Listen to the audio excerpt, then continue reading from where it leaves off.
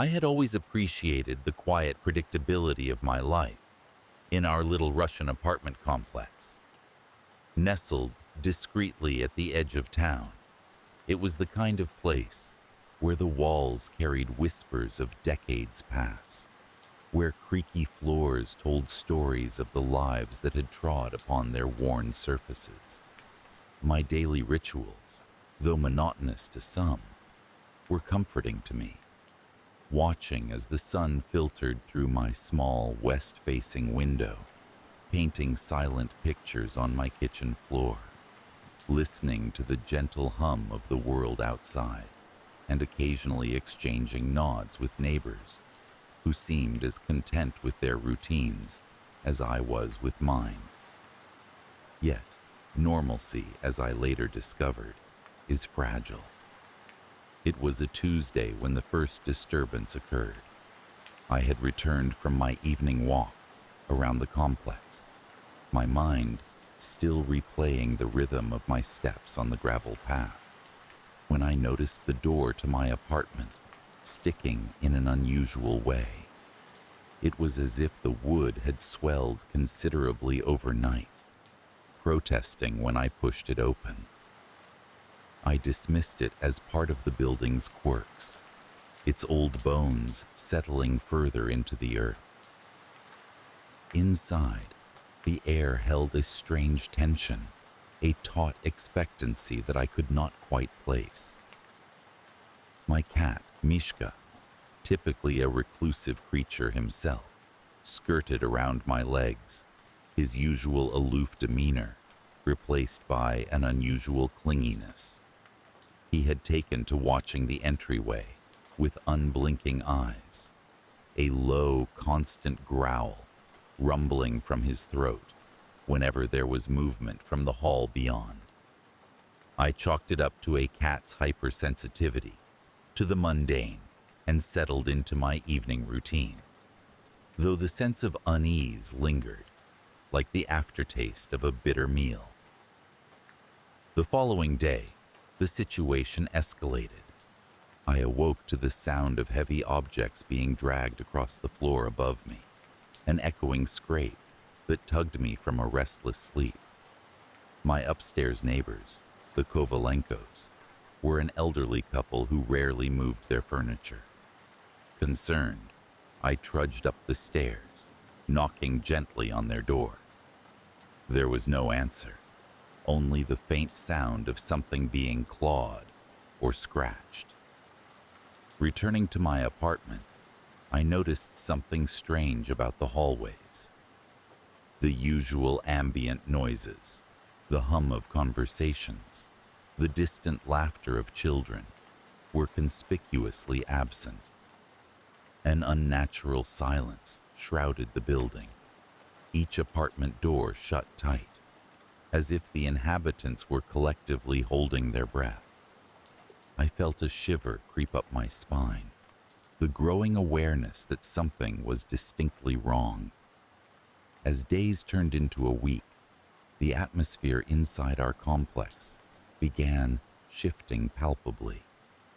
At night, the noises grew stranger, more unnerving. Muffled thumps and a distant, unsettling scraping sound echoed through the walls. I found myself habitually checking the locks, ensuring my windows were tightly shut each evening as Mishka continued his vigil by the door, his growl now a familiar part of the nocturnal soundscape. The climax of this peculiar episode came one stormy night. I was abruptly awakened by a piercing scream that seemed to resonate from every corner of the building.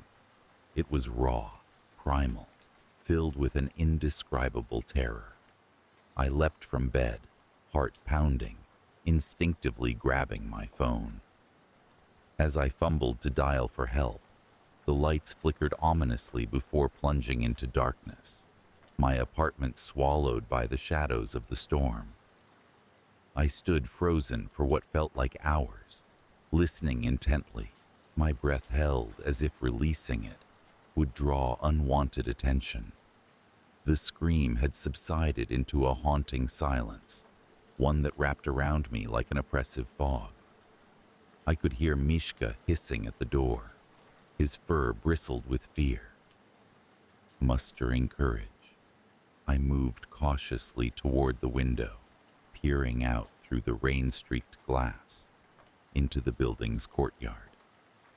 The scene outside was surreal. Flickers of lightning illuminated fleeting glimpses of what seemed like a figure moving erratically in the shadows, its form indistinct, as if cloaked by the storm itself. The rain whipped sideways, reducing visibility to mere shapes and silhouettes. Yet I could sense its presence, something neither animal nor human, yet invoking an innate dread that twisted my insides. It was then that I understood.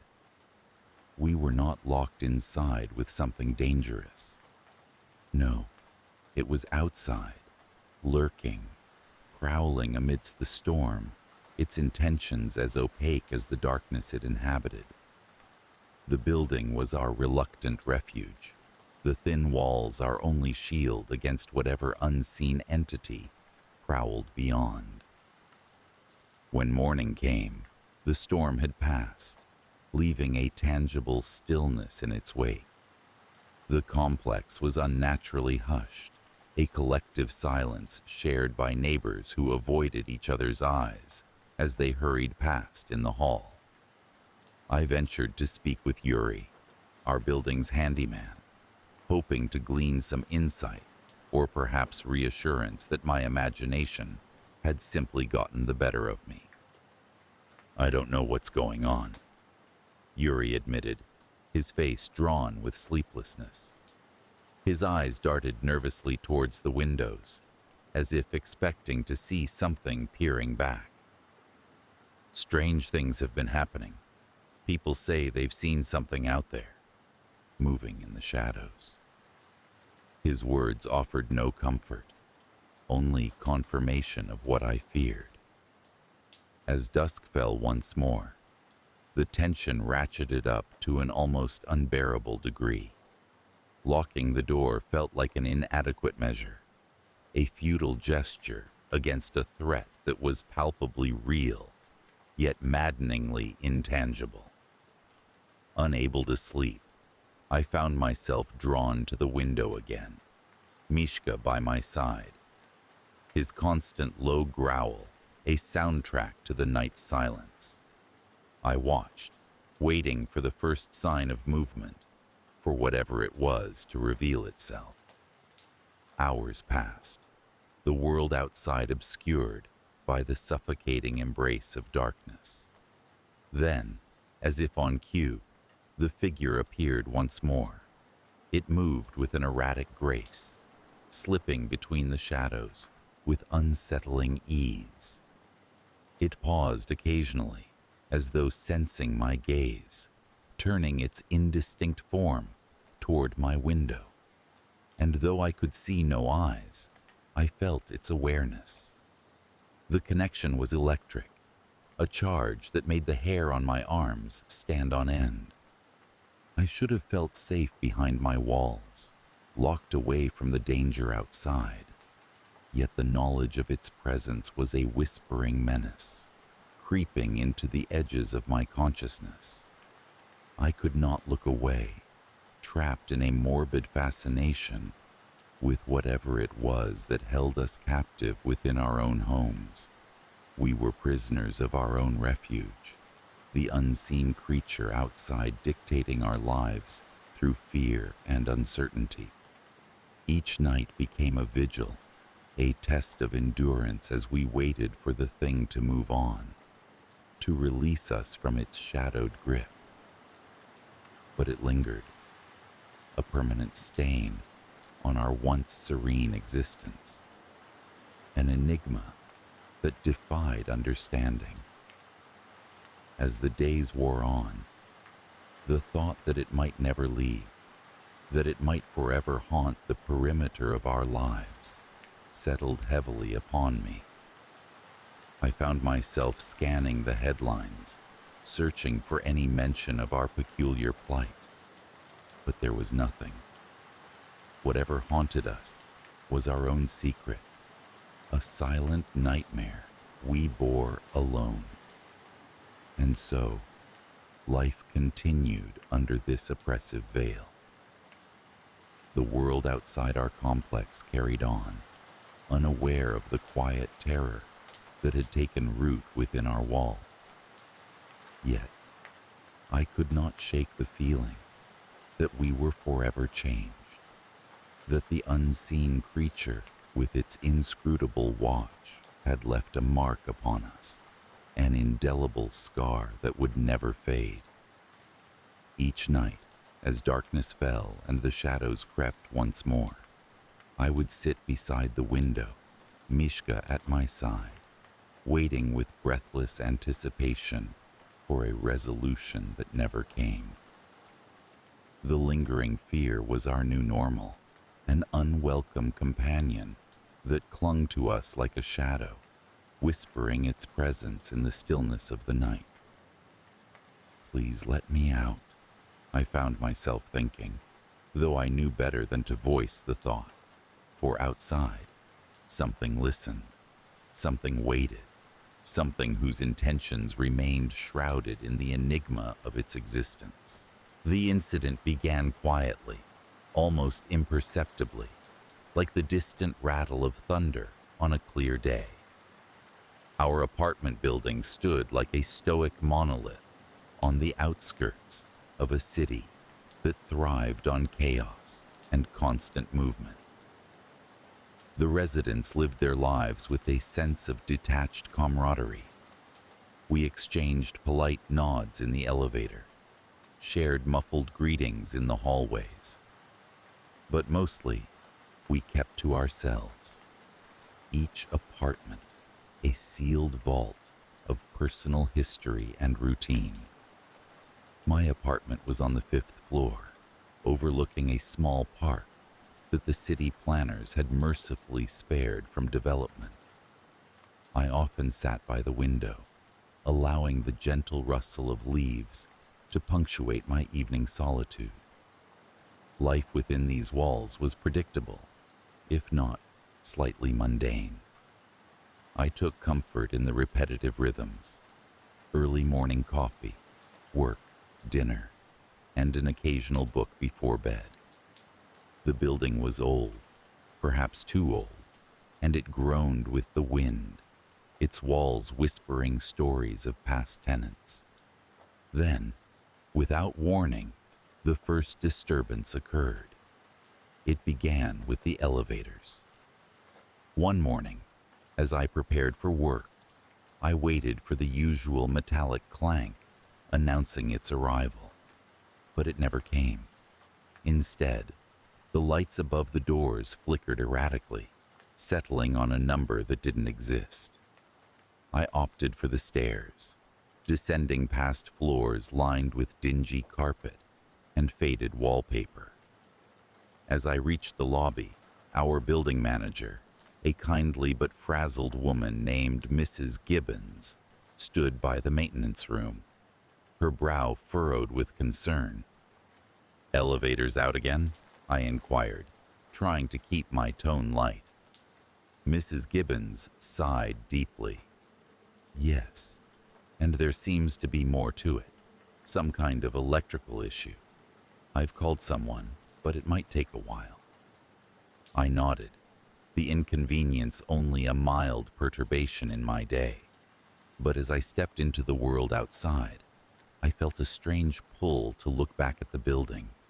Its windows stared back, opaque and mysterious, like silent witnesses to unseen events. Days passed, and the elevator remained inoperative. Residents grumbled, but adapted, taking the stairs with mild irritation. It was during one of these climbs that I noticed something unusual. The 5th floor was different.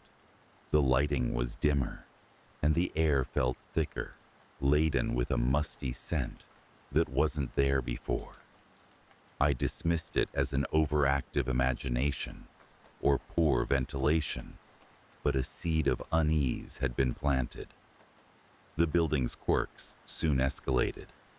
Late one evening, as I sat reading, the lights flickered, plunging my apartment into a brief and unsettling darkness.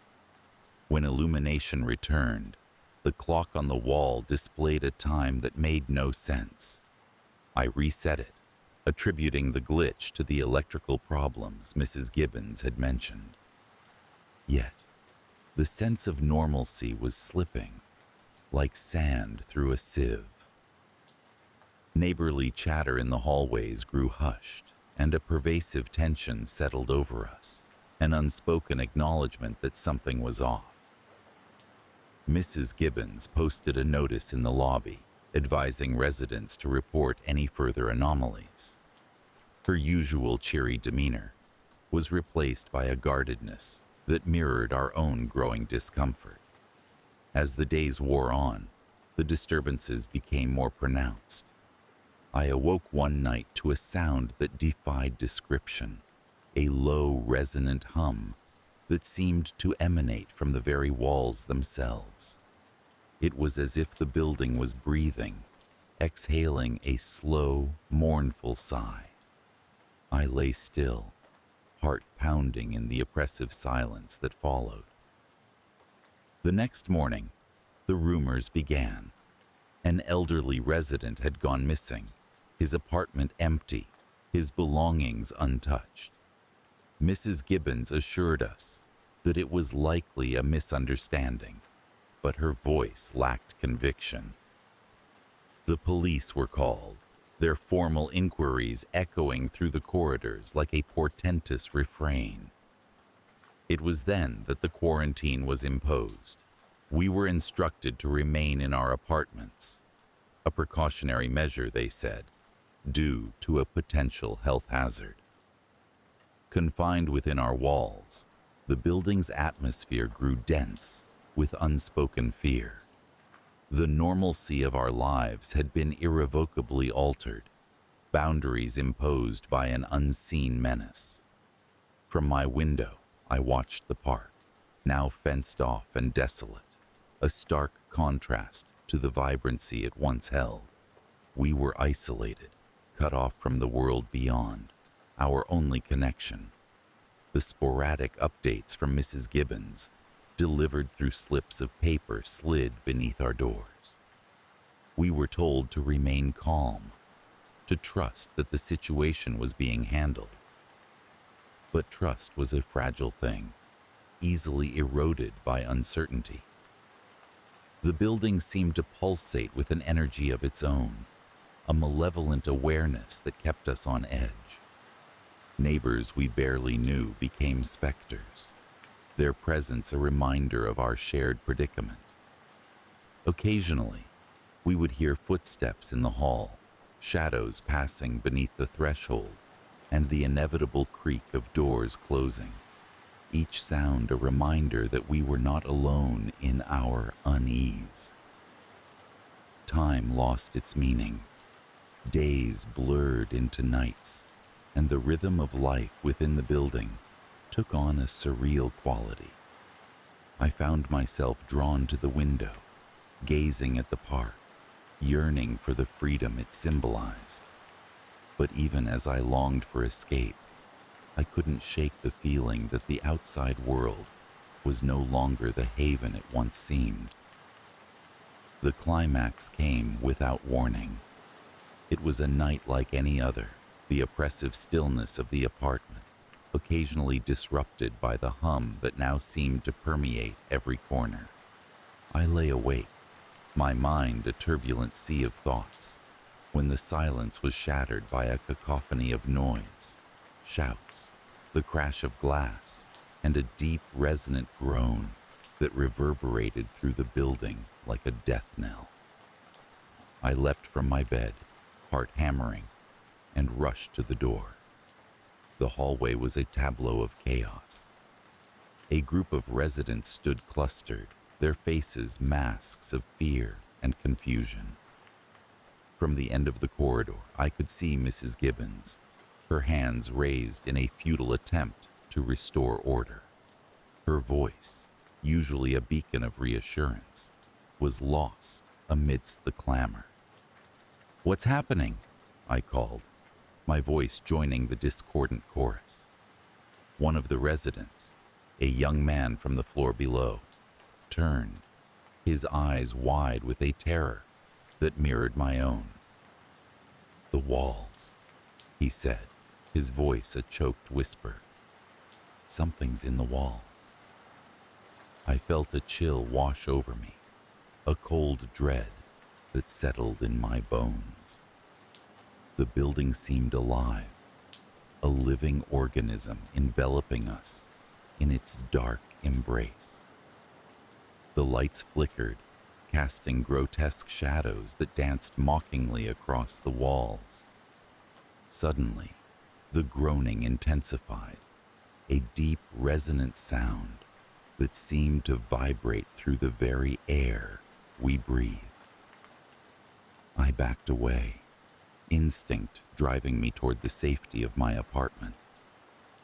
As I retreated, I glanced back, seeing Mrs. Gibbons standing her ground, her expression unreadable, as if resigned to some inevitable fate. I shut the door behind me, the noise outside muffled but persistent.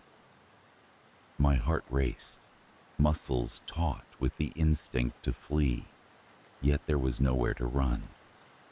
The building held us captive, its walls a confining labyrinth. I pressed my ear to the wall, listening, straining to catch any hint of what lay beyond the concrete barrier. There was nothing but silence, a heavy, suffocating silence that seemed to mock our fear. As the night wore on, the noise gradually subsided, leaving in its wake a haunting stillness. I sat by the window, watching as the first light of dawn crept over the horizon. The park, bathed in the soft morning glow, seemed almost peaceful, a stark contrast to the turmoil within. Eventually, the quarantine was lifted, the authorities declaring the incident resolved. But the resolution brought no solace, only more questions. Residents moved away, some seeking answers, others simply hoping to forget. The building, once a sanctuary, now felt like a mausoleum of memories, each apartment a sepulcher of lingering dread. I remained, unable to shake the feeling that the building held secrets, whispers of a truth just beyond my grasp. Days passed, yet the unease lingered, a persistent shadow that refused to be banished. The park, once a symbol of freedom, now seemed an eerie reminder of our confinement. In time, life resumed its semblance of normalcy, though the specter of the incident hung over us like a storm cloud. We spoke of it rarely, if at all, preferring to lose ourselves in the mundane rituals of daily life. But in moments of solitude, the memories resurfaced, echoing through the corridors of my mind. Even now, as I sit by the window, the rustle of leaves providing a familiar backdrop, I cannot escape the feeling that the building is watching, waiting. The walls, once silent sentinels, now seem to pulse with a life of their own. And as I gaze into the distance, I sense the unseen presence, an ever-watchful eye, a lingering fear that refuses to be forgotten. The night was encased in the kind of chill that only early winter could bring. I wrapped my coat tightly around myself as I made my way to the Parkers' home, a charming suburban house nestled in a quiet, tree-lined neighborhood. The leaves had long since fallen, leaving bare branches that scratched against the sky like skeletal fingers. I had been babysitting for the Parkers for a couple of months now, and each visit felt as routine as the last. They were a pleasant family. Mr. Parker, a soft-spoken accountant, and Mrs. Parker, an amiable homemaker with a warm smile. Their children, Lily and Tom, were a delight, polite, well-mannered, and obedient, traits that were increasingly rare these days. Upon my arrival, the house stood silent under the dim glow of the porch light. As I approached the door, I could see through the frosted glass panel a blur of warmth. Golden light spilling across the hallway, a stark contrast to the biting cold outside.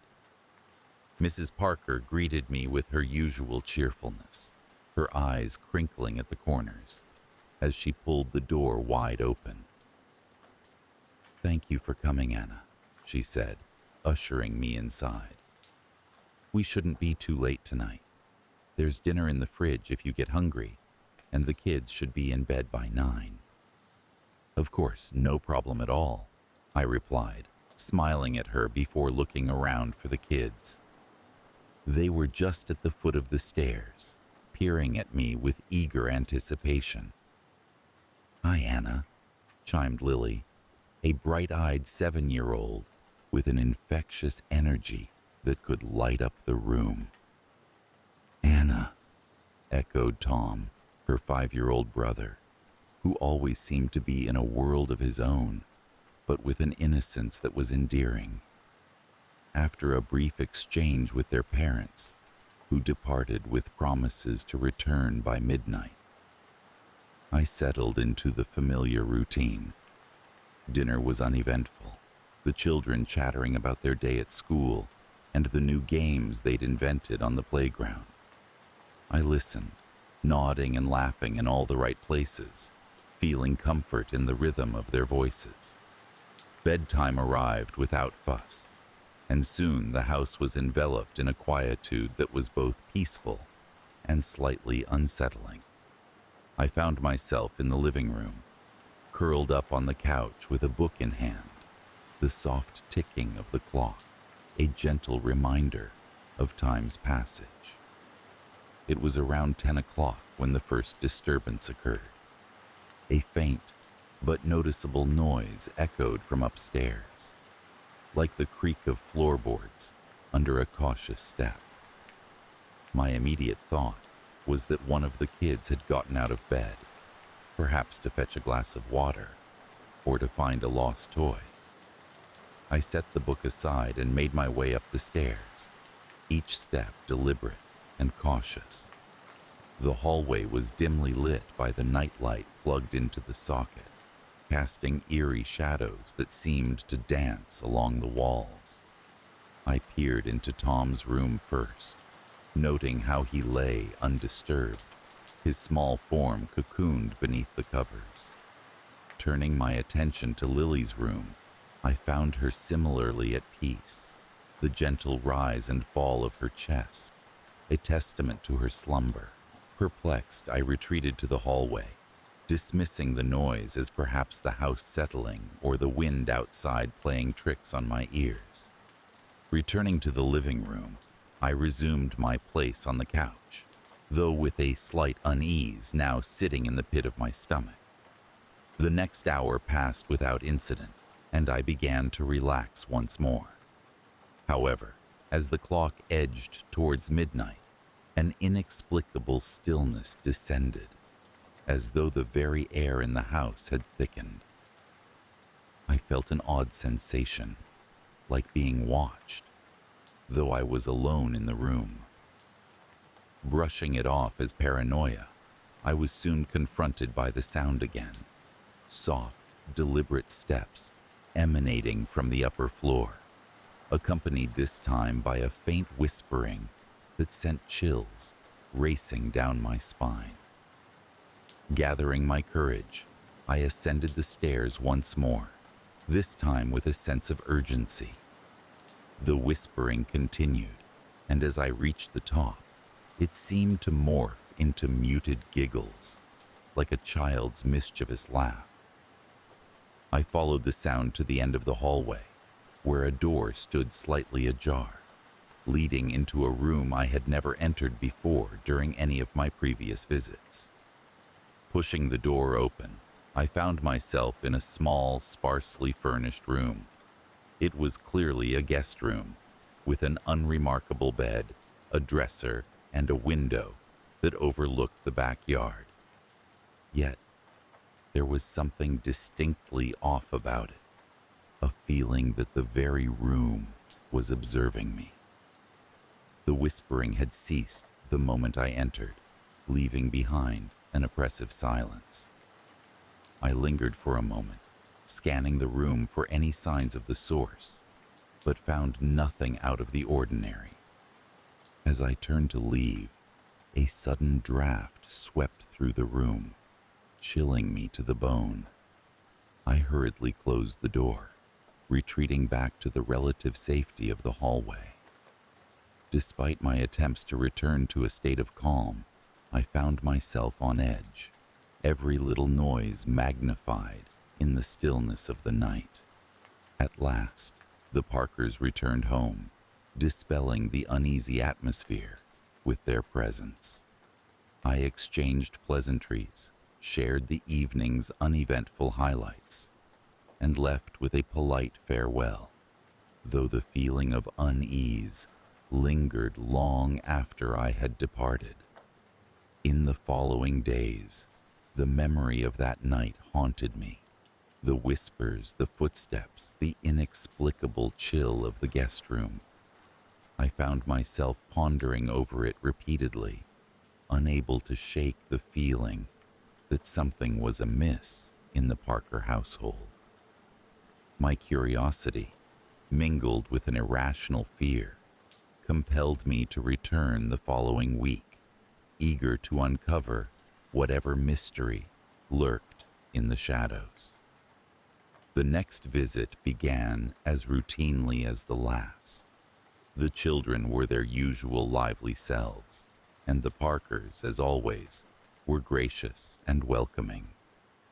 Yet, my mind was preoccupied with the events of the previous visit, and as the evening wore on, I found myself drawn to the guest room once more. After the children had settled into bed, I crept upstairs, each step a crescendo of anticipation and dread. The hallway was bathed in an eerie semi-darkness, the nightlight casting long, wavering shadows along the walls. Once again, I found the guest room door slightly ajar, as though inviting me to step inside. This time, as I entered, the room felt different. The air was heavy, charged with an inexplicable energy. I stood in the center, my senses heightened, attuned to the slightest of sounds. Then it happened, an odd sensation, like a gentle pull, as though the very room was shifting around me. The walls seemed to close in, the ceiling pressing down with a suffocating weight. I stumbled back, dizzy, my sense of scale suddenly distorted. In that moment, the whispers resumed, weaving through the air like a sinister lullaby. I spun around, searching for the source, but there was nothing, only empty air and shadows that seemed to ripple with laughter. Panic surged through me, and I staggered out of the room, slamming the door behind me. I leaned against it, my heart pounding in my chest, struggling to regain composure. The laughter had ceased, but the sensation lingered, an uncanny feeling, as though I had been reduced, diminished somehow. I rushed to the safety of the living room, where I spent the remainder of the night in a state of hyper-awareness, the slightest creak of the house sending shivers down my spine. When the Parkers returned, I feigned normalcy, though a persistent fear gnawed at the edges of my mind. Over the following weeks, I became consumed by a need to understand what was happening within that room. Each visit was marked by a growing tension, a dance with the unknown, as I grappled with the invisible forces at play. I began to notice subtle changes in the house, objects slightly out of place, shadows that seemed to move of their own accord, and the sensation of being watched, an ever-present specter in my periphery. The Parkers, blissfully unaware, continued with their lives, their children carefree and innocent. Yet, I could not shake the feeling that their home harbored a secret, one that grew more sinister with each visit. The guest room, with its oppressive atmosphere, became a focal point of my obsession, a place I simultaneously feared and felt drawn to, like a moth to a flame. In one particularly vivid moment of clarity, I decided to confront the enigma head-on. Armed with resolve and a sense of purpose, I entered the guest room once more, determined to uncover the truth. As I stepped inside, the familiar sensation of vertigo washed over me, the room distorting and shifting like a living entity. For a fleeting instant, I glimpsed something, a shadowy figure, flickering at the edges of my vision, its form indistinct and ephemeral. It was as though the room itself was alive, a sentient presence that watched and waited, its intentions inscrutable. In that moment, I understood. This was a place of power, a nexus where reality frayed at the seams, and I was but a pawn in its game. The room, with its whispers and laughter, held dominion over space and time, bending the very fabric of reality to its will. I fled, my heart a frantic tattoo in my chest, the shadows seeming to mock my terror. Back in the safety of the living room, I pondered the implications of what I had seen. The shrinking curse, as I now believed it to be, was a manifestation of the room's malevolent intent, a means to draw in the curious and ensnare them in its web. Despite the fear, a part of me was exhilarated, caught in the thrall of the unknown. Each visit became a test of courage, a dance with the shadows, as I sought to understand the forces at play. The house, with its suburban charm, concealed a darkness that only I could perceive, a secret that bound me to its walls.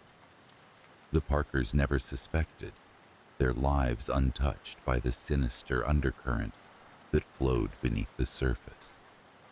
And so, I continued to watch over their children, my presence in their home, a testament to the strange pact I had unwittingly formed with the entity that dwelled in the guest room. Yet, as time wore on, the boundaries of reality blurred further, the whispers growing louder, the room's influence seeping into the very fabric of my being. I found solace in the paradox of my plight, a lingering fear that thrilled and terrified me in equal measure.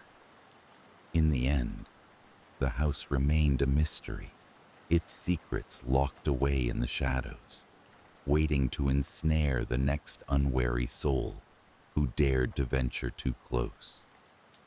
And I, forever marked by my encounters, bore the weight of its legacy, a silent witness to the darkness that lurked within.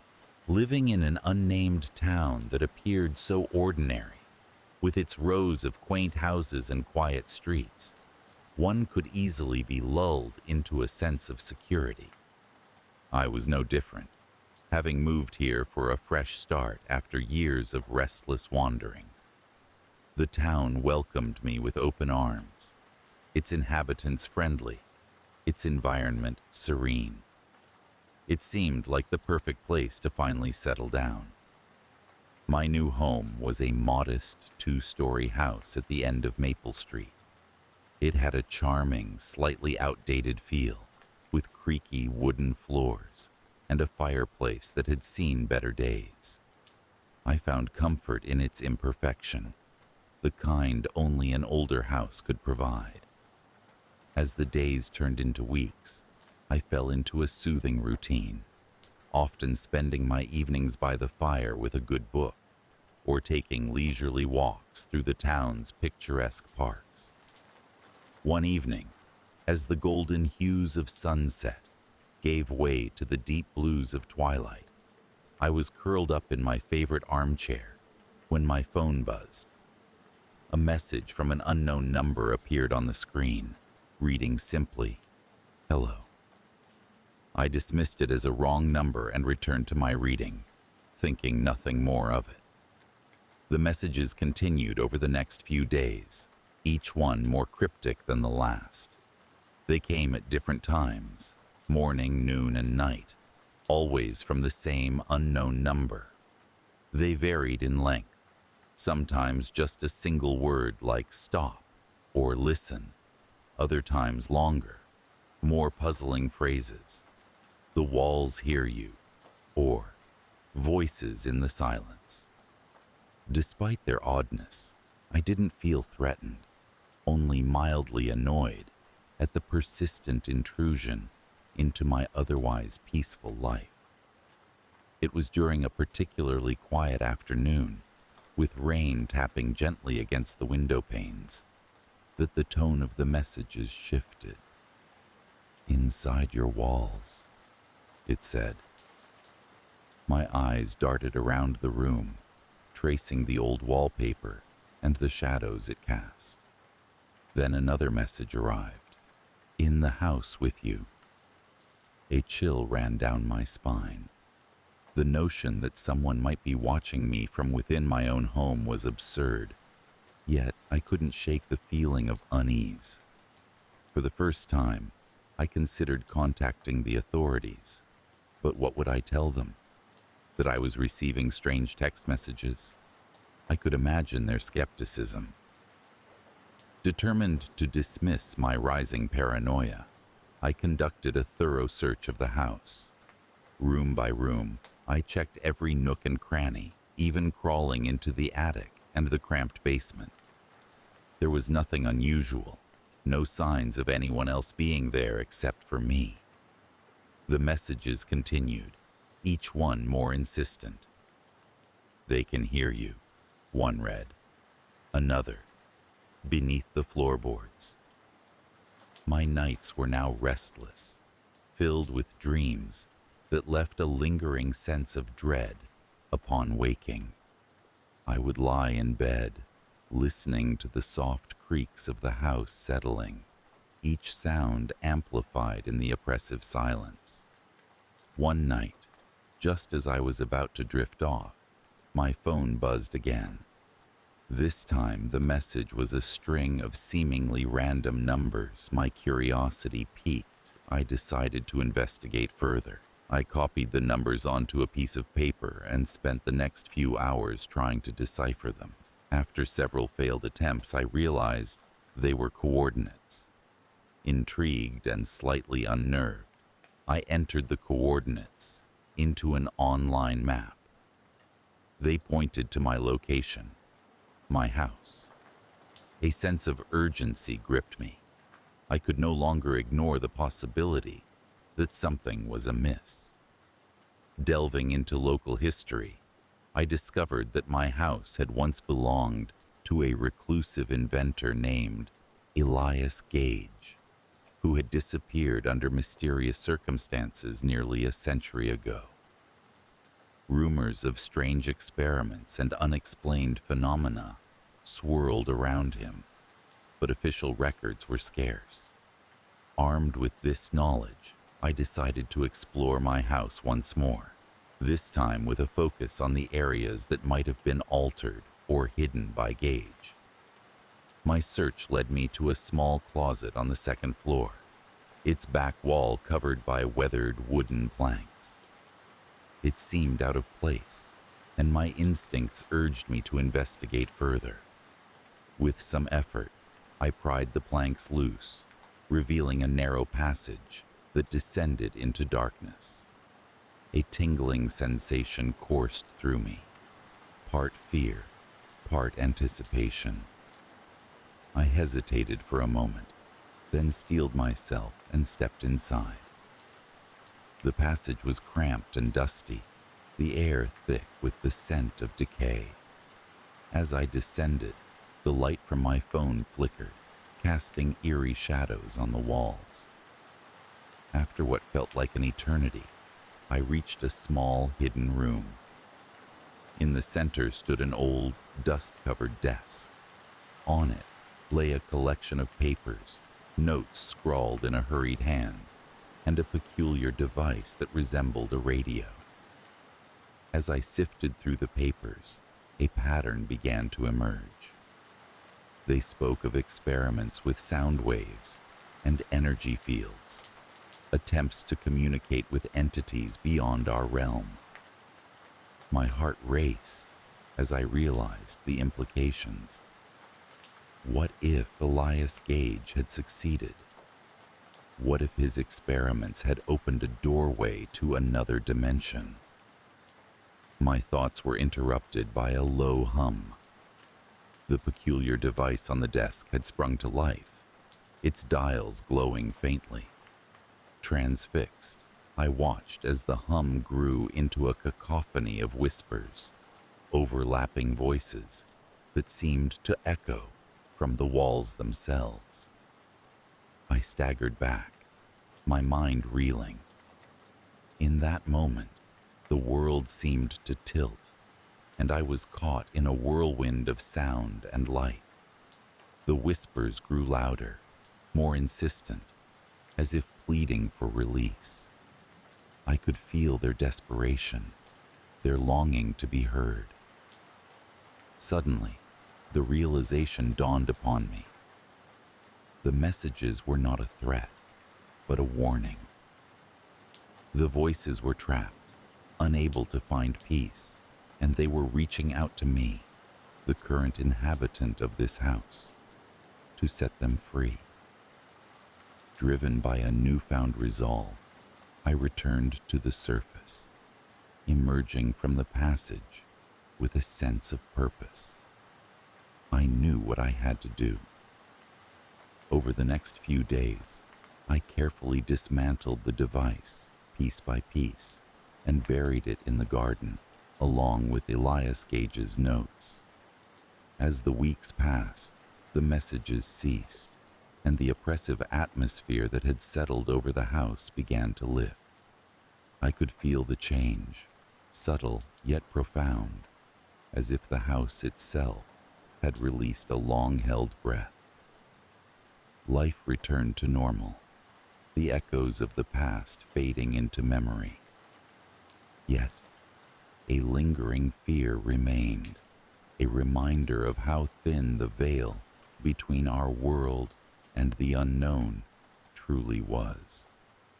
It was a fear tempered by understanding, a respect for the mysteries that lay beyond our comprehension. Though the house was now quiet, I often found myself listening to the silence, attuned to the subtle shifts and murmurs of the old walls. I had been given a glimpse into the beyond, a fleeting connection to a world both fascinating and terrifying. It was an experience I would carry with me always, a reminder of the inexplicable forces that move through our lives, unseen and often unacknowledged. In the end, the town remained unchanged, its charm undiminished. Yet, for me, it would forever hold an aura of the uncanny, a place where the past had momentarily brushed against the present, leaving a trace in the form of whispers in the walls. As the seasons turned and life went on, I remained in my modest home at the end of Maple Street, a witness to the strange and wondrous dance between reality and the unknown. Life in rural Nebraska has always been a quiet affair. My days begin with the soft glow of dawn, kissing the endless cornfields, stretching across the horizon like a golden sea. The only sounds are the gentle rustle of the corn stalks in the breeze and the distant rumble of a tractor somewhere far away. This is the life I chose when I moved here from the bustling chaos of the city, seeking solitude and simplicity. Little did I know, the silence would soon be broken by something far more sinister than the noise I had left behind. It started with a package, an unassuming brown envelope, worn at the edges and sealed with a single strip of clear tape, found its way into my mailbox one crisp October morning. There was no return address, only my name, scrawled in dark ink, slightly smudged, as if by damp fingers. Curiosity overrode caution, and I took it inside, laying it on the kitchen table alongside the morning's coffee.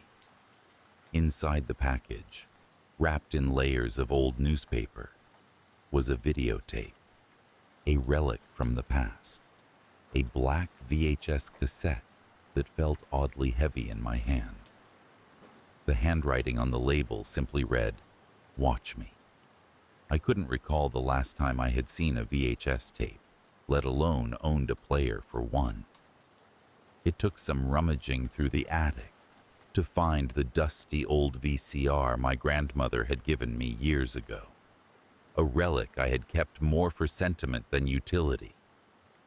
The tape slid into the machine with a satisfying click, and I settled onto the couch, remote in hand. As the screen flickered to life, the room filled with a low, droning static before the image sharpened. Grainy footage of a house appeared, a typical Midwestern farmhouse not unlike my own. A wraparound porch, paint peeling in quaint neglect, a swing hanging slightly crooked from a single chain. It could have been any house, anywhere. But something about it felt unsettlingly familiar. The footage cut abruptly to the interior of the house, the camera panning slowly through dim rooms, as if someone were guiding it with cautious, deliberate steps.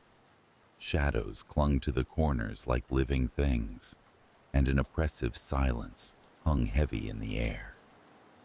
Despite the poor quality of the tape, I could make out faint whispers, overlapping voices that seemed to ebb and flow with the movement of the camera.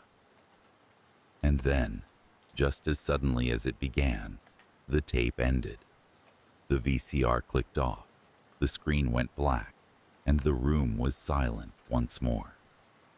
But something lingered, an unease that settled into my bones and refused to leave. Days passed, and life carried on with its usual rhythm, but the image of that house haunted my thoughts.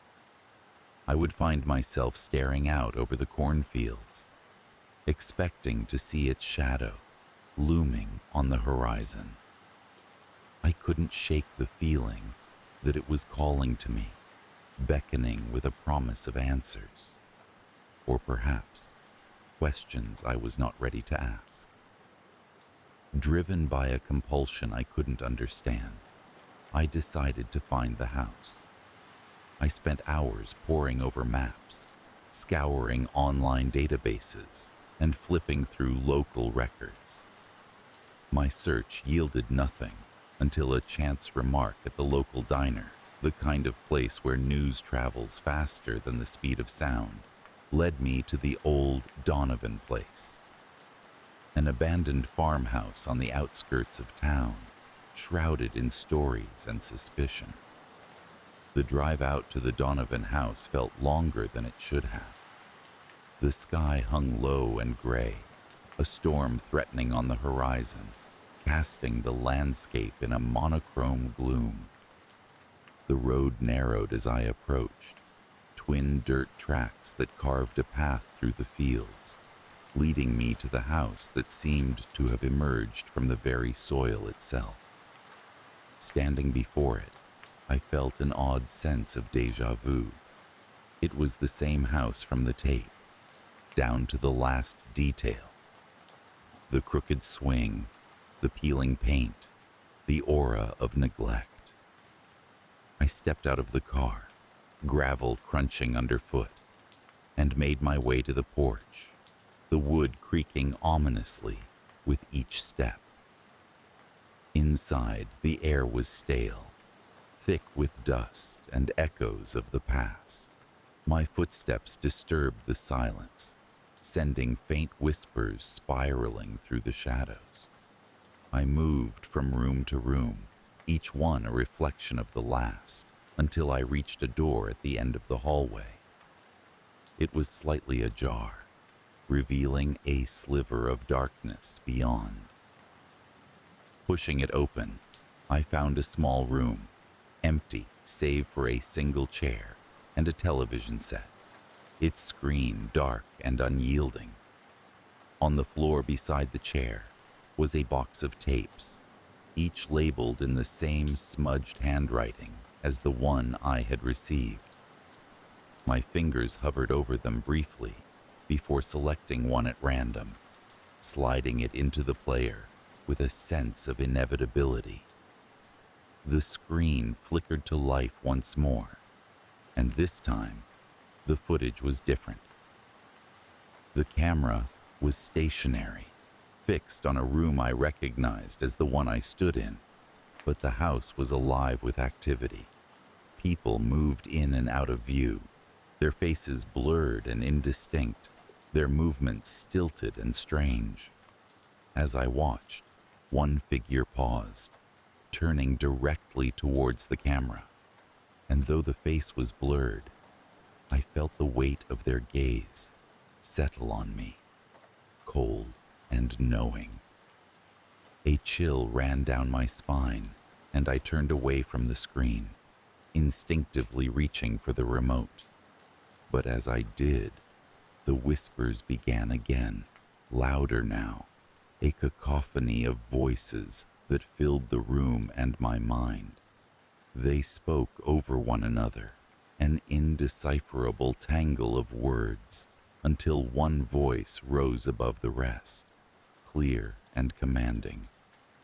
"Leave," it said, and I felt the word vibrate through me, resonating with a truth I couldn't deny.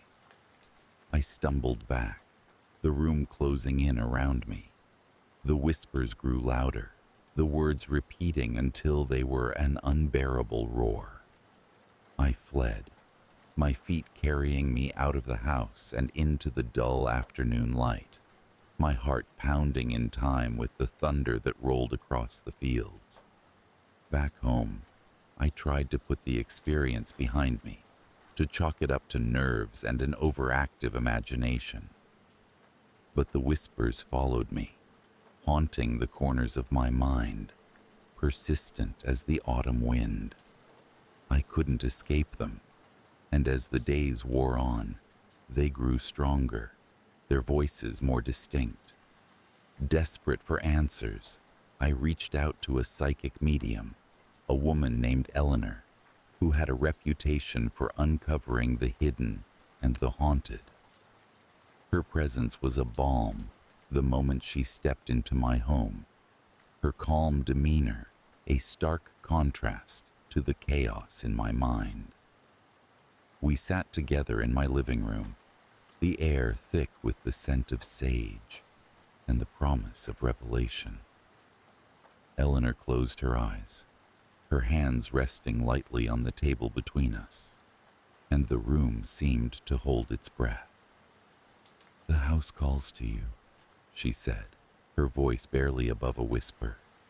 "It is a place caught between worlds, a conduit for the restless and the lost." I watched her, mesmerized as she spoke of energies and echoes, of spirits tethered to the earth by unfinished tales. She described the Donovan house as a mirror, reflecting the fears and desires of those who entered, feeding on their uncertainty and doubt. But why me? Why now? I asked, the questions tumbling out before I could stop them. Eleanor opened her eyes, meeting mine with a gaze that seemed to see beyond the surface. Because you listened, she said simply. Most ignore the call, dismiss it as mere imagination, but you opened the door.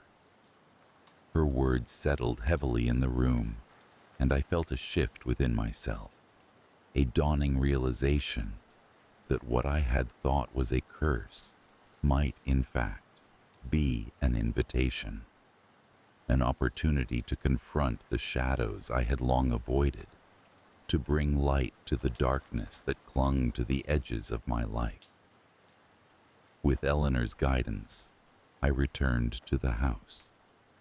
This time, I felt a sense of purpose, a determination to face whatever lay within.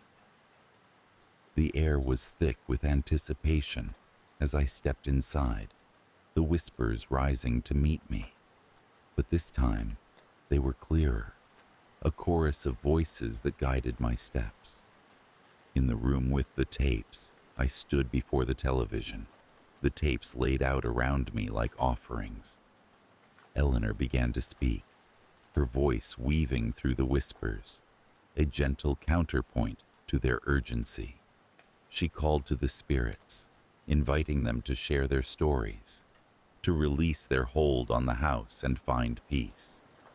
One by one, the voices rose, each telling a tale of sorrow and regret, of moments lost and choices unmade. The air shimmered with emotion, the room alive with the weight of their collective grief. And as they spoke, I felt my own burdens lighten, the shadows within me receding in the face of their truth. The climax came with a single resounding word, a name, spoken with such clarity and force that it seemed to echo through the very fabric of the house. Elijah, the voice said, and with it came a rush of memories, a flood of images that filled my mind. I saw a boy, young and earnest, his face alight with dreams and possibilities. I saw him wander through the house, his steps confident and sure, unseen by the others who moved through the rooms. And I saw him reach out, his hand brushing against the lens of the camera, as if seeking connection, understanding. The tape ended, the screen fading to black, and the room fell silent. The whispers were gone, their presence replaced by a profound stillness, and I felt a sense of peace settle over me, a peace that had been absent for far too long. Eleanor smiled, her eyes warm with understanding. "You have given them what they needed," she said, her voice soft with satisfaction. "And in doing so, you have found what you were seeking." As I left the house that day, the sky had cleared, the storm passing to reveal a brilliant sunset that painted the fields in hues of gold and amber. The wind whispered through the corn, a gentle reminder of the voices that had once filled my mind, but were now silent. The experience left an indelible mark on me, a reminder of the unseen connections that bind us, the stories that linger in the spaces between. Though the whispers had ceased, their impact remained, a quiet testament to the power of listening, of acknowledging what lies beyond the veil of the ordinary. And so, Life in rural Nebraska continued, the days unfolding with their typical rhythm, but now I moved through them with a newfound awareness, attuned to the subtle currents that shaped the world around me. The haunted house on the outskirts of town stood as a silent witness, its secrets laid bare, its mysteries unraveled. And as for me, I had come to understand that some doors, once opened, can never truly be closed. But perhaps in that lies not fear, but an invitation to explore the depths of our own existence, to embrace the unknown with open arms and an open heart. The sun had begun its descent behind the endless cornfields of eastern Nebraska, casting long shadows across the farmhouse where I had lived all my life. The house, sturdy and timeless, had seen generations come and go, its wooden beams whispering the stories of the past to those who cared to listen.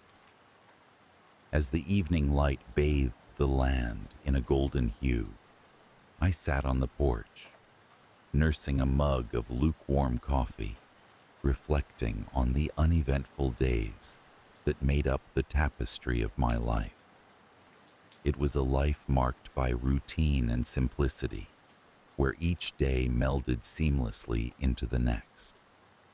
Farming was my trade, and truth be told, it was all I had ever known. The soil was rich, and the harvests were plentiful, providing for me and my family as it had for those before us.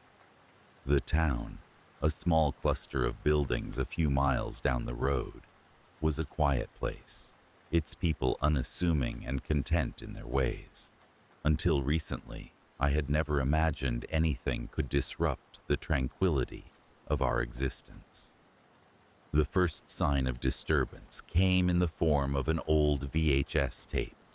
It was a relic from the past, one that I stumbled upon while cleaning out the attic. Covered in dust, its label was faded and illegible. Curiosity piqued. I dug out the old player, and with a sense of nostalgia, I decided to see what this forgotten piece of history might reveal. As the tape began to play, the screen flickered to life with a grainy black and white image of the farmhouse. A chill ran down my spine as I recognized the familiar outline of the property. The footage was eerily silent, save for the faint hum of the wind captured by the microphone. In the video, the house looked different, older, and more imposing against the backdrop of the endless fields. There was something unsettling about the way it stood solitary and unyielding under the gray sky. I watched as the camera panned slowly, capturing the creaky swing set, the gnarled oak tree, and finally, the barn, its doors slightly ajar. The scene cut abruptly, replaced by static, before resuming with footage of a woman standing in the kitchen. She was a stranger to me, her face shadowed and indistinct. She moved with an ethereal grace, her actions deliberate and meticulous as she performed mundane tasks. What struck me most, however, was the way she seemed to pause, as if sensing the presence of the camera, her eyes gazing directly into the lens, or perhaps through it, as if she knew someone would be watching. The tape continued, progressing through various scenes around the house, each more unsettling than the last. There was something ethereal, yet profoundly disconcerting about the way the footage was shot, as if it captured not just images, but the very essence of the place in that moment. I found myself drawn in, unable to look away despite the growing unease that gnawed at the edges of my mind. The disturbance escalated when the dreams began. They were vivid and unsettling, filled with fragmented images of the woman from the tape and the house as it appeared in the footage. I saw myself wandering through the rooms, shadows shifting around me like living entities. The air was thick with an indescribable tension, and I felt as though I were being watched, every step echoed by an unseen presence. In one particularly vivid dream, I found myself standing in the kitchen, the same room where the woman had stood. The air was cold, and as I turned, I saw her again, her eyes meeting mine with an intensity that rooted me to the spot. She spoke, her voice a haunting whisper that seemed to resonate within my very being, though I could not comprehend the words. I awoke with a start, my heart racing, and the lingering sense of her presence haunting me long after consciousness returned. It was during this time that I sought the help of a psychic medium. Her name was Evelyn, a woman whose reputation for connecting with the unseen had drawn both skeptics and believers to her door. I approached her with trepidation, unsure of what I hoped to find, yet desperate for answers to the unease that had settled over my life like a persistent fog. Evelyn arrived one afternoon, her demeanor calm and reassuring as she stepped into the house. There was an air of tranquility about her, a quiet confidence that seemed to fill the room. She moved through the spaces with an almost reverent awareness, pausing in certain areas as if listening to an unspoken dialogue. We began with the tape, which she watched in silence, her expression unreadable. When it ended, she turned to me, a hint of concern in her eyes as she spoke. "There's a presence here," she said softly, "one that is bound to this place by memory and emotion. The footage you found has awakened something long dormant." Her words, though expected, sent a shiver down my spine. We moved through the house together, Evelyn leading the way, her hand occasionally reaching out as if to touch the very air around her. In the kitchen, she paused, her breath catching as she closed her eyes, seemingly enveloped by the atmosphere of the room. "This is where she lingers," Evelyn whispered, her voice barely audible. "She is searching, reaching across the veil for something lost to her." I found myself inexplicably drawn to the same spot, an invisible force beckoning me closer. As I stood there, an overwhelming sense of sorrow washed over me, a profound longing that seemed to resonate from somewhere deep within the fabric of the house itself. Evelyn suggested a seance, a means of communicating with the presence that had become intertwined with my life. That night, under the pale light of the moon, we gathered in the living room, the air heavy with anticipation and an undercurrent of fear. Evelyn lit a series of candles and placed them in a circle, their flickering flames casting dancing shadows on the walls. We joined hands, Evelyn's voice guiding us as she called out to the spirit, inviting it to speak. The room grew cold, the temperature dropping sharply as a chill settled over us. I felt a pressure building in my chest, an inexplicable weight that bore down upon me as if the house itself were holding its breath. The candles flickered violently, their flames sputtering as a faint whisper filled the air. It was the woman's voice, fractured and distant, yet unmistakably the same as in my dreams. She spoke in tones of desperation, her words fragmented and elusive, slipping through our grasp like grains of sand. Evelyn's eyes remained closed, her brow furrowed in concentration. "She wants you to see," she murmured, her voice barely above a whisper. "There is something she needs you to understand." In that moment, the air became charged with energy, a palpable force that seemed to pulse within the confines of the room. I felt an overwhelming urge to move, to follow an unseen path that unfolded before me. I rose, my movements guided by an unseen hand, and made my way to the attic, Evelyn trailing silently behind. The attic was dimly lit, the single bulb casting long, eerie shadows across the stacks of forgotten memories. I felt a pull towards the far corner, where an old trunk lay half buried beneath a pile of dusty blankets. With trembling hands, I opened it, revealing a collection of photographs and letters, yellowed with age.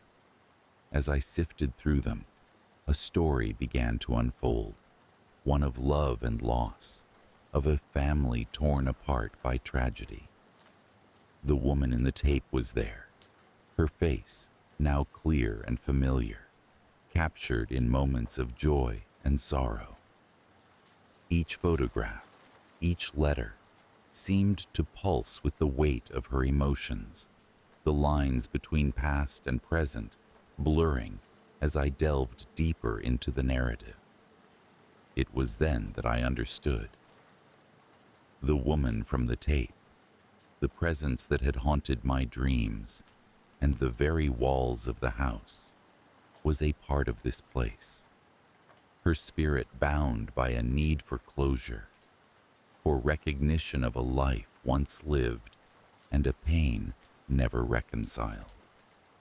The séance concluded with a sense of peace, the oppressive atmosphere of the house lifting as if a long-held breath had finally been released.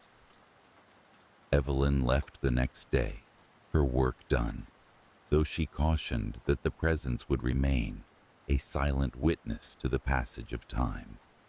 Life returned to its quiet rhythm, the days passing in a gentle current of normalcy.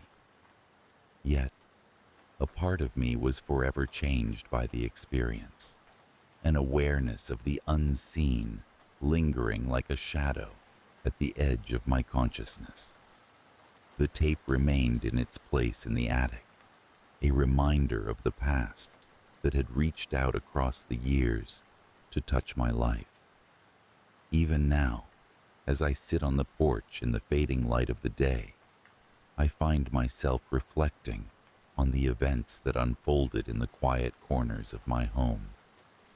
The farmhouse, with its storied past, had become a tapestry, woven with the threads of the living and the dead, a place where the boundaries between worlds had briefly blurred. I often feel the presence of the woman, a comforting shadow that lingers in the periphery of my vision. She does not intrude upon my life, but her essence is a quiet reminder of the mysteries that lie beyond the veil of the known. It is a presence that brings not fear, but a profound sense of connection, a reminder that we are all part of a larger tapestry, woven together by the threads of time and memory. And so, life goes on in this quiet corner of Nebraska, the land unchanged, yet forever marked by the ghostly echoes of the past. As the sun dips below the horizon, painting the sky in hues of gold and crimson, I find solace in the knowledge that the story of this place continues. The voices of the past whispering through the walls, an eternal part of the land I call home. The garden behind our home was not vast, but it had always felt like a world unto itself. Nestled between the old oak trees and the persistent hum of bees that flitted from blossom to blossom, it was a sanctuary of sorts. My mother had tended it with devotion, her hands nurturing life with a gentle touch. It was a place of sunlight and shadows, a mosaic of colors that shifted with the seasons. In spring, crocuses and daffodils announced the end of winter. In summer, roses flourished amidst the green. In this familiar embrace of nature, I spent countless hours as a child, dreaming up adventures and whispering secrets to the wind. Life continued its unhurried pace until the day I discovered an old book tucked away in the attic. It was bound in faded leather, its title illegible, but the illustrations inside captivated me. Each page portrayed a hidden world, fairies, tiny and delicate, inhabiting gardens much like ours. Their presence was said to bring prosperity and protection to the land they graced. Inspired by the book, I proposed to my mother that we create our very own fairy garden. She laughed softly, a melodic sound, and agreed, seeing it as another way to nurture my imagination. We began the project with enthusiasm, selecting a corner of the garden shielded by the oak's sprawling branches.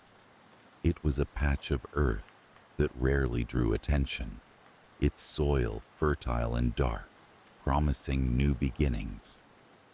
Together, we planted miniature flowers, laid out pebbles for pathways, and crafted tiny houses from twigs and bark. My mother even found small decorative lanterns, their glass panes colored and enchanting. As we worked, I felt a sense of purpose, a link to the whimsical world described in that forgotten book.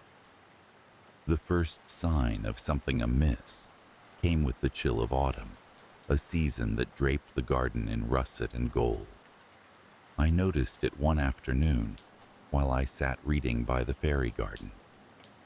A rustle that was not the wind, a movement at the edge of my vision. I looked up, expecting to see a bird or a squirrel, but there was nothing. The garden was still, the air heavy with the scent of fallen leaves. Dismissing it as my imagination, I returned to my book. But the disturbances persisted.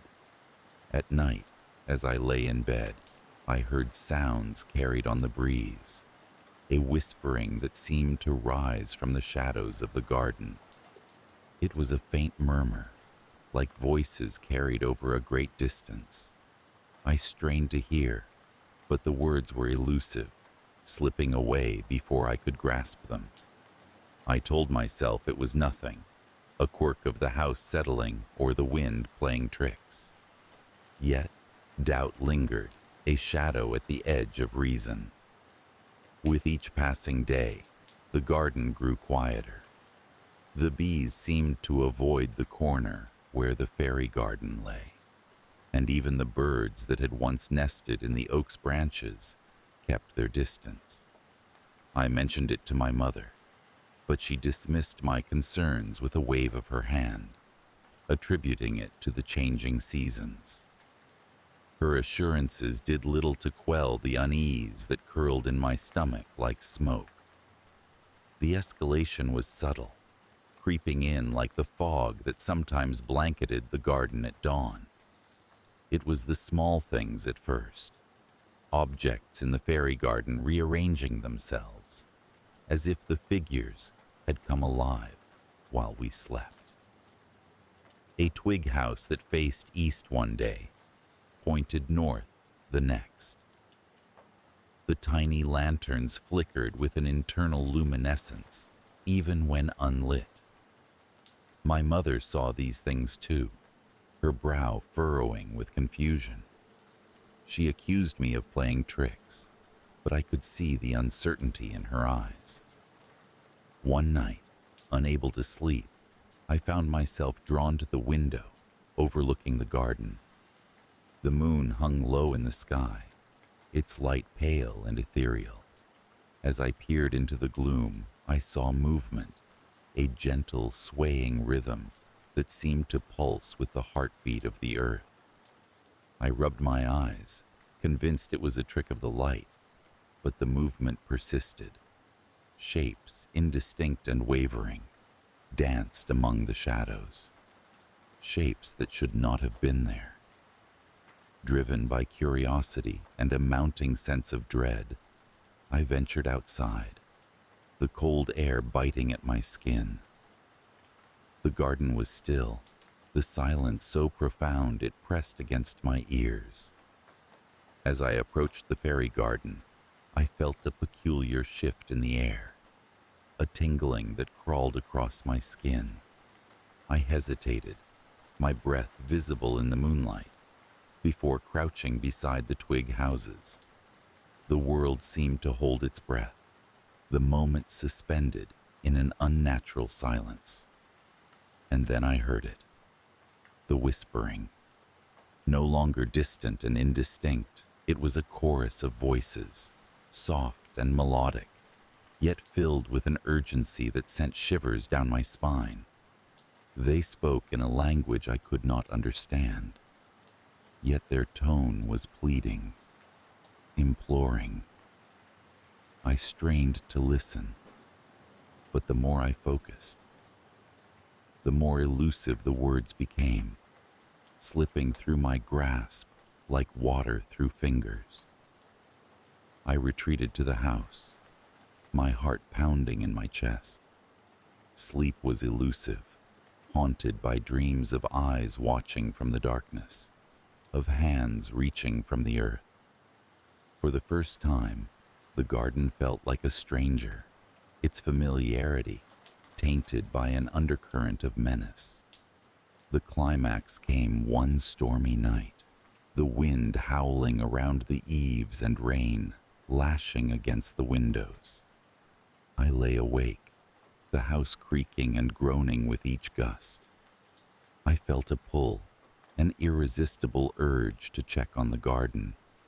My feet moved of their own accord, carrying me through the corridors to the back door. I stepped into the garden, the rain soaking through my clothes, the wind tugging at my hair. The fairy garden was eerily luminescent in the storm, the lanterns casting a ghostly glow. I approached, drawn by the whispers that rose above the din of the storm.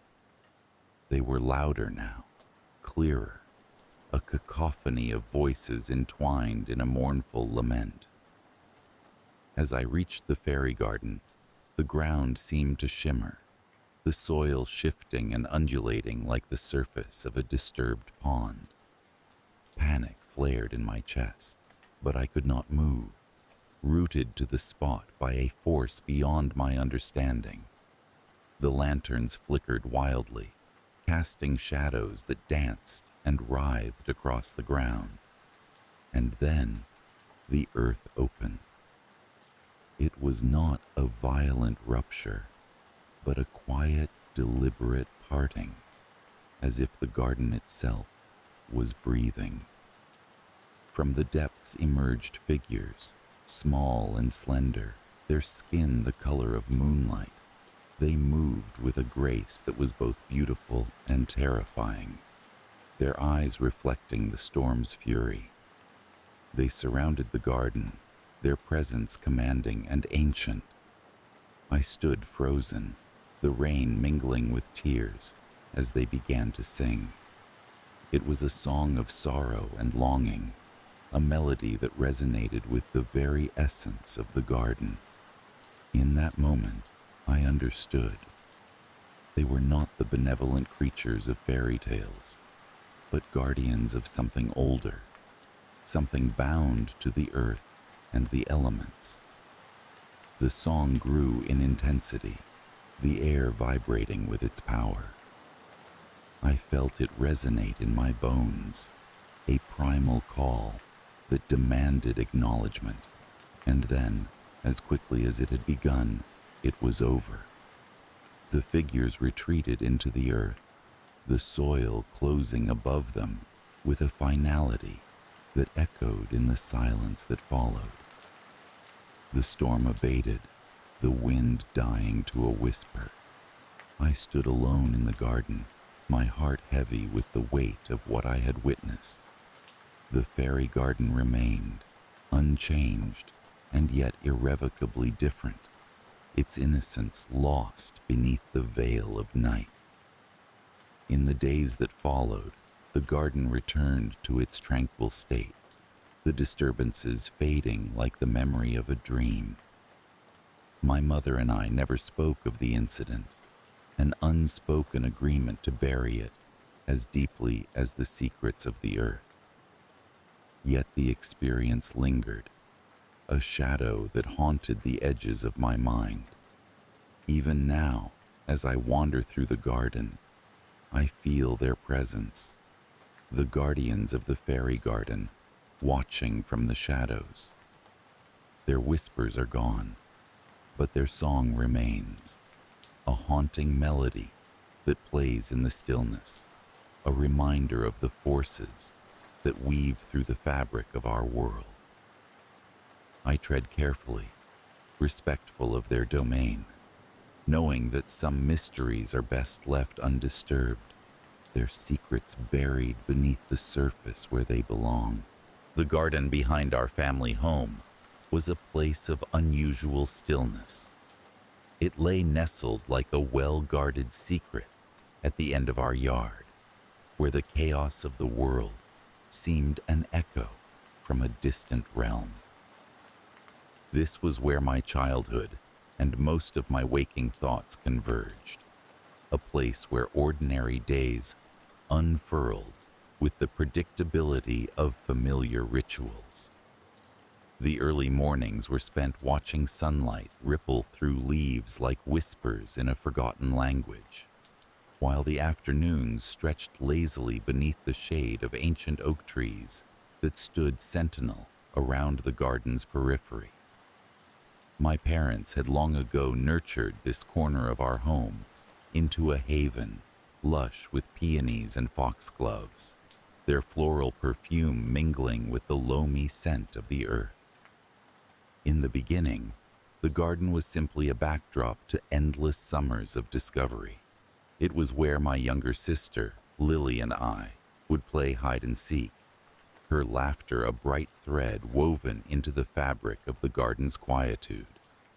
We would wander through the wild tangles of ivy and ferns, concocting tales of woodland creatures and enchanted lands. It was during one such afternoon, infused with the golden haze of late June, that Lily conceived the idea of building a fairy garden. The notion was innocent enough, a patch of the garden dedicated to the fantastical beings we'd read about in storybooks. We gathered stones to mark out a tiny path, fashioned a circular ring of twigs to serve as a fairy ring, and planted miniature flowers that we thought might appeal to these whimsical visitors. Lily, with her innate creativity, spent hours crafting tiny benches from bark and leaves, while I, applying a more scientific approach, ensured that each element was balanced and aesthetically pleasing. The first disturbance came subtly, as things often do when they intend to unsettle without revealing their true nature. It started with the unmistakable sensation of being watched, a prickling awareness that raised the hairs on the back of my neck whenever I was alone in the garden. The sensation was so fleeting and intangible that I dismissed it initially as the product of an overactive imagination. But it persisted, lurking at the edges of my consciousness like an unwanted shadow. Lily, perceptive as ever, noticed my discomfort. "The fairies are watching us," she declared one day, her words a peculiar blend of delight and seriousness. I laughed it off, attributing her remark to the playful fantasies of a child. Yet deep down, I couldn't shake the feeling that something about our fairy garden was subtly amiss. The next few weeks unfolded with an uneasy escalation. Strange occurrences began to mar the tranquility of the garden. It started with the inexplicable movement of objects. The tiny benches would shift positions overnight, and the ring of twigs we'd carefully laid out seemed to rearrange itself without interference. I rationalized these oddities, perhaps the wind, perhaps nocturnal animals, but the garden had always been sheltered, and no tracks marred the soil. Then there were the sounds. At first, they were faint, a rustling among the leaves, the quiet tinkle of what could have been laughter carried on the breeze. But as the days wore on, they grew more distinct, more insistent, like a distant melody played just out of reach. At night, the whispers seemed to coalesce, forming an almost coherent chant that threaded through my dreams. I awoke each morning with fragments of those nocturnal lullabies clinging to my mind, dissolving into obscurity with the dawn. Lily, however, seemed unfazed by these happenings. She embraced them with the unshakable conviction of a true believer. "The fairies are happy," she insisted, her eyes gleaming with a fervor that bordered on unsettling. Her enthusiasm was infectious, and despite my growing unease, part of me wanted to believe in her world, a world where magic was real, and the garden was a gateway to something larger than ourselves. The climax arrived on a night heavy with anticipation, the air electric with an intensity that seemed to emanate from the garden itself. I found myself drawn to it, unable to resist the pull of the whispers that had become a nightly accompaniment. Lily was already there, standing in the center of the fairy ring, her silhouette a delicate shadow against the moonlit backdrop. "Come see," she beckoned, her voice carrying an edge of urgency that pierced through my apprehension. As I approached, the garden seemed to shift, the boundaries between reality and fantasy blurring under the silvery light. The whispers rose to a crescendo, swirling around us in an ethereal dance. It was then that I saw them. Tiny figures, barely perceptible, yet undeniably present. They shimmered with an otherworldly luminescence, their forms flickering like candle flames in the breeze. For a moment, awe and terror coalesced within me, a visceral understanding that we had crossed a threshold into a realm both wondrous and perilous. "Lily," I breathed, torn between wonder and the instinct to flee. But she stood transfixed, her face alight with an expression of pure, unadulterated joy. The fairies, if indeed that was what they were, continued their dance, weaving patterns of light that ebbed and flowed with an unearthly grace. And then, as quickly as it had begun, the moment shattered. The figures dissolved into the night, leaving behind only the rustle of leaves and the whisper of the wind. Lily turned to me, her face radiant with an inner glow that seemed to linger in the air. "They're real," she whispered, and for the first time, I believed her, not just in the way a child believes in magic, but with a certainty that resonated deep within my soul. The garden never quite returned to normal after that night. Though the disturbances ceased, an inexplicable presence lingered in the air, a watchful awareness that I could feel but not see.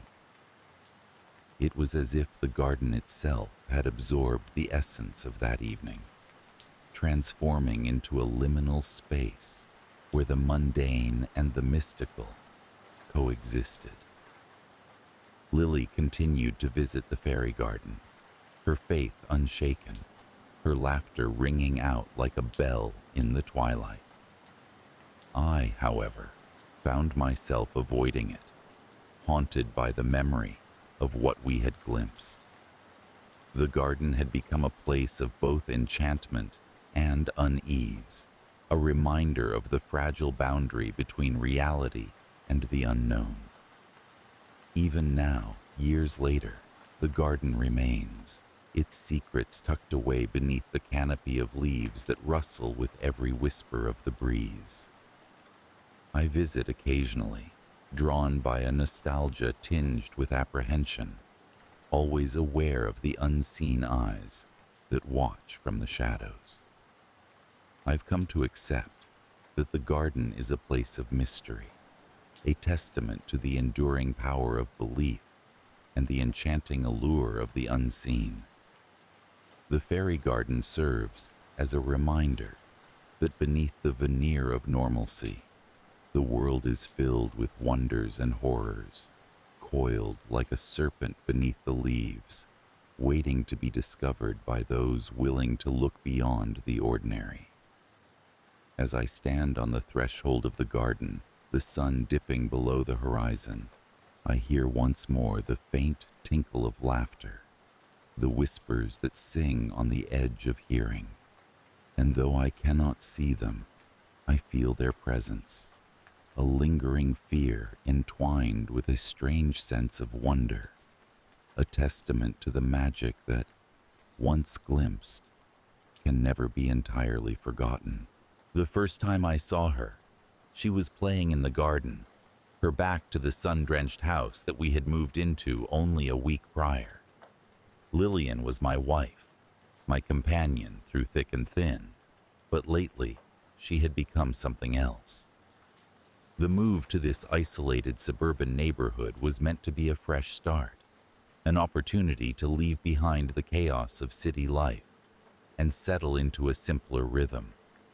The house itself was charming, with its sprawling lawn and vine-covered trellis.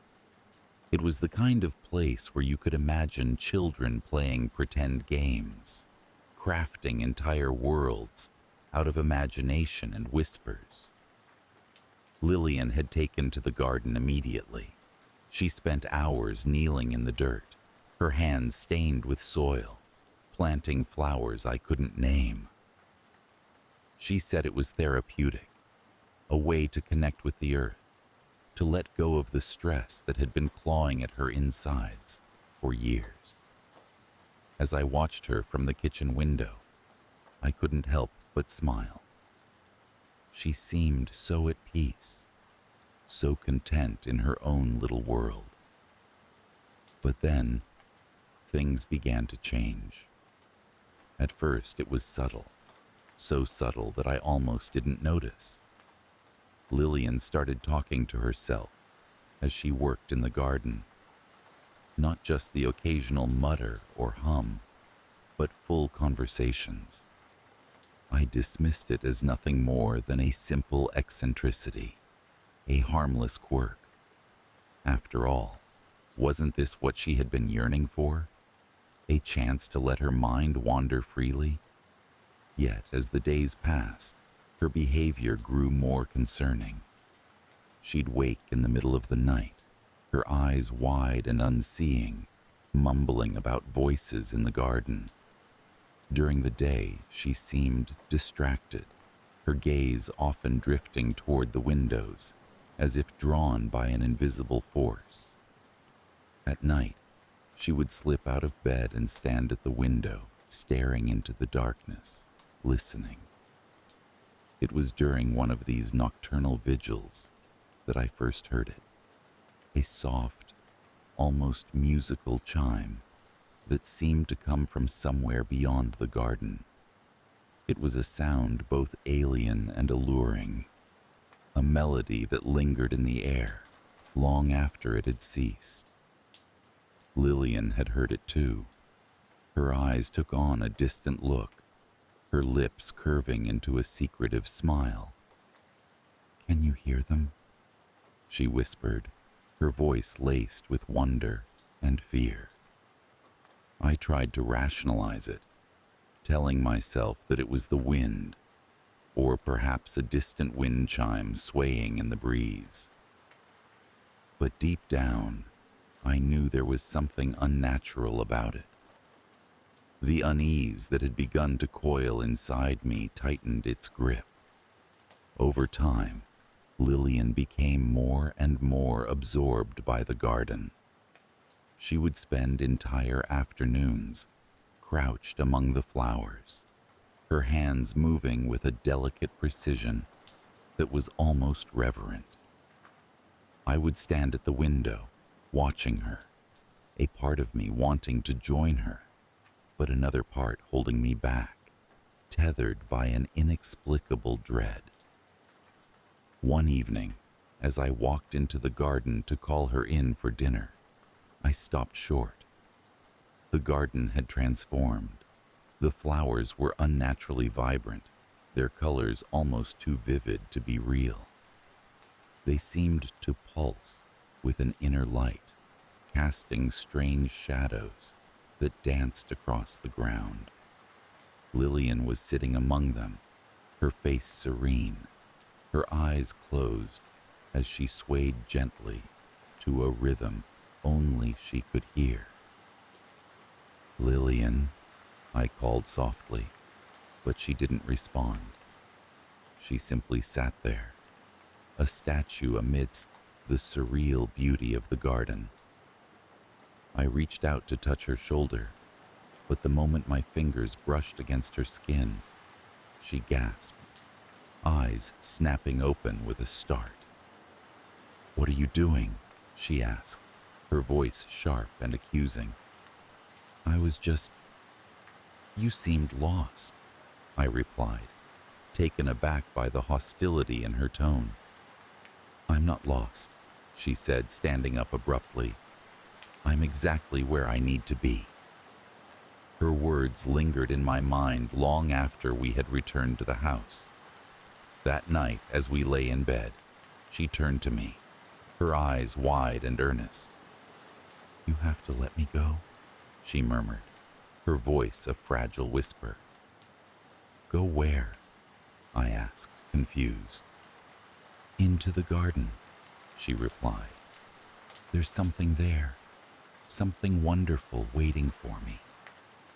Despite the heaviness in my chest, I nodded, hoping that in the light of day, things would return to normal. But the garden had other plans. It began to exert a pull on Lillian, one that I couldn't understand. She spent more and more time outside, sometimes disappearing for hours on end, leaving me alone in the house with my thoughts and fears. One afternoon, while she was out in the garden, I decided to explore the area she frequented the most. The flowers seemed to part for me as I walked through them, their vibrant colors a blur in my peripheral vision. At the center of the garden, I found a small clearing, its edges lined with stones that seemed to hum softly under my touch. In the center of the clearing, there was a mound of earth, freshly disturbed. I hesitated, a chill running down my spine as I knelt to inspect it. As my fingers sifted through the soil, I uncovered something small and cold, a piece of metal, intricately carved, glinting in the sunlight. It was an amulet, unlike anything I had seen before, its surface etched with symbols that seemed to shift and change as I looked at them. The moment my fingers closed around the amulet, a wave of dizziness washed over me, and I felt the world tilt slightly on its axis. I dropped it with a gasp, stumbling back as a strange voice echoed in my mind, a whisper that was both familiar and foreign. "Join us," it sang softly, the melody curling around me like a tendril of smoke. I left the garden in a daze, my heart pounding in my chest. That night, as Lillian lay sleeping beside me, I dreamed of a place that was both beautiful and terrifying, a realm of eternal twilight where shadows danced and whispered secrets. The days that followed were a blur of confusion and fear. Lillian was changing, becoming more and more enmeshed with the garden. Her skin took on a luminescent quality. Her eyes sparkled with an unnatural light. She moved with a grace that was almost otherworldly, her steps light and purposeful. I tried to talk to her about my fears, about the amulet and the strange voice, but she brushed me off with a smile, her expression serene and unfathomable. "It's all part of the transformation," she said cryptically, leaving me no closer to understanding. And then, one night, it happened. I awoke to find the house eerily silent, my heart pounding with a sense of impending doom. I knew, without a doubt, that Lillian was in the garden. I hurried outside, my breath visible in the cool night air, the moon casting long, eerie shadows. I found her standing in the clearing, the amulet around her neck, glowing softly in the darkness. Her arms were raised to the sky, her face radiant with an ethereal light. The garden was alive with movement, the flowers swaying in unison, their colors shifting and blending in a hypnotic dance. "Lillian," I shouted, but the wind snatched my voice away, carrying it into the night. I reached out, desperate to pull her back, to save her from whatever terrible fate awaited her. But as I stepped into the clearing, the ground seemed to ripple beneath me, and I felt myself falling, spiraling down into an abyss of light and sound. I reached for Lillian, but she was already beyond my grasp, her form dissolving into the shimmering air. The world around me shifted, the garden fading away as new shapes and colors rushed in to fill the void. I found myself standing in the same twilight realm from my dreams, the air thick with the scent of flowers, and something else, something ancient and powerful. The shadows moved, coalescing into forms that were both beautiful and grotesque. They sang softly, their voices weaving a tapestry of sound that was both haunting and alluring. I felt drawn to them, my mind teetering on the edge of comprehension. And there was Lillian, her face calm and serene, her eyes filled with a light that was not her own. She held out her hand to me, her expression one of welcome and promise. "Come with me," she urged, her voice a soft, insistent murmur in my mind. I hesitated, the weight of the world tugging at my soul. But there was something in her gaze, something that promised freedom from the fears and doubts that had haunted me for so long. I took a step forward, my heart racing. But then, from somewhere deep within me, a voice, my own voice, broke through the haze. "No," it said firmly, a single word that shattered the illusion and brought everything crashing down. The twilight realm dissolved, replaced by the familiar sight of the garden in the harsh light of morning. I was alone, the clearing empty save for the amulet, which lay in the grass. Its glow faded to nothing more than a dull glint. Lillian was gone, and with her, the strange enchantment that had held our lives in its grasp. In the weeks that followed, I tried to make sense of it all, to piece together the fragments of what had happened, but the garden held its secrets close, and the amulet remained silent, its power spent. I sold the house and moved back to the city, hoping to leave behind the memories and the lingering sense of loss. But sometimes, in the quiet moments between wakefulness and sleep, I find myself thinking of Lillian, of the garden, and the strange beauty that had consumed us both. Even now, I can hear the faint echo of that eerie, haunting melody, a reminder of the world we had touched, but never truly understood. And I wonder if, somewhere out there, Lillian dances still, lost in a realm of dreams and whispers. The hum of normalcy was a comforting background noise in our lives. Life in the suburbs had settled into a predictable rhythm after all these years. Our home, a modest two-story house with ivy creeping over its red bricks, sat on a quiet cul-de-sac where the most exciting event was the weekly garbage collection.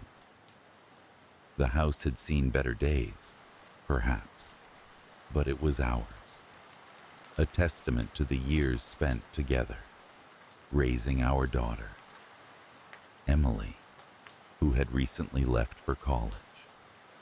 It was just me now, and the silence that filled the spaces between the walls.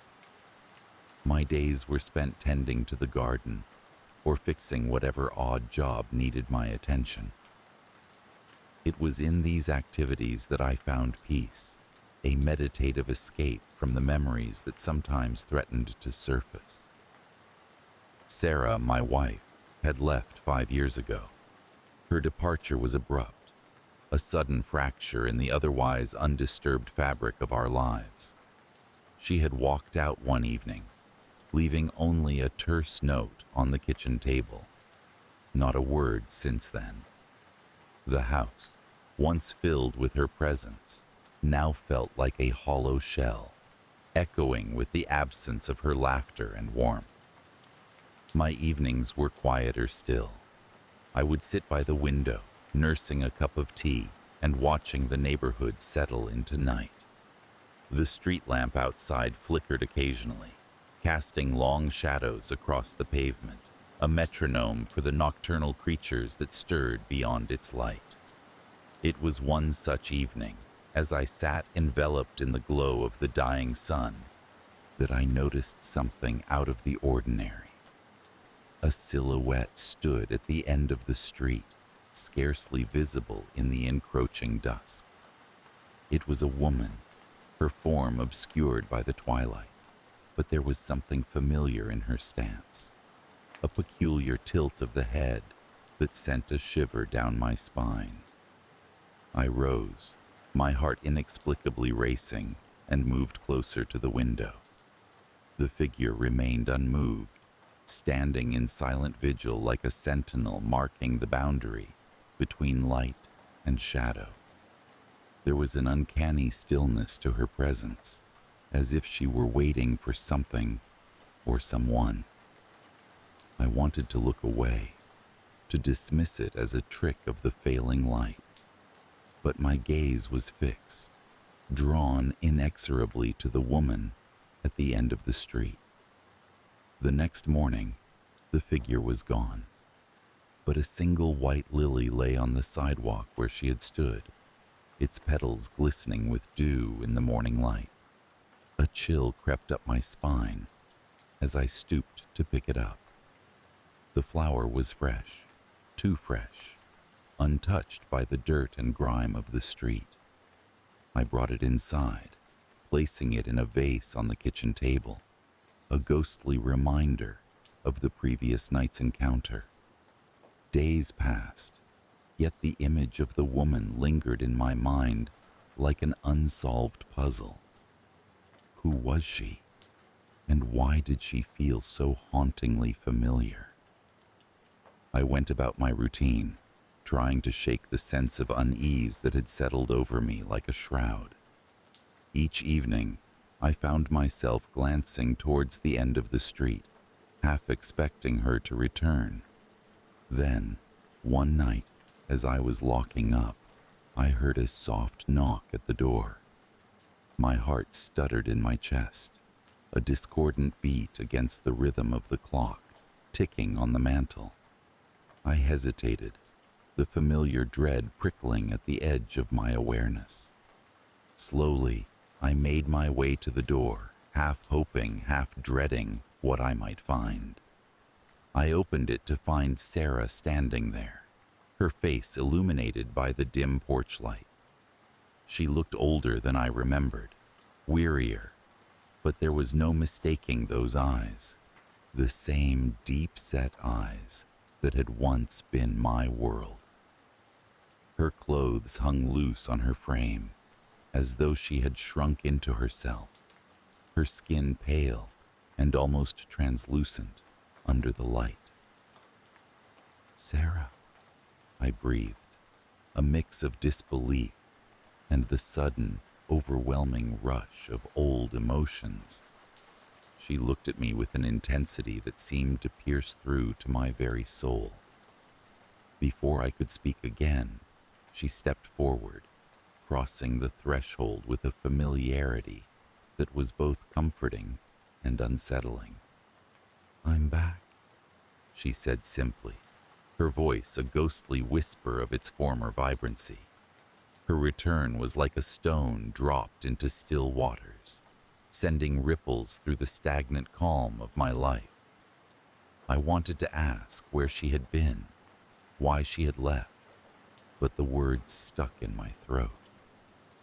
Instead, I led her to the kitchen, offering her the seat across from mine, the seat that had remained empty for far too long. We sat in silence, the air between us thick with words unspoken. Her gaze drifted to the flower on the table, the white lily now slightly wilted, its petals curling inward like fingers in a silent plea. "Do you remember?" she asked, her voice breaking through the quiet. "Do you remember the lilies?" I nodded. Lilies had been her favorite. I recalled the time we had planted them together in the garden, how she had laughed as dirt streaked her cheeks, her hands covered in earth and life.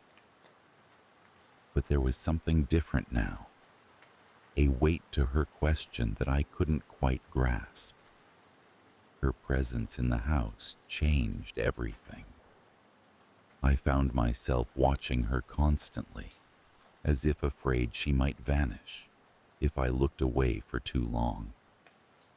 She moved through our home with a sense of yearning, touching objects and surfaces as though refamiliarizing herself with the life she had left behind. At night, I would lie awake, listening to the sound of her breathing, trying to reconcile this fragile version of Sarah with the woman I had once known. Her sleep was restless, punctuated by whispers and mumbled fragments of dreams that I couldn't decipher. As the days turned into weeks, I began to notice the changes. At first, they were subtle. A new pallor to her skin, a slight tremor in her hands. But gradually, they became more pronounced. Her hair, once a lustrous shade of chestnut, seemed to lose its color, fading into a dull, lifeless gray. Her eyes, too, took on a strange, otherworldly sheen, as if she were caught somewhere between this world and another.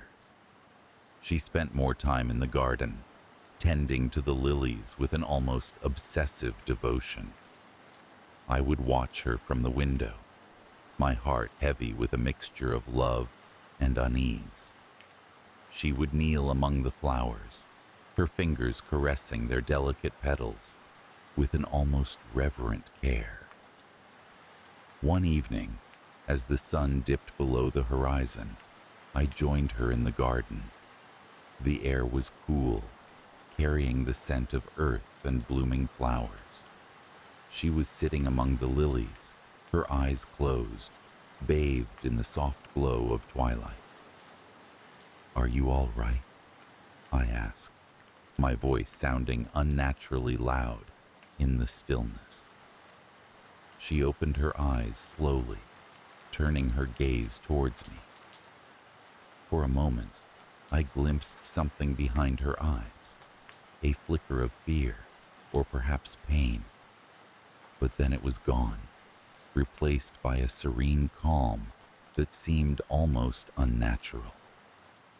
"I am where I need to be," she replied softly.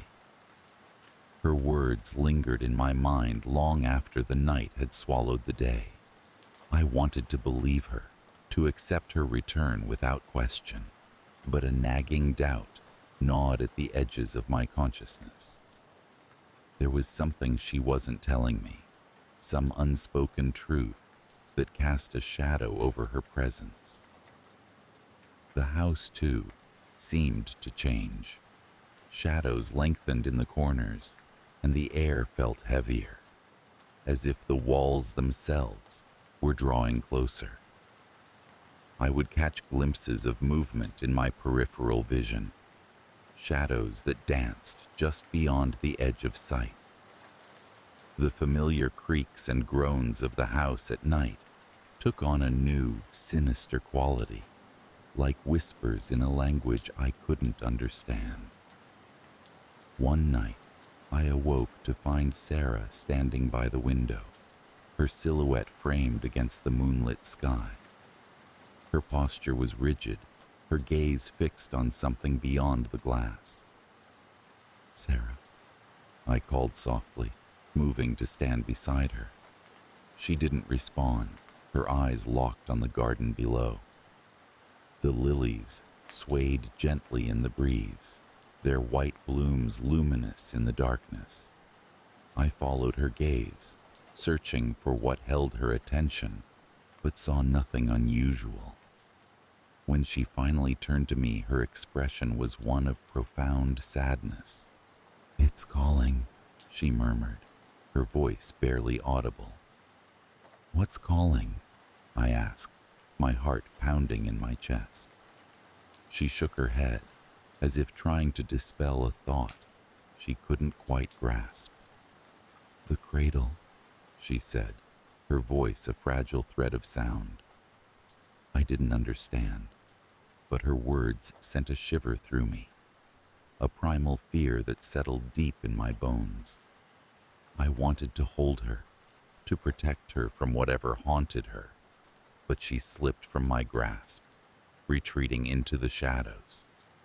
As the days wore on, her condition worsened. Her skin took on an ashen hue, her body growing frail and insubstantial. Her dreams became more vivid, more chaotic, and she would wake in the night, gasping for breath, her eyes wild and unfocused. I grew desperate, consulting doctors and specialists, but they could find no explanation for her decline. Her vitals were normal, her tests inconclusive. It was as though her very essence was being drawn away, leaving behind only a hollow shell. One night, as I sat by her bedside, she took my hand, her grip surprisingly strong despite her weakened state. Her eyes met mine, filled with a quiet urgency. "You have to let me go," she whispered, her voice a mere breath of sound. "I can't. I replied, my voice breaking. I lost you once. I can't lose you again. Tears glistened in her eyes as she shook her head. You never lost me, she said. I was always here. But now, it's time. I didn't understand, but deep down, I knew she was right. Her return had been a gift, a fleeting moment borrowed from eternity. But it couldn't last. Whatever force had brought her back was now reclaiming her, and there was nothing I could do to stop it. The night she left, the house was silent, the air heavy with anticipation. I watched as she rose from the bed, her movements slow and deliberate. She looked at me one last time, a soft smile playing on her lips. I'll always love you, she said, her voice echoing in the stillness. Then she turned, walking towards the garden, her steps light and purposeful. I wanted to follow her, to hold her back, but something held me in place, a weight of inevitability that pressed down on my soul. I watched from the window as she knelt among the lilies, her hands brushing their petals one final time. The moon bathed her in silver light, and for a moment, she seemed to shimmer, her form blurring at the edges as if she were becoming one with the night. And then, she was gone, the lilies swaying gently in her wake. In the days that followed, the house felt emptier than it ever had before. But there was a peace to the silence, a sense of closure that had eluded me for so long. I tended to the garden, caring for the lilies with the same devotion she had shown, their blooms a living memory of the woman I had loved. But sometimes, late at night, I would hear a soft whisper on the wind, a familiar voice calling from the shadows. And I would smile, knowing that somewhere, beyond the veil of this world, she was waiting for me. Life had settled into a gentle routine after the storm. The chaos of the past year, the emotional wreckage of losing Sarah, my wife, had whittled away into a somber normalcy, a quiet acceptance that I wore like a second skin.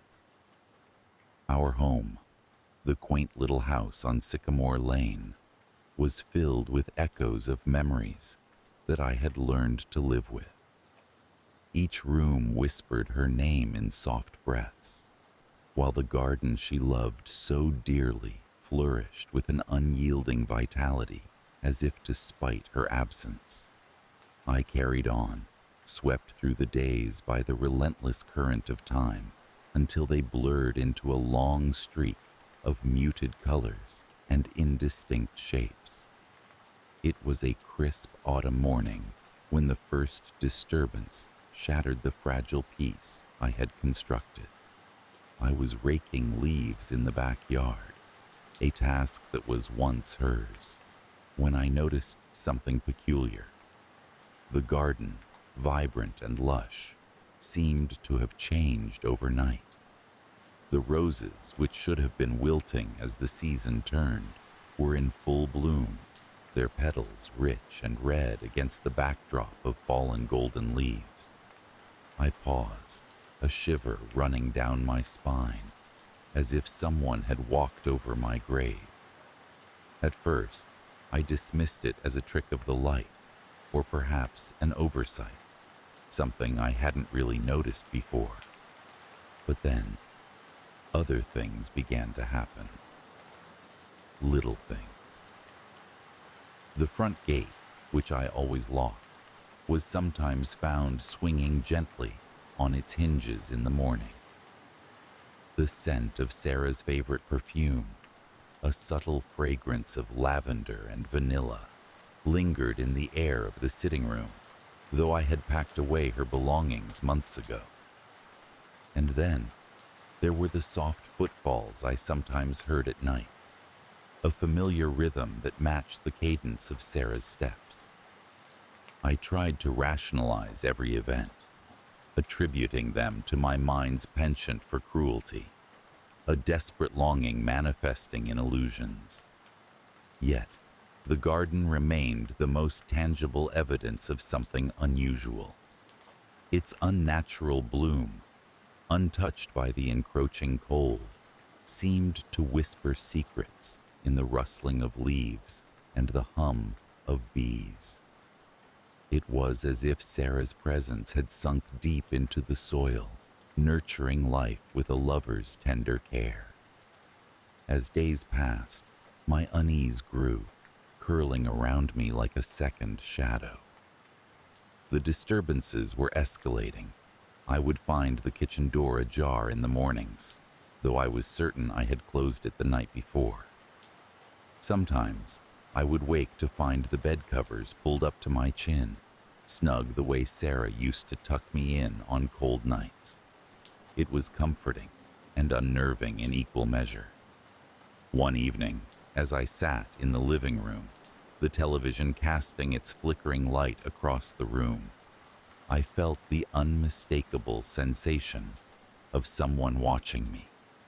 It was an unshakable feeling, a prickling awareness that raised the hairs on the back of my neck.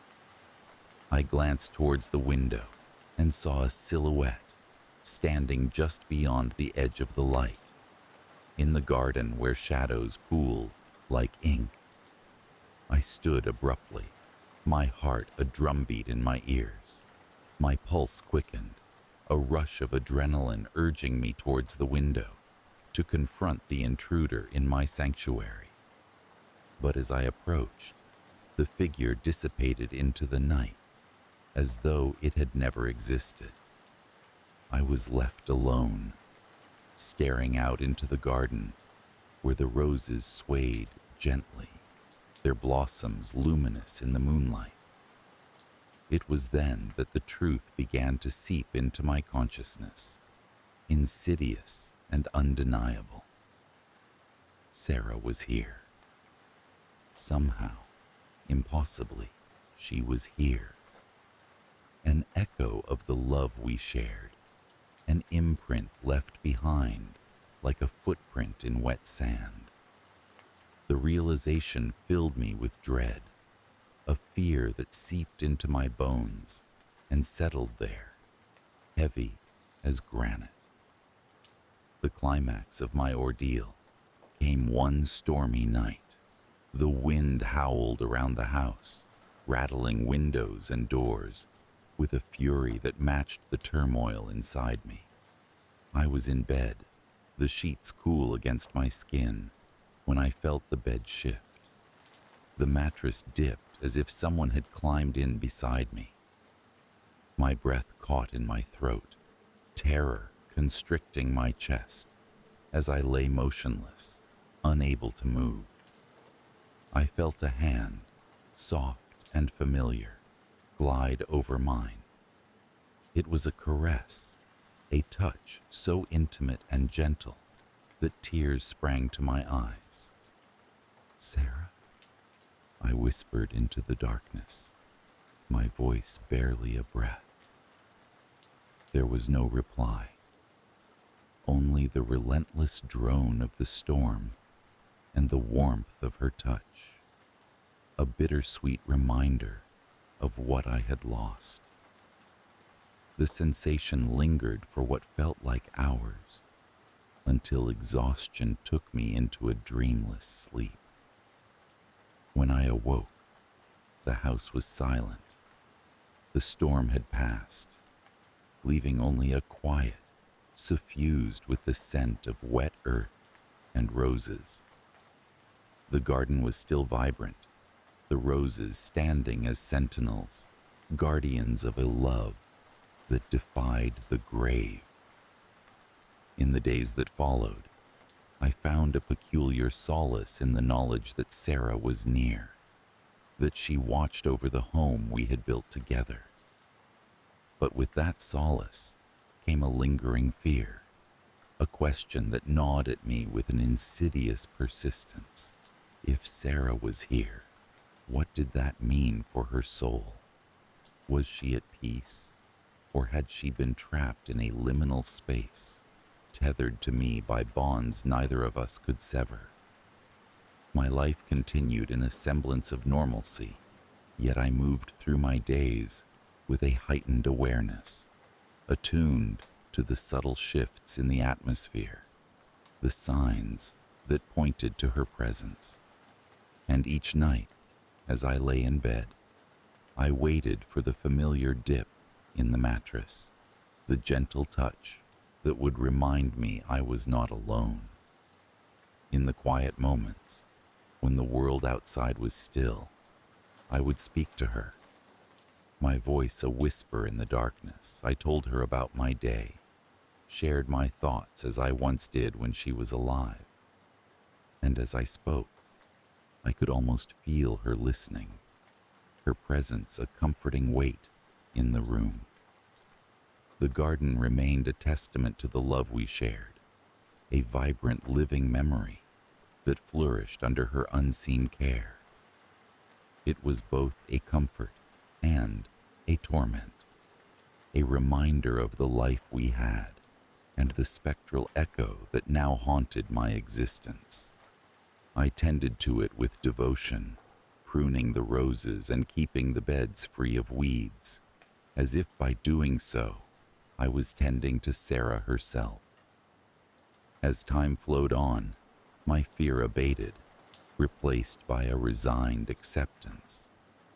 I was no longer alone, yet I was haunted by the transient nature of her presence, the knowledge that one day she might truly leave, and I would be left with only memories and a garden that bloomed unnaturally bright. The fear lingered in the corners of my mind, never fully dissipating, a shadow that followed me even in the light of day.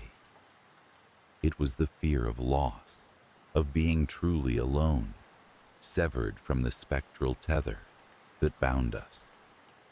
As the seasons changed, I found myself visiting her grave more frequently, speaking to the earth as if she could hear me through the layers of soil and time. And so, I lived in this strange limbo, caught between the living and the dead, in a house filled with memories and a garden that defied the seasons.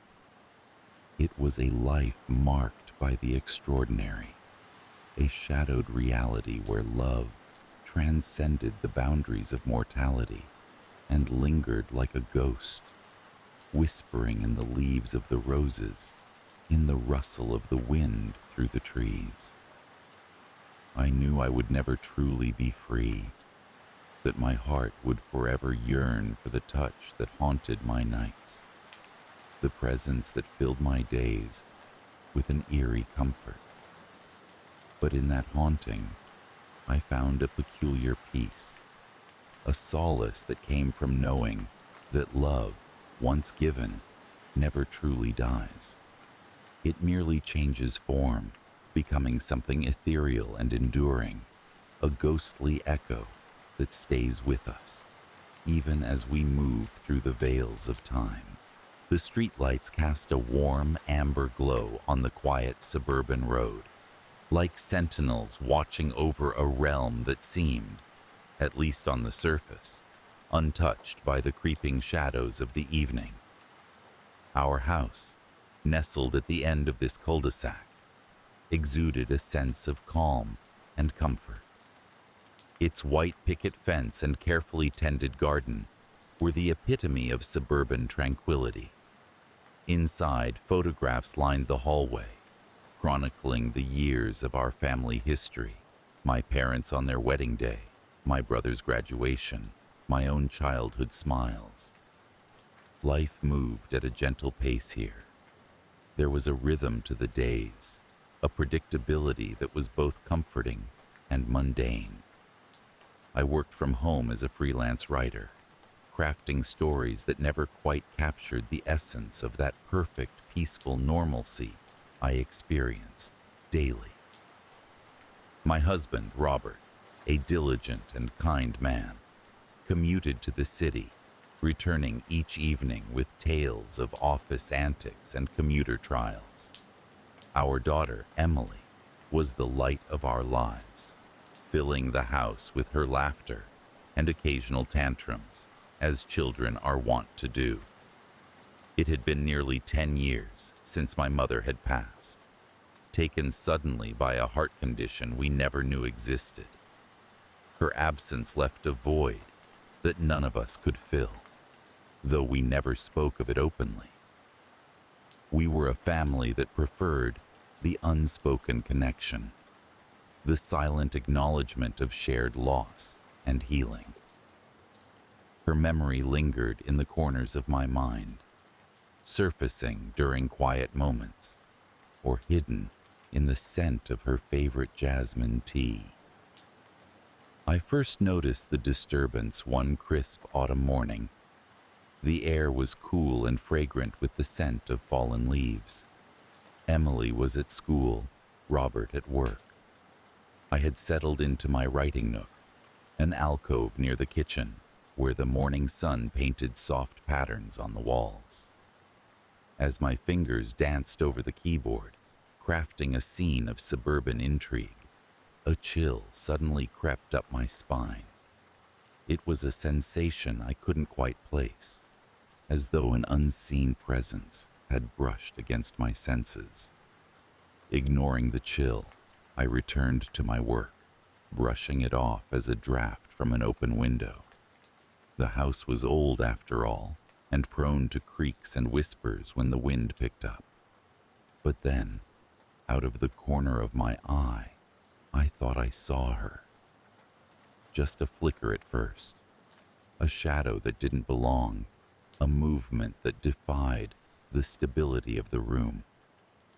I looked up, expecting nothing, yet hoping for something inexplicably familiar. There was nothing there.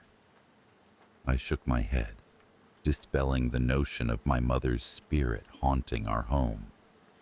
It was a comforting lie, I told myself, a trick of the mind yearning for her presence. I returned to my writing, immersing myself in the fictional worlds that offered a reprieve from reality. As days turned into weeks, these disturbances persisted. I would catch glimpses of her in mirrors and windows, her figure elusive yet unmistakably hers. Always, her eyes seemed to be bleeding, not with actual blood, but with the haunting weight of unshed tears. It was as if the sorrow she had carried in life had transcended her death, imprinting itself on her spectral form. I didn't tell Robert at first.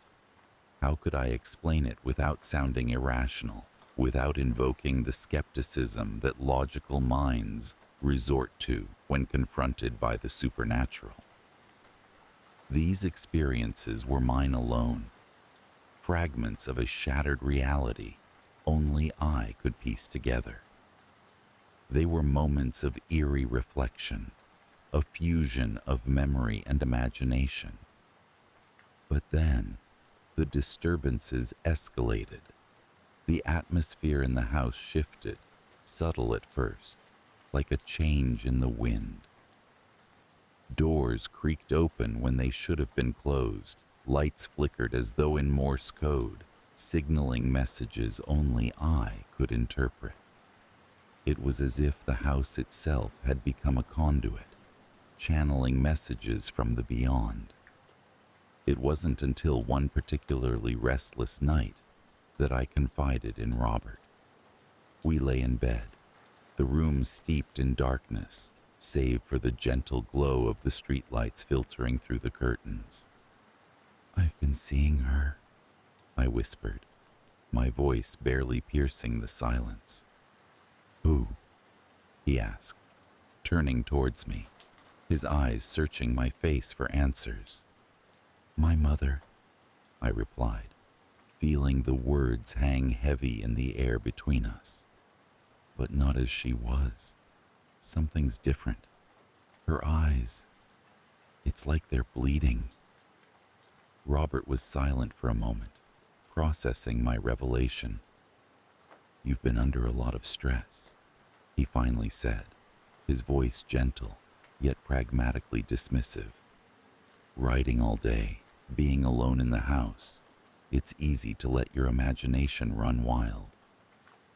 I nodded, grateful for his attempt at reassurance, but a gnawing at the back of my mind told me it was more than fatigue or imagination.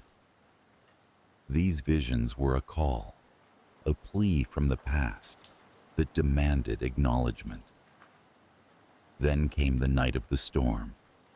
The wind howled outside, a banshee's cry that rattled the windows and shivered through the trees. Emily was asleep, tucked safely in her bed, oblivious to the unnatural tension that hung in the air. Robert and I sat in the living room, the fire crackling in the hearth, casting a warm glow over the room. It was then that I felt it again, the presence, stronger than ever.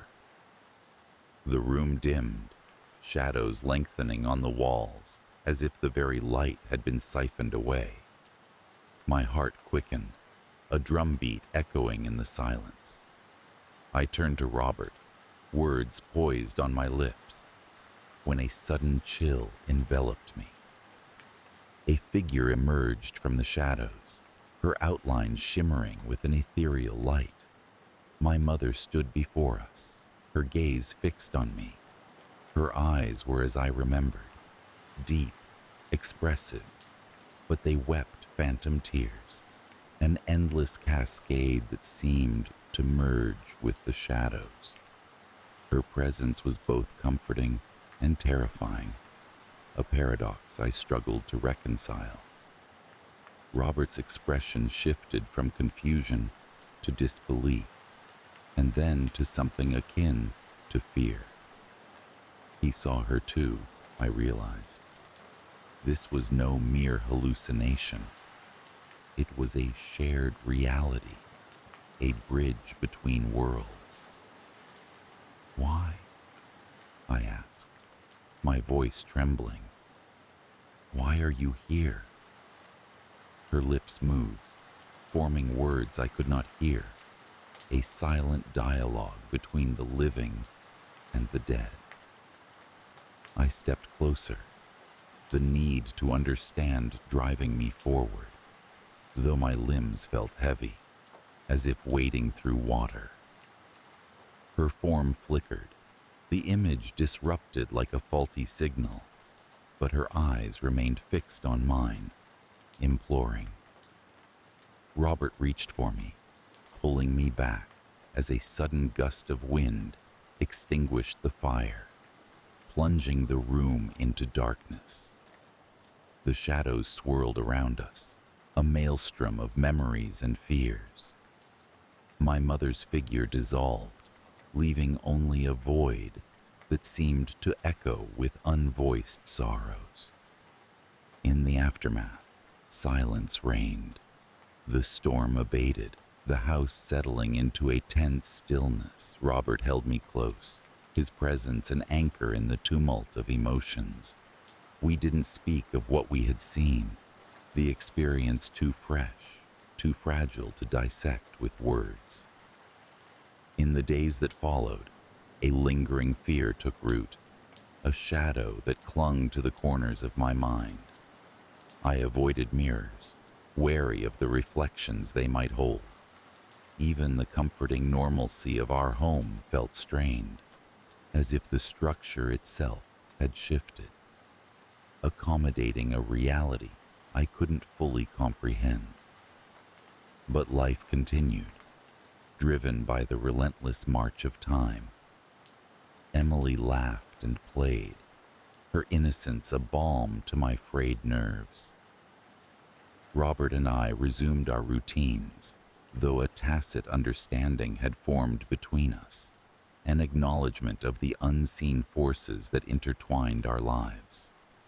Sometimes, In the quiet moments just before sleep claimed me, I would feel my mother's presence again, not as a vision, but as a whisper in the wind, a gentle reminder of the ties that bind us, even beyond death. Her eyes, though absent, still wept in my dreams, a testament to the love and sorrow she had carried with her into the next life.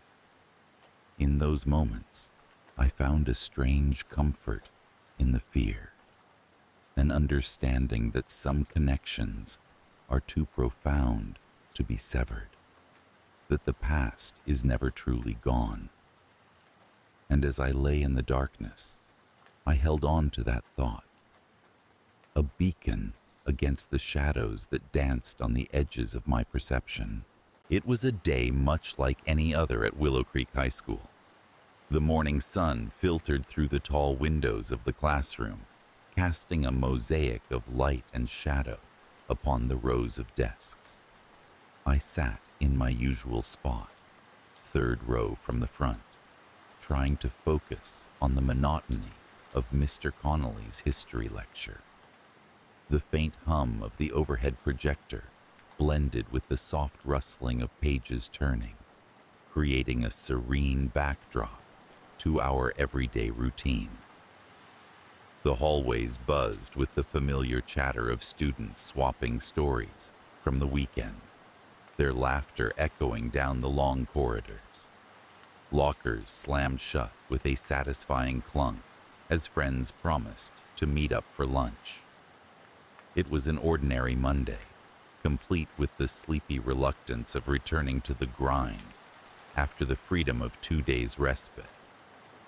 My phone, snug in my pocket, vibrated gently, a brief, unobtrusive reminder of the digital world awaiting at my fingertips. I ignored it for the moment, preferring the tangible comfort of pen and paper as I jotted down notes.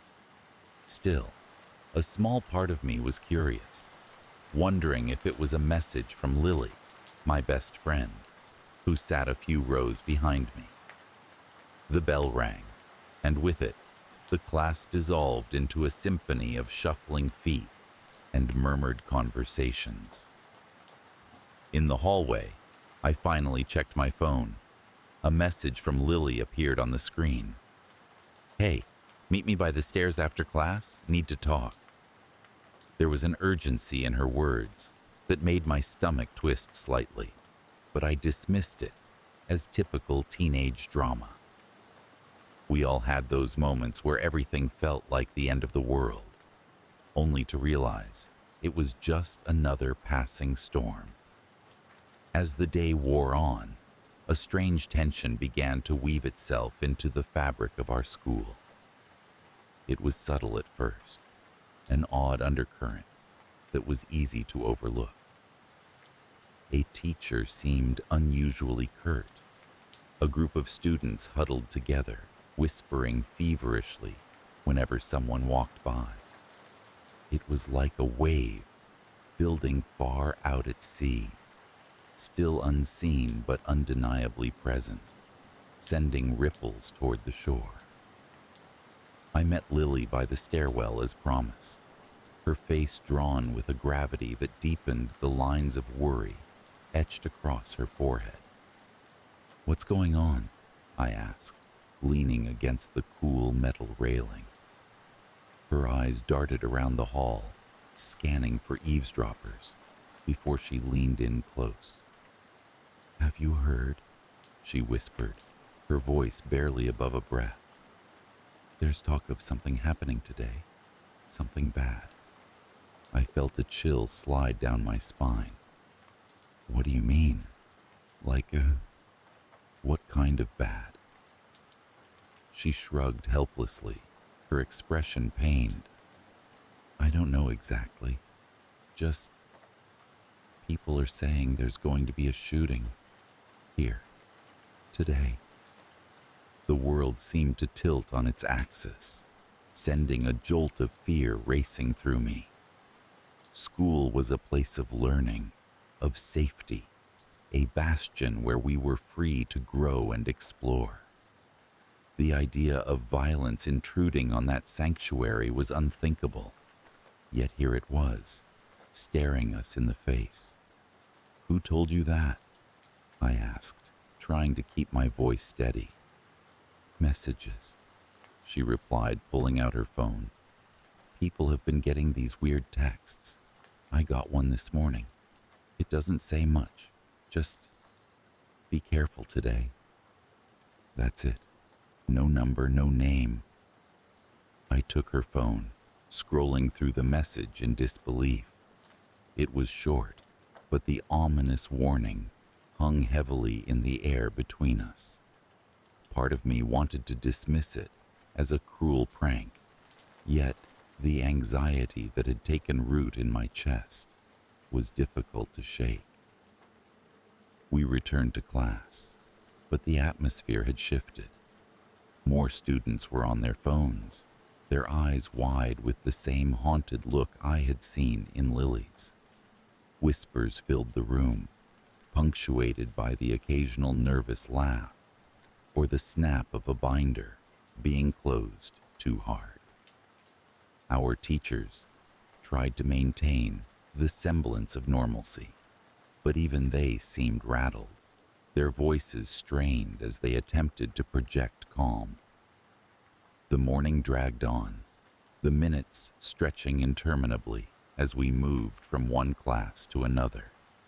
Each bell felt like a countdown, a reminder of something looming just beyond our control. I found myself checking my phone compulsively, both dreading and hoping for a new message that might clarify this strange, unsettling situation. During lunch, the cafeteria buzzed with frenetic energy. Students clustered in groups, their heads bent low over their phones, eyes darting nervously toward the entrances. I sat with Lily and a few others, our food untouched, as we exchanged theories, each more far-fetched than the last. It felt like we were trapped in a horror movie, the pupils unwitting characters in a script none of us wanted to follow. Then came the first real disturbance, breaking the veneer of our uneasy normalcy.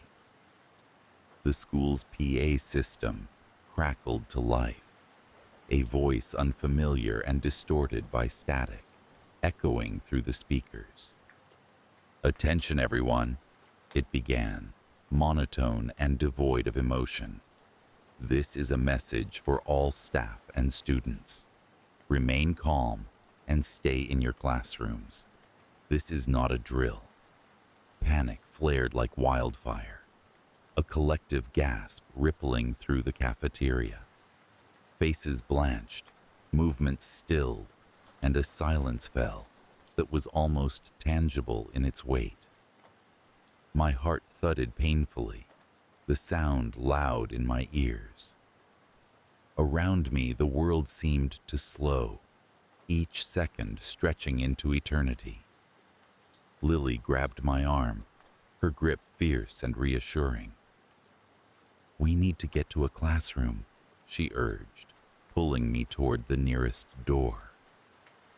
Together, we joined the surge of students filing into the hallway, their movements hurried but strangely orderly, as if some innate instinct had taken over. Our math teacher, Mrs. Carlson, stood at the door, her face pale but composed. She ushered us inside, closing the door firmly behind us. The classroom was packed, the air thick with fear and confusion. We huddled together, a mass of bodies seeking solace in shared vulnerability. Mrs. Carlson tried to soothe us, her voice calm despite the tremor that lurked at its edges. "Everything will be okay," she assured us. "Just stay quiet and wait for further instructions." The moments dragged by, each tick of the clock a reminder of our helplessness. Outside, The school was eerily silent, the usual bustle replaced by a tense stillness. Every sound, a footstep, the creak of a door, was magnified in the quiet, setting nerves on edge. Then, from somewhere within the building, a noise shattered the silence, a single sharp crack that echoed down the halls like the tolling of a distant bell. It was followed by another and another, a sequence of sounds that sent a wave of dread crashing over us. Lily pressed closer, her eyes wide with fear. "What was that?" she whispered, though we both already knew the answer. The school, our sanctuary, was under siege. The whispers and messages were not idle threats, but harbingers of the nightmare now unfolding around us. My mind raced, thoughts tumbling over one another in a frantic attempt to make sense of it all. Time seemed to lose meaning as we waited, the air heavy with anticipation and dread. The periodic sounds continued, each one a reminder of the peril lurking just out of sight. I found myself clutching Lily's hand, the contact grounding me, anchoring me in the midst of chaos. Then, just as suddenly as it had begun, the noise ceased. An oppressive silence descended, the absence of sound as disconcerting as the noise had been. We held our breath, straining to hear any indication of what was happening beyond our small, crowded refuge. Minutes stretched into hours, the tension unbroken save for the occasional whisper or shifting of feet. And then, at last, the PA system crackled again. The same voice as before, though now tinged with a hint of urgency. "The situation is under control. Teachers, begin to dismiss students in an orderly fashion." Relief surged through the room, a palpable wave that left us weak and trembling. Yet even as we began to file out, the fear lingered at the edges of our consciences, a shadow that refused to be banished entirely. Outside, the halls were a maze of activity, teachers directing students, police officers speaking quietly into radios. We moved as if in a dream, the reality of what had happened struggling to penetrate the fog of disbelief. It wasn't until we were outside, the cool air a balm against our frayed nerves, that the truth began to sink in. There had been no shooter. The sounds we had heard were the result of a burst pipe, the pressure creating a series of explosive noises that had echoed through the building. The messages, the whispers, the fear, it had all been for nothing. Yet the damage was done, the veneer of safety shattered. The knowledge that our sanctuary could be so easily disrupted lingered like a cold, unwelcome presence. In the weeks that followed, the school returned to normal, the incident chalked up to a bizarre series of coincidences. But for those of us who had lived through it, the fear was a shadow that would never fully dissipate. The texts, it turned out, were part of a cruel prank, a message sent to a few students and spread through the school like wildfire. The police investigated, but those responsible were never found. The anonymity of the digital world allowed them to slip away, leaving behind only the echoes of their malevolent act. I often think back on that day, the way the fear had taken root and grown, fed by whispers and uncertainty. It serves as a reminder of how fragile our sense of security truly is, how easily the mundane can tip into the nightmarish. And though the messages have long since stopped, their ghost lingers, a reminder of the chaos that lies just beneath the surface of our carefully ordered world. In the quiet moments, when the school is hushed and still, I can almost hear their echo, a soft, insistent whisper that promises the unexpected, the unknown, the horror of uncertainty. The dull rhythmic hum of the classroom fan was the only sound that dared interrupt the monotony of another ordinary school day. I sat in my usual spot, the second row from the back, strategically positioned to maintain invisibility, yet close enough to feign interest when necessary. The dull murmur of Mr. Collins's history lecture floated around the room, as uninspiring as the pale yellow walls that surrounded us. The high school was a mundane place, its predictability a comfort for most of us. The bell system dictated our lives, with its shrill commands for movement and repose. Outside, the autumn leaves spiraled down lazily, painting the grounds with an orange and brown tapestry. We were used to this routine, the dance of academia and adolescence, intertwined in a well-choreographed performance. But that day, something felt different. It was a subtle shift, like a change in the wind's direction, impossible to pinpoint, but undeniable. Perhaps it was the way the morning sun filtered through the dusty windows, casting elongated shadows that seemed to move of their own accord. Or maybe it was the peculiar tension in the air, a taut string waiting to snap. As the clock ticked towards noon, the disturbance revealed itself.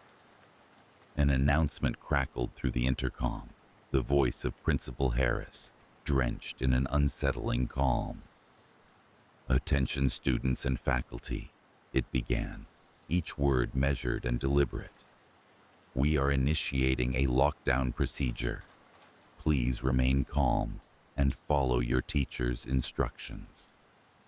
A collective murmur rippled through the classroom, a mixture of confusion and curiosity. Lockdowns were not uncommon, drills designed to prepare us for the outside world's uncertain threats. Yet, something about Principal Harris's tone sent a shiver down my spine. It was too composed, too rehearsed, as if masking something unfathomable. Mr. Collins attempted to reassure us, though his voice betrayed a hint of alarm.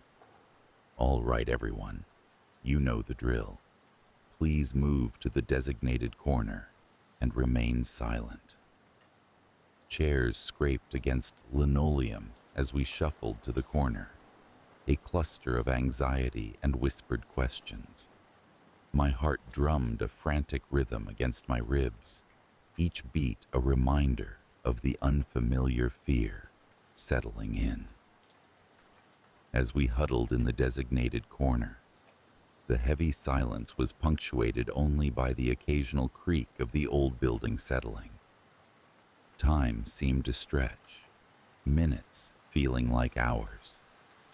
The anticipation was suffocating, an invisible weight pressing down on us. Someone tried to lighten the mood with a joke, a weak attempt that fell flat in the oppressive atmosphere. The first sign that something was truly wrong came when I glanced at the window. At first, it was just a flicker in my peripheral vision, a movement that seemed out of place. I turned to see a figure standing outside the window, watching us. It was Principal Harris, but something about him seemed off. His features were familiar, yet his expression was blank, devoid of the warmth we had come to associate with him. I nudged my friend Alex, who was pressed against the wall next to me. "Do you see that?" I whispered, gesturing towards the window. Alex squinted, his brow furrowing in confusion. That's Harris, right? But why does he look so strange? Before I could respond, the classroom door handle rattled, and Mr. Collins visibly tensed. "Stay quiet," he mouthed, his eyes wide with unease. The door didn't open, but the handle continued to jiggle, a persistent, unnerving sound that echoed in the silence. Time dragged on, the tension thickening with each passing moment. Then, the intercom crackled to life again. "Attention, students and faculty," the voice announced, identical to the first, but somehow more sinister. "The lockdown is over. Please return to your normal activities." Relief flooded the room, but it was short-lived. Mr. Collins hesitated, his instincts battling the directive. He made a decision, gesturing for us to remain in place. "Something's not right," he murmured, more to himself than to us. Outside the window, the figure of Principal Harris remained, still and watchful. It didn't move, didn't blink. It was as if it were a mannequin, a grotesque imitation of life. The realization struck me like a thunderclap, a chilling certainty settling in my gut. That wasn't Principal Harris. It was something else, something that shouldn't exist. The atmosphere in the room shifted from apprehension to palpable dread. We were trapped, caught in a web spun by an unseen predator.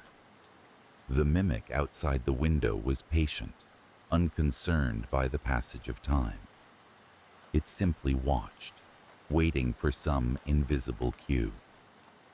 Mr. Collins, sensing our growing fear, tried to maintain a semblance of calm.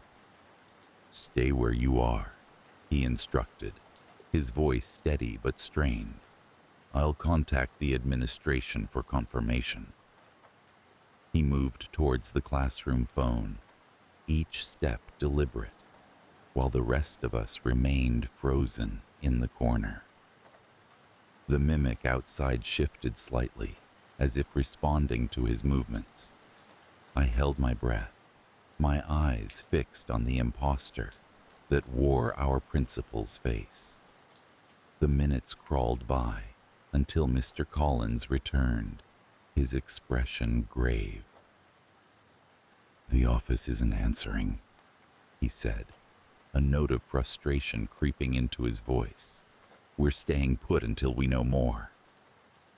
The realization that we were effectively cut off, isolated from any outside assistance, began to sink in. Desperation clawed at the edges of my mind, a primal fear of the unknown that threatened to overwhelm rational thought. The mimic continued its silent vigil, a harbinger of our potential doom. As the day crept into the afternoon, the oppressive atmosphere took its toll. Whispers of dread circulated among us, theories and half-formed ideas as to the nature of the creature outside. Some speculated it was a prank, others murmured about government experiments gone wrong, but no explanation could dispel the fear that clung to us like a second skin. Then, without warning, the lights flickered and died, plunging us into a twilight of shadows and uncertainty. Someone stifled a cry, and Mr. Collins quickly reassured us, his figure barely visible in the dim light. "Stay calm," he urged, though his voice wavered slightly. "We'll be all right." But his words did little to quell the rising panic. In the darkness, our imaginations ran rampant, conjuring images of horrors that lurked just beyond the veil of reason. The mimic outside was no longer visible, but its presence was palpable, a malignant force that thrummed in the very walls of the school. Hours passed, though it felt like an eternity. In the silence, I could hear the beating of my own heart, a frenetic metronome that kept time with the tension in the air. We were trapped in a strange limbo, cut off from the world and at the mercy of an entity that defied comprehension. Then, a sound broke the monotony, a low, resonant hum that seemed to emanate from the very foundation of the building. It was a vibration that reverberated through the floor, sending shivers up my spine. The mimic, it seemed, was not content to simply observe. Mr. Collins moved cautiously towards the door, his silhouette barely discernible against the faint light that seeped in from the hallway. "Stay here," he instructed, his tone a mixture of resolve and uncertainty. "I'll see what's going on." We watched as he opened the door, the creaking hinges a discordant note in the oppressive quiet. He stepped into the hallway, the door swinging shut behind him with a soft click. We were alone now, abandoned to our fears and the unknown that stalked us. Minutes ticked by, each one heavier than the last, until the door creaked open once more. But it wasn't Mr. Collins who stepped through. It was another version of him, a perfect copy down to the last detail. The mimic had found a new form, a new disguise to wear. We recoiled, a collective gasp of horror that cut through the silence. The mimic regarded us with a dispassionate gaze, its eyes devoid of the humanity that should have been there. It moved with deliberate slowness, as if savoring the fear it inspired. "Everything is fine," it said, its voice an uncanny echo of Mr. Collins. "Return to your seats." But we remained huddled in the corner, our instincts screaming against the command. The mimic's facade slipped momentarily, a flicker of something alien in its expression, before it resumed its charade. It was a grotesque mockery of life, a perversion of everything we knew to be real. The tension in the room reached a fever pitch, a crescendo of fear that threatened to shatter our fragile composure. We were caught in a nightmare, a waking dream from which there was no escape. The mimic's presence was a constant reminder of our helplessness, a specter that haunted our every thought. As the day dragged into evening, the mimic maintained its vigil, a silent sentry that watched our every move. The sky outside darkened, the shadows lengthening as the sun dipped below the horizon. We were trapped in a cycle of fear and uncertainty, prisoners of a creature that defied all logic and understanding. Finally, as night fell, the mimic withdrew, its form dissolving into the shadows as quietly as it had appeared. We were left in stunned silence, the weight of the day's events pressing down on us with relentless force. The school was still, the only sound the distant rumble of thunder in the gathering storm. In the aftermath, we emerged from our corner, tentative and wary, like survivors of a disaster that had left no visible scars. The halls were empty, the school a maze of darkness and echoes. We found Mr. Collins at the other end of the building, disoriented but unharmed, his memory of the event a jumbled haze of confusion. The days that followed were a blur of questions and speculation, a flurry of activity as authorities attempted to piece together what had happened. But there were no answers, no rational explanations to be found. The mimic remained an enigma, a phantom that had slipped through the cracks of reality and disappeared without a trace. In the weeks that followed, life at the school slowly returned to a semblance of normalcy, though the shadow of that day lingered in the corners of our minds. We spoke of it in hushed tones, the specter of the mimic a constant presence in our thoughts. It had become a part of our story, a chilling reminder of the unknown that lurked beyond the edges of our understanding. For me, the fear never truly faded. It lingered like a persistent chill, a whisper at the back of my mind that refused to be silenced. The mimic had left its mark, an indelible impression that haunted my dreams and colored my perception of the world. I couldn't forget the way it had watched us, the cold, calculating gaze that had seen through to the core of our being. Even now, as I stand in the familiar halls of the school, I am acutely aware of the shadows that dance at the periphery of my vision. I know that the mimic is gone, but the fear endures, a testament to the power of the unknown. It is a reminder that there are things in this world that defy explanation, mysteries that dwell in the spaces between reality and nightmare. And so, I continue on, moving through the corridors of life with a heightened awareness, a sense of apprehension that never quite leaves me.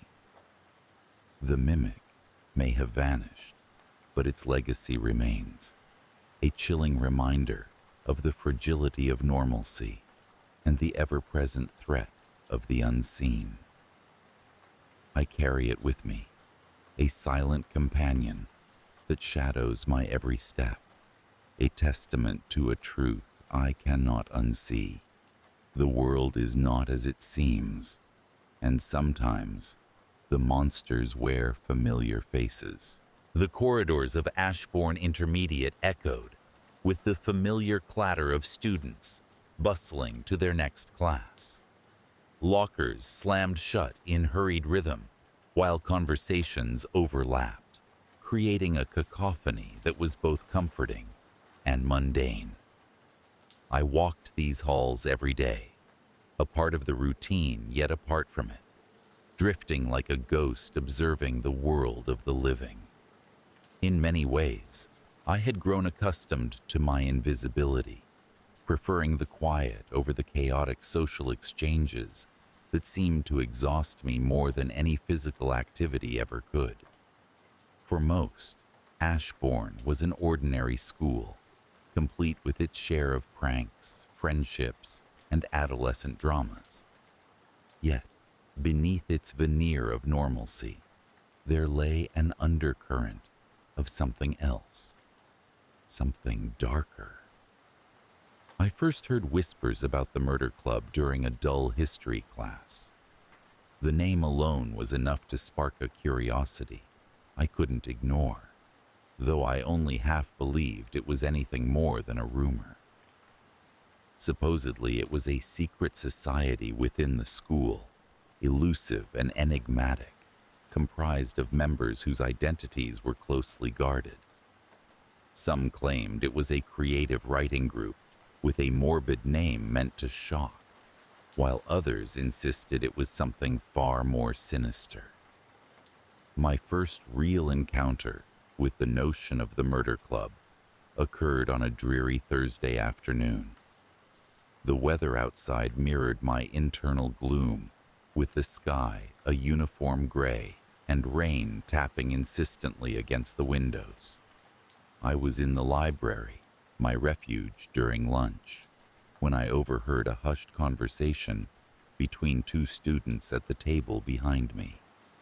They spoke of a meeting happening that very night, a gathering of the club. My heart quickened at the mention of a location, the old auditorium, said to be haunted and long since abandoned. Underneath my usual calm exterior, a strange thrill took root, fueled by the possibility of uncovering the truth about this secretive group. That night, I found myself standing outside the auditorium, the building looming ominously against the darkened sky. The rain had ceased, leaving the air crisp and charged with anticipation. I hesitated at the entrance, questioning the wisdom of what I was about to do.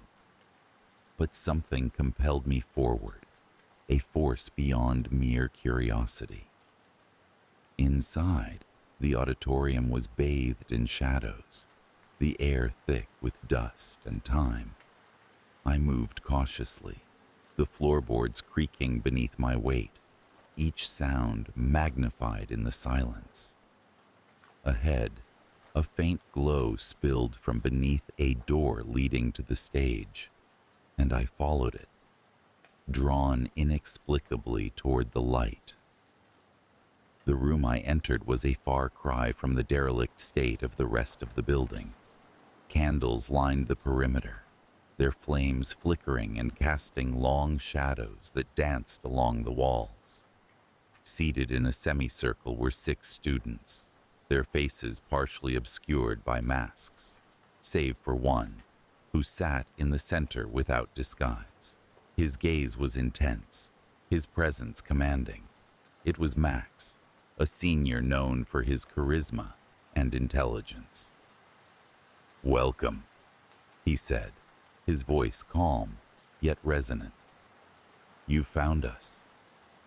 His words held an unsettling finality, as though my arrival had been anticipated.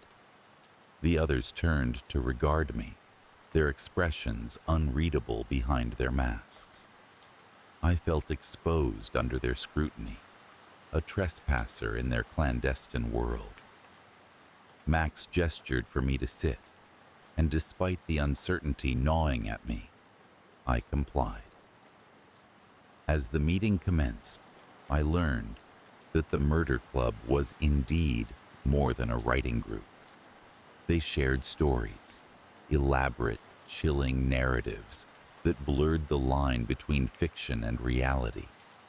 Each tale was told with an intensity that left me unsettled, as though the words themselves held a power that transcended their form. It was during these stories that I first sensed something otherworldly. The air seemed to shift, growing heavy with an unseen presence. I found it difficult to breathe, as though the stories were weaving a spell that tightened around my chest. I glanced at the faces around me, searching for signs that they too felt this oppressive force. But they remained absorbed in the tale being told. Weeks passed, and I continued attending the gatherings of the Murder Club. Each meeting unfolded like a ritual, stories shared in hushed voices that resonated in the silence. Yet, with each one, the sense of unease within me grew. I began to notice subtle changes in the world around me, shadows that seemed to flicker in the corners of my vision, whispers that hovered at the edge of hearing. It was as if the stories were bleeding into reality, seeping into the fabric of the everyday. It wasn't long before I realized that the stories were more than mere fiction. They were manifestations, creations brought to life by the collective belief of the club's members. The realization struck me with a cold clarity, a truth too fantastic to fully comprehend, yet undeniable in its simplicity. The tales we spun in that candlelit room held the power to shape the world, guided by the imagination and intent of those who told them. This discovery left me both terrified and intrigued. I found myself drawn deeper into the club's orbit, captivated by the potential of what we could create. what we could unleash. Yet, with each meeting, the stories grew darker, more sinister, as if the power we wielded was corrupting us from within. I could see it in the eyes of my fellow members, shadows lurking in their gazes, a hunger for more. It came to a head one evening when Max proposed a story more ambitious than any before. He spoke of conjuring something tangible, a being born from our collective will, a challenge to prove the extent of our abilities. The idea was intoxicating, the implications both exhilarating and terrifying. I watched as the others nodded in agreement, caught up in the fervor of creation, their eyes alight with a fervent zeal. We began, our voices blending in a symphony of words that wove a tapestry of reality and fantasy. The energy in the room shifted, pulsing with a life of its own, and I felt it thrumming beneath my skin, a vibration that resonated in my bones. As the story reached its crescendo, I could sense something taking shape in the shadows, a presence born from our collective imagination. It was exhilarating, terrifying, a moment suspended between thought and existence. But as we reached the climax of our tale, something went wrong. The presence we had conjured was not what we expected. It twisted and writhed, a thing of darkness and hunger, born not of our intent, but of the fear and doubt that lurked within us. The room grew cold, the air sharp with the taste of ozone, and I could feel the presence pressing against my mind, probing, seeking a way in. Panic surged through the group, our once unified voices fracturing into chaos. We had lost control, the power we had wielded slipping through our fingers like sand. The presence grew stronger, feeding off our fear, and I could see it in the eyes of my companions, the dawning realization that we had unleashed something we could not contain. In that moment of despair, I understood the nature of what we had done. The stories were not merely reflections of our imagination. They were entities in their own right, shaped by the emotions that fueled them. And this being, this shadowed creature, was born of our darkest fears, a manifestation of the very essence we had sought to control. Desperation drove me to act. With a clarity born of necessity, I focused my thoughts, drawing on fragments of stories, memories, anything that could serve as a tether to reality. The presence recoiled, and I felt its grip loosen, the air growing lighter as it withdrew. The others followed suit, their voices rising in a chorus of defiance, and together we pushed back against the darkness.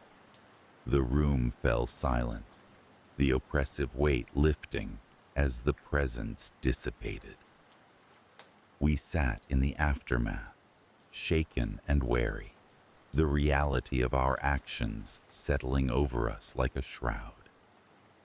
The murder club had played with forces beyond our understanding, and we had paid the price. The stories were no longer harmless. The power they held a double-edged sword that could cut both ways.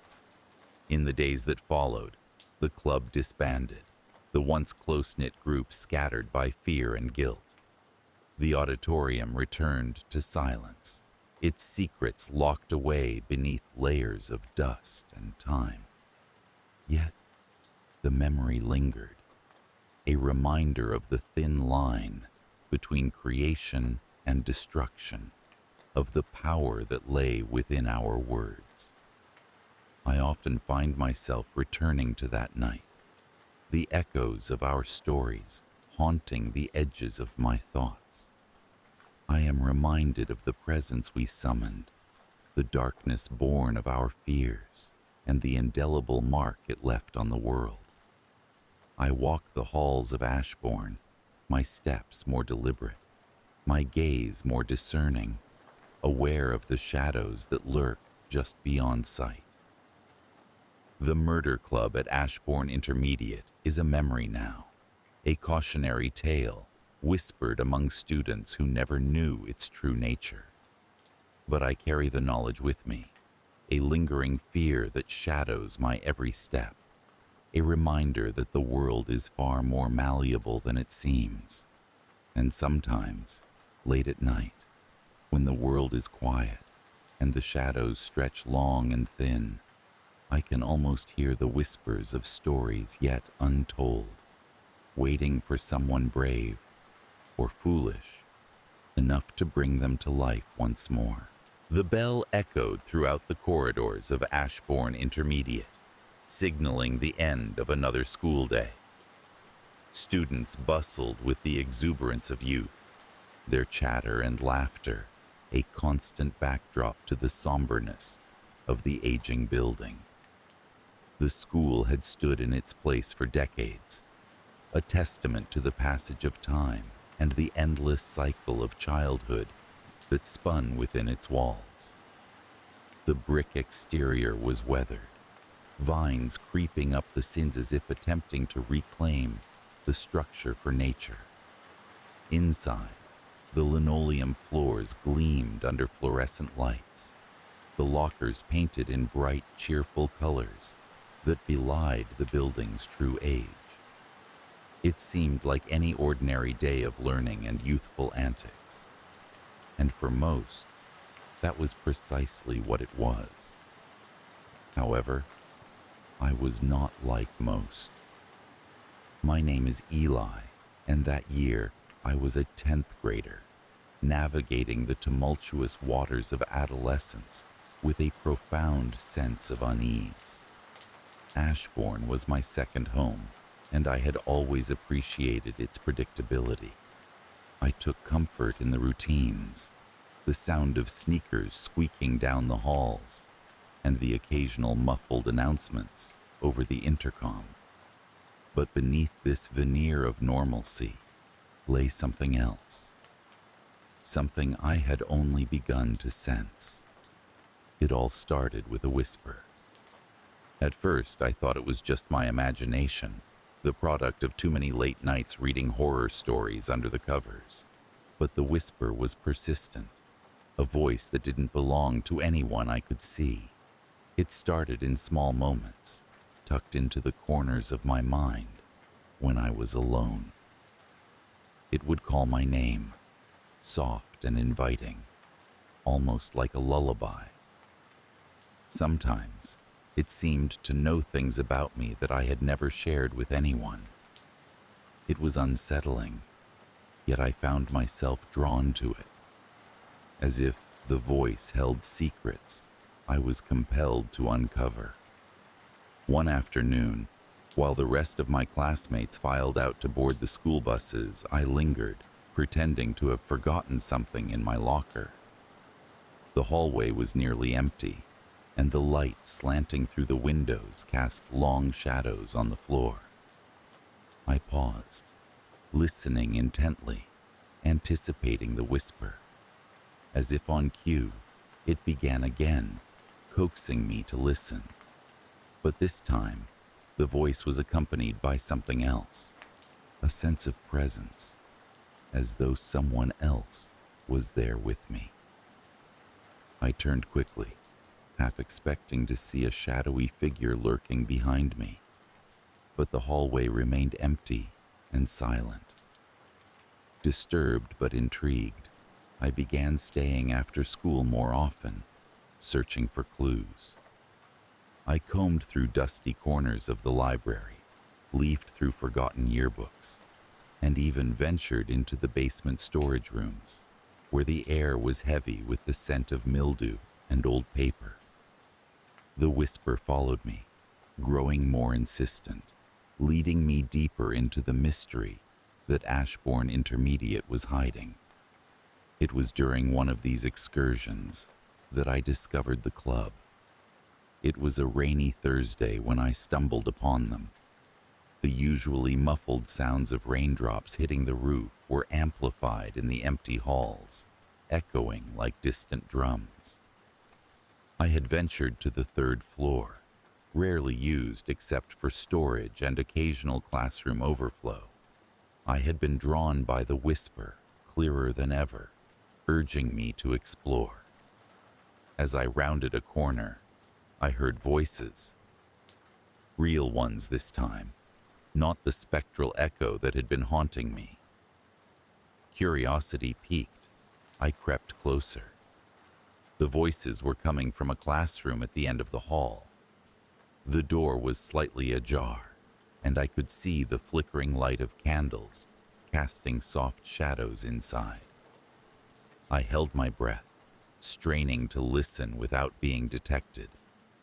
The voices were low, murmuring in a tone that suggested secrecy. They spoke of the club and the next phase, words that sent a chill down my spine. I pushed the door open just enough to peer inside. A circle of students, none much older than myself, sat around a table. In their midst lay an old book, its cover worn and pages yellowed with age. They were all familiar faces from my classes, and yet there was something about their expressions, serene and focused, that seemed different, almost otherworldly. One of them, a boy named Marcus, whom I remembered for his quiet demeanor, was speaking. His voice was calm, yet carried a weight that demanded attention. "Tonight, we will reach out to the others," he said. "We must ensure we follow the instructions precisely." The others nodded, and as they did, a cold breeze seemed to sweep through the room, despite the lack of open windows. I watched, transfixed, as they began to chant, their words unintelligible but rhythmic. The air felt charged, like the moments before a storm. I wanted to step back, to escape before I was noticed, but I was rooted to the spot, as if the very shadows had wrapped around my ankles, holding me in place. And then, for the first time, the whisper came not from within my mind, but from Marcus himself, clear as day. "Eli, we know you're there." My heart jumped to my throat. I stumbled backwards, the door creaking loudly as I did. The students turned, their eyes locking onto mine with a knowing gaze. There was no anger or surprise, only a quiet acceptance, as if they had been expecting me all along. "Join us," Marcus invited, his voice as soothing as the whisper had ever been. "We understand what you seek, and we can help you find it." Caught off guard, I hesitated. The logical part of my mind screamed at me to flee, to put as much distance between myself and whatever this was. But a deeper part of me, the part that had been enthralled by the whisper, was curious, yearning to know more. With a sense of inevitability, I stepped forward, crossing the threshold into their world. The door closed behind me with a soft click, sealing my fate in a way I couldn't yet comprehend. The circle widened to accommodate me. They handed me the book, its pages filled with symbols and words from some forgotten language, and I found that I understood them, as if they had been waiting for me to read them all along. The days that followed blurred into a strange routine. I attended my classes as usual, but my mind was elsewhere, preoccupied with the secrets I was beginning to uncover. The club, I learned, was much more than a mere gathering of curious students. They were a conduit, a bridge between our world and something far older and more powerful. Marcus became my guide, explaining that the whisper, the voice that had led me to them, was the same force they had come to know. It had chosen us, he said, for reasons we might not fully understand, but must accept. The rituals were a means of communication, an invitation to the entities that existed beyond the fabric of our reality. As we delved deeper into the club's practices, strange things began happening around the school. Lights flickered more often, and shadows seemed to stretch and sway unnaturally. Yet no one else seemed to notice, as if an invisible barrier separated us from the rest. We were becoming a part of something larger, something that transcended the mundane existence we had known. My nights were filled with dreams, vivid and unsettling. I walked through endless corridors that spiraled into nothingness, heard voices not my own whispering secrets I couldn't fully grasp. Each morning I awoke with a sense of dread and anticipation, knowing that each day brought us closer to the culmination of our efforts. The climax came on a night when the moon hung low and full, casting an ethereal glow over Ashbourne. We gathered in the same dimly lit room, the candlelight flickering against the oppressive darkness outside. Marcus explained that tonight we would attempt the final step, the ultimate communion with the other side. The air was electric with anticipation and anxiety. As the ritual began, the temperature in the room dropped noticeably. Our breath came out in visible puffs, mingling with the smoke from the candles. We joined hands, forming an unbroken circle as Marcus led us in the chant. The words felt heavy on my tongue, yet familiar, as if they were a part of me. And then it happened. The room shuddered, a low thrumming sound vibrating through the floor. The shadows around us twisted, coalescing into shapes that defied logic. A presence filled the space, enveloping us with its vastness. It was both beautiful and terrifying, a force beyond comprehension. And for a brief moment, I understood everything. The whispers, the rituals, the hidden truths of the universe. But as quickly as it had come, the connection snapped, leaving us gasping in its wake. The room returned to its former state, the candles burning down to stubs. We sat in silence, the enormity of what we had experienced settling over us like a heavy shroud. The days that followed were marked by an unsettling calm. We spoke little of the events, each of us grappling with what we had seen and felt. The whisper that had once been my constant companion was silent now, leaving a void that was almost tangible. Life at Ashbourne resumed its normal rhythms, yet nothing felt the same. I saw the world through different eyes, aware of the unseen layers that lay beneath the surface. The club disbanded, our purpose seemingly fulfilled, yet a lingering fear remained. We had touched something profound, and I couldn't shake the feeling that it had left a mark on us, on me. Sometimes, when I am alone, I feel a shadow pass over me, a reminder of that night and the world we had glimpsed. It is a silent promise, or perhaps a warning, that the story is not yet over. And in the quiet spaces between thoughts, I wait, listening for the whisper's return, knowing that one day it will call to me again. The abandoned school, loomed in the distance like a forgotten relic of a bygone era. Broken windows, their edges softened by time and neglect, stared out like hollow eyes onto the overgrown playground where silence reigned, interrupted only by the occasional rustle of leaves. For years, the building had been an object of local lore, a place where the boundaries of the ordinary world frayed at the edges and mysterious tales took root.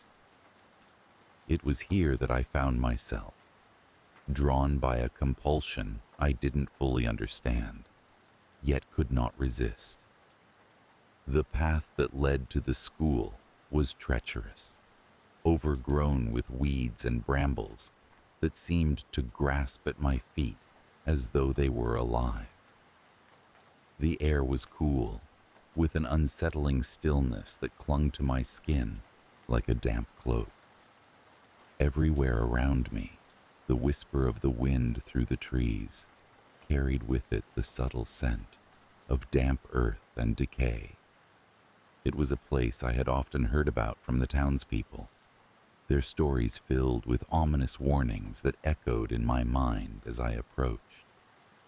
"Ben, are you sure about this?" I whispered to myself, a habit I had picked up from spending too much time alone. But it was a question I knew the answer to. Something had changed in my life, something that I couldn't quite put my finger on, and it was this change that had led me to the school. The sense of normalcy that I had once cherished had been punctured by an inexplicable series of events that had upended my understanding of reality. The first time it happened, I was in my apartment, a place that had always been my sanctuary. I was reading, or at least trying to, but I couldn't focus. The words on the page seemed to blur, and a strange sensation washed over me, like the whisper of something just beyond perception. It was as though the air had shifted, vibrating with a frequency that I couldn't hear, but could feel deep in my bones. Then, just as suddenly as it had begun, it ceased, leaving me with a lingering sense of unease. The disturbances became more frequent, each one a little more intense than the last, until they became a part of my daily existence.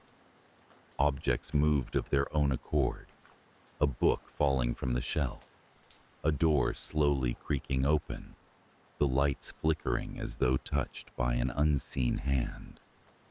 It was as if the world around me had come alive in a way that defied explanation, hinting at forces I couldn't comprehend. I questioned my sanity, doubting the evidence of my own senses, yet I couldn't shake the feeling that something profound was at work. It was during one of these episodes, when the air seemed to hum with an electric tension, that I first heard the voice, a whisper that curled through the silence, its tone both commanding and gentle, as though calling me to a place beyond my understanding. "Seek the truth," it said, the words resonating within me in a way that was at once foreign and familiar. I knew that it was more than a hallucination. It was a call to action, a call that led me to the abandoned school. As I stood at the threshold, my mind a whirl of confusion and anticipation, I hesitated, feeling the weight of the unknown pressing against me. But the compulsion was too strong, a pull that I couldn't resist, urging me to step into the darkness that lay beyond the shattered doors. Inside, the air was cool and stale, carrying with it the scent of dust and old wood. Shafts of light filtered through the broken windows, casting eerie patterns across the walls that seemed to shift and move like living things. Each step I took echoed in the vast, empty halls, a reminder of the countless lives that had once filled this place with laughter and learning. Now, it was a shell, a vessel for secrets untold, and I was the intruder. As I wandered through the corridors, I became acutely aware of the presence that had drawn me here. It was neither malevolent nor benign, yet it held an authority that demanded attention. I was not alone, and the realization sent a shiver down my spine. I felt the gaze of eyes unseen, watching my every move, judging my intentions. Yet, despite the fear that gripped me, I continued on, driven by a sense of purpose that I couldn't quite articulate. It was in one of the classrooms, the desks overturned and scattered like forgotten relics, that the air shifted again. This time, it was more intense, a palpable energy that crackled through the space with a force that set my heart racing. From the shadows, they emerged, figures formed from the very darkness itself, their shapes indistinct, yet undeniably present. Paranormal creatures, their forms twisting and shifting like smoke, their eyes gleaming with an unnatural light. Instinctively, I stepped back, my mind struggling to comprehend the impossible reality before me. Yet even as fear clawed at my resolve, I remembered the voice, its words a beacon in the chaos. Seek the truth. I knew then that this was my purpose, my role in a drama that had been unfolding long before I became aware of it. The creatures moved with a grace that belied their otherworldly nature, circling me slowly as though assessing my worth. I could feel their power, a force that threatened to overwhelm me. Yet I stood my ground, refusing to yield to the terror that threatened to consume me. In that moment, I understood what was required of me, not to fight, but to listen, to open myself to the truth that lay hidden within the shadows. As if in response to my silent resolution, the air shimmered, and another presence made itself known. It was unlike the others, its form radiant with a light that seemed to emanate from within, casting the darkness into stark relief. A divine warrior, its armor glinting with an ethereal sheen, its eyes filled with an ancient wisdom that transcended time. The creature and the warrior faced each other, their confrontation a silent battle that played out on a plane beyond my understanding. I was caught between them, a reluctant hero thrust into a role for which I was unprepared. Yet even as fear gnawed at the edges of my consciousness, I felt a calm wash over me, a certainty that this was where I was meant to be. In a gesture of solidarity, the warrior turned its gaze towards me, its eyes conveying a message that needed no words. I understood then that I was not alone, that I was part of something greater, a tapestry of events that intertwined the fate of the living and the ethereal.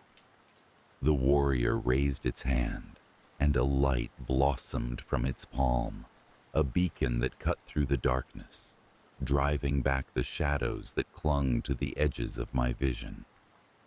The creatures hesitated, their forms wavering as though caught in a struggle between light and darkness. I realized that they were not evil, but rather guardians of a truth that had long been forgotten, a truth that I was destined to uncover. In that moment, I felt a connection to them, a bond that transcended fear and a sense of peace settled over the room. The warrior nodded, its expression one of approval, and I knew that I had passed some unspoken test. The light from its hand expanded, enveloping the room in a radiant glow that banished the shadows and revealed the true nature of the school. I saw then, through the veil of time, the lives that had once thrived in these halls, the laughter and tears, the hopes and dreams that had left their mark on the very fabric of the place. As quickly as it had begun, the vision faded, leaving behind a lingering warmth in my heart. The creatures, their purpose fulfilled, began to dissolve into the darkness from whence they came, their task complete.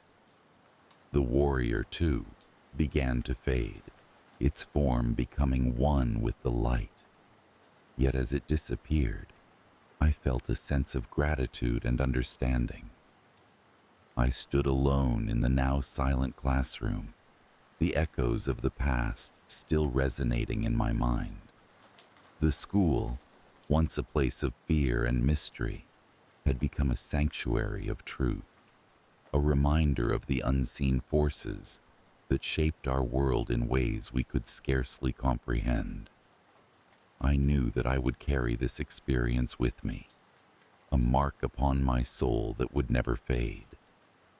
As I left the school, the cool air of the outside world wrapped around me like a familiar embrace. The path that had once seemed so foreboding now lay clear before me, a testament to the journey I had undertaken. The world beyond the school had not changed, yet I had, my understanding of reality, forever altered by the events of that day. Though the disturbances that had plagued my life ceased, replaced by a newfound sense of peace, the lingering fear remained, a reminder of the vast unknown that lay beyond the veil of our existence. I had glimpsed it, faced it, and emerged, transformed. The voice, the creatures, the warrior, all were now a part of me, guiding me towards a destiny I had yet to fully understand. In the quiet solitude of my apartment, I reflected on the events that had led me to the abandoned school. I knew that I had been chosen, not as a hero in the traditional sense, but as a witness to the hidden truths that lay beneath the surface of our world. And though the future remained uncertain, I found solace in the knowledge that I was not alone, that the light would guide me through the darkness, and that the truth, once revealed, could never be forgotten. I always thought of Maine as a quiet sanctuary, a place where the whisper of pine trees and the gentle crash of ocean waves could lull even the most troubled soul into a state of tranquility. It was here, nestled among the rugged cliffs and serene beaches, that I spent my childhood. Growing up, I would lose myself in the rhythm of the sea, the hypnotic ebb and flow that promised constancy in a world that seemed to be spinning ever faster. My parents, Ellen and David, were the stalwart anchors of my life. Their love was a beacon, guiding me through the choppy waters of adolescence. They weren't perfect, but their imperfections were as familiar to me as the worn grooves of the kitchen table where we shared countless meals.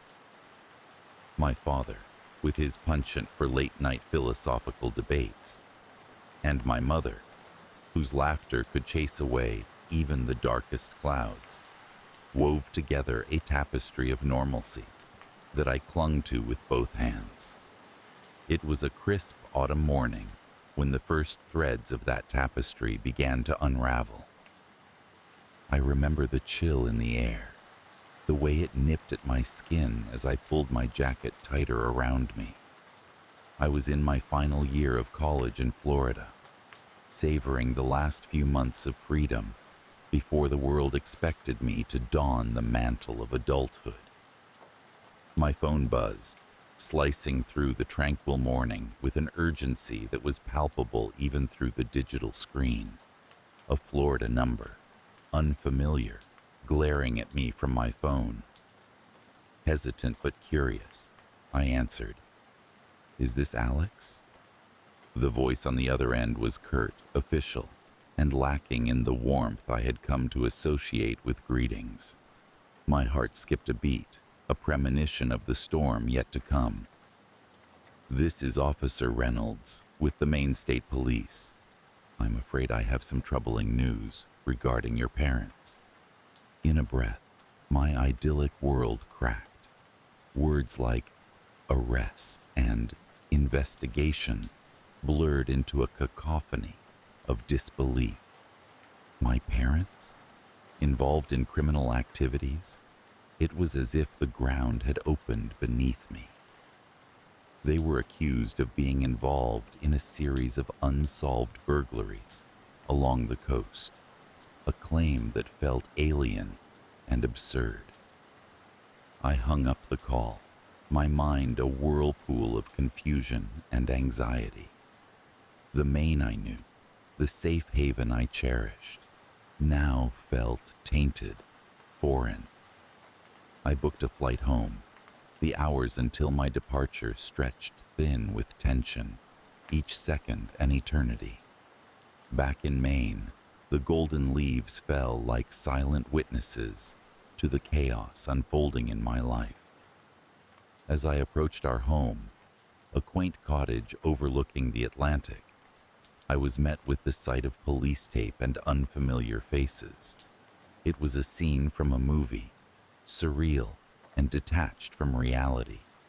Inside, the house bore the marks of a recent search. Drawers left ajar, papers scattered like leaves, photographs turned face down, as if ashamed.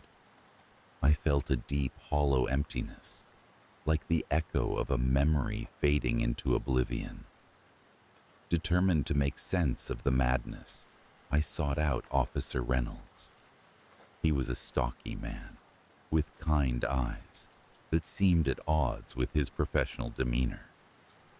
"Alex, your parents are being held pending further investigation. We understand this is difficult, but we need your cooperation." "What did they actually do?"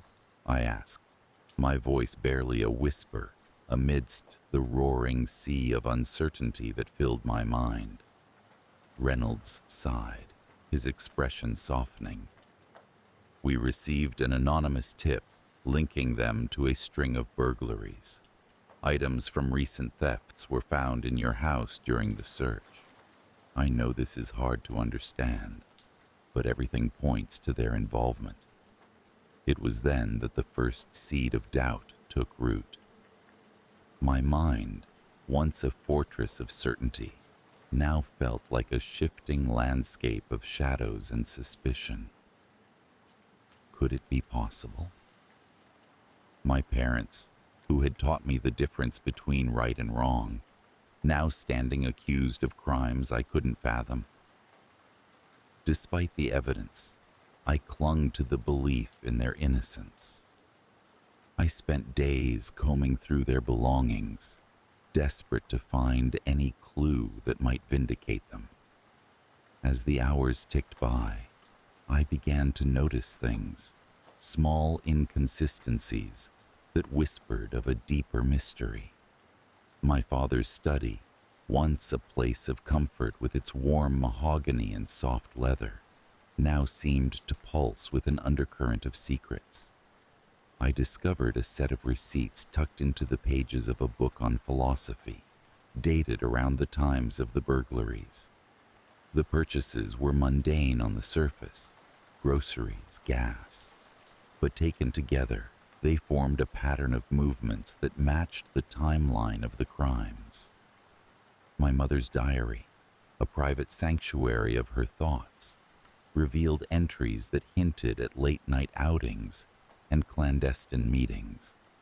Yet, even as suspicion grew, so did my resolve to prove their innocence.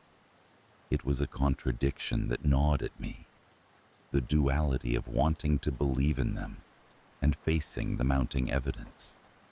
As I delved deeper, I began to question not only their actions, but my own perceptions.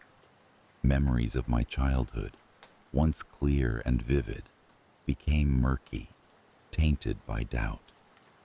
Had I missed something fundamental about them? Was I an unreliable narrator in my own life story? My friends in Florida reached out, their voices a lifeline amid the chaos. They tried to offer comfort, but I could hear the hesitation, the doubt that crept into their words like a shadow. I found myself withdrawing, the fear of judgment and misunderstanding too great a burden to bear. Days turned into weeks, and the investigation continued, a relentless tide that eroded my faith. The media caught wind of the story, their sensational headlines casting my parents as villains in a drama that seemed to have no end. I was a captive audience, watching as their lives, and mine, were dissected and displayed for the world to see. As Christmas approached, the festive cheer felt like a cruel joke. The lights and decorations, once a source of joy, now mocked me with their brightness. It was in this state of mind that I journeyed once more to Florida, seeking refuge in the familiar warmth and sunshine. Yet, even there, the specter of doubt followed me. I was haunted by a recurring dream, a twisted version of my childhood home, where rooms shifted and walls whispered secrets I couldn't quite grasp. I would wake in a cold sweat, the feeling of being watched, lingering long after the dream had faded. It was during one of these restless nights that I received a call from Officer Reynolds. "We've made a breakthrough," he said, his voice tinged with excitement but tempered with caution.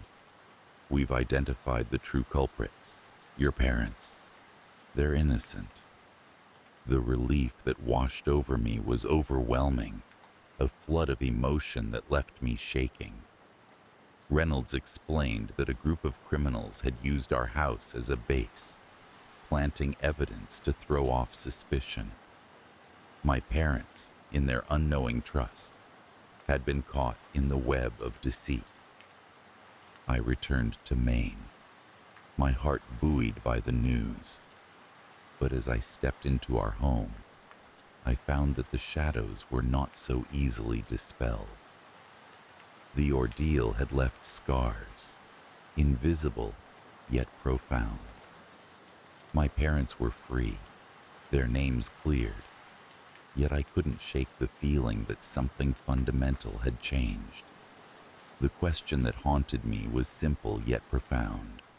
Could I trust my own perceptions?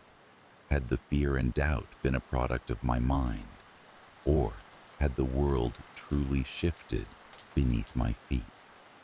I found myself questioning everything, from the solidity of the ground beneath me to the faces of those I loved.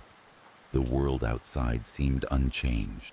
The sea continued its ceaseless dance against the shore, and the trees stood tall and unbending.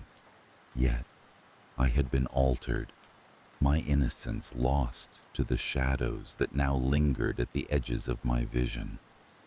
Even as my parents resumed their lives, the fear remained, a constant companion whispering what ifs, and could it happen again? In quiet moments, I would catch a glimpse of something in their eyes, a shared understanding of the fragility of trust and the weight of unfounded suspicion. And so, I learned to navigate this new reality, aware that the mind can be as much a prison as a haven. I returned to Florida to complete my studies, carrying with me the shadows of doubt that had become as much a part of me as my own skin. My friends, sensing the change in me, tread carefully, offering support without probing too deeply into wounds that had yet to heal. With time, the memories of that tumultuous period began to fade, yet the lessons lingered, etched into my consciousness like the grooves on that old kitchen table. I realized that trust, once broken, could be rebuilt, but it would never be as pristine as it once was. In the end, it was the sea that offered the most solace, its eternal rhythm a reminder of continuity amid chaos. Standing on the cliffs overlooking the Atlantic, I let the wind carry away my fears, leaving behind a sense of acceptance. The shadows might never fully disappear, but I could learn to live with them, to find peace in their presence. Life moved on, as it always does, yet I remained vigilant, aware that beneath the veneer of normalcy, the world was a place of infinite complexity and unseen dangers. And as I walked the line between certainty and doubt, I knew that the true horror lay not in the shadows themselves, but in our inability to see them for what they truly were. The house sat at the end of a winding gravel road, nestled amidst the towering trees of the dense Virginian woods. It was an old structure, full of character and stories that were never told. For as long as I could remember, the house had been my world, my prison, and my sanctuary in equal measure. Mother said it was for my own good, that the world outside was a ferocious beast, waiting to devour those who dared to roam too far from shelter. The windows were framed with heavy dark curtains, keeping the outside world at bay. I could hear the birds singing and the wind rustling through the leaves. Yet, I had never felt the sunlight on my skin without the glass barrier. My life was a tapestry of routines, woven with careful precision by my mother. Each morning, I would wake to her melodic voice, calling me for breakfast. The rest of the day was a predictable cycle of chores, reading, and learning. My lessons were comprehensive, covering an array of subjects deemed necessary by Mother to prepare me for a world I was never allowed to see. I was not unhappy, at least not in a way I could comprehend.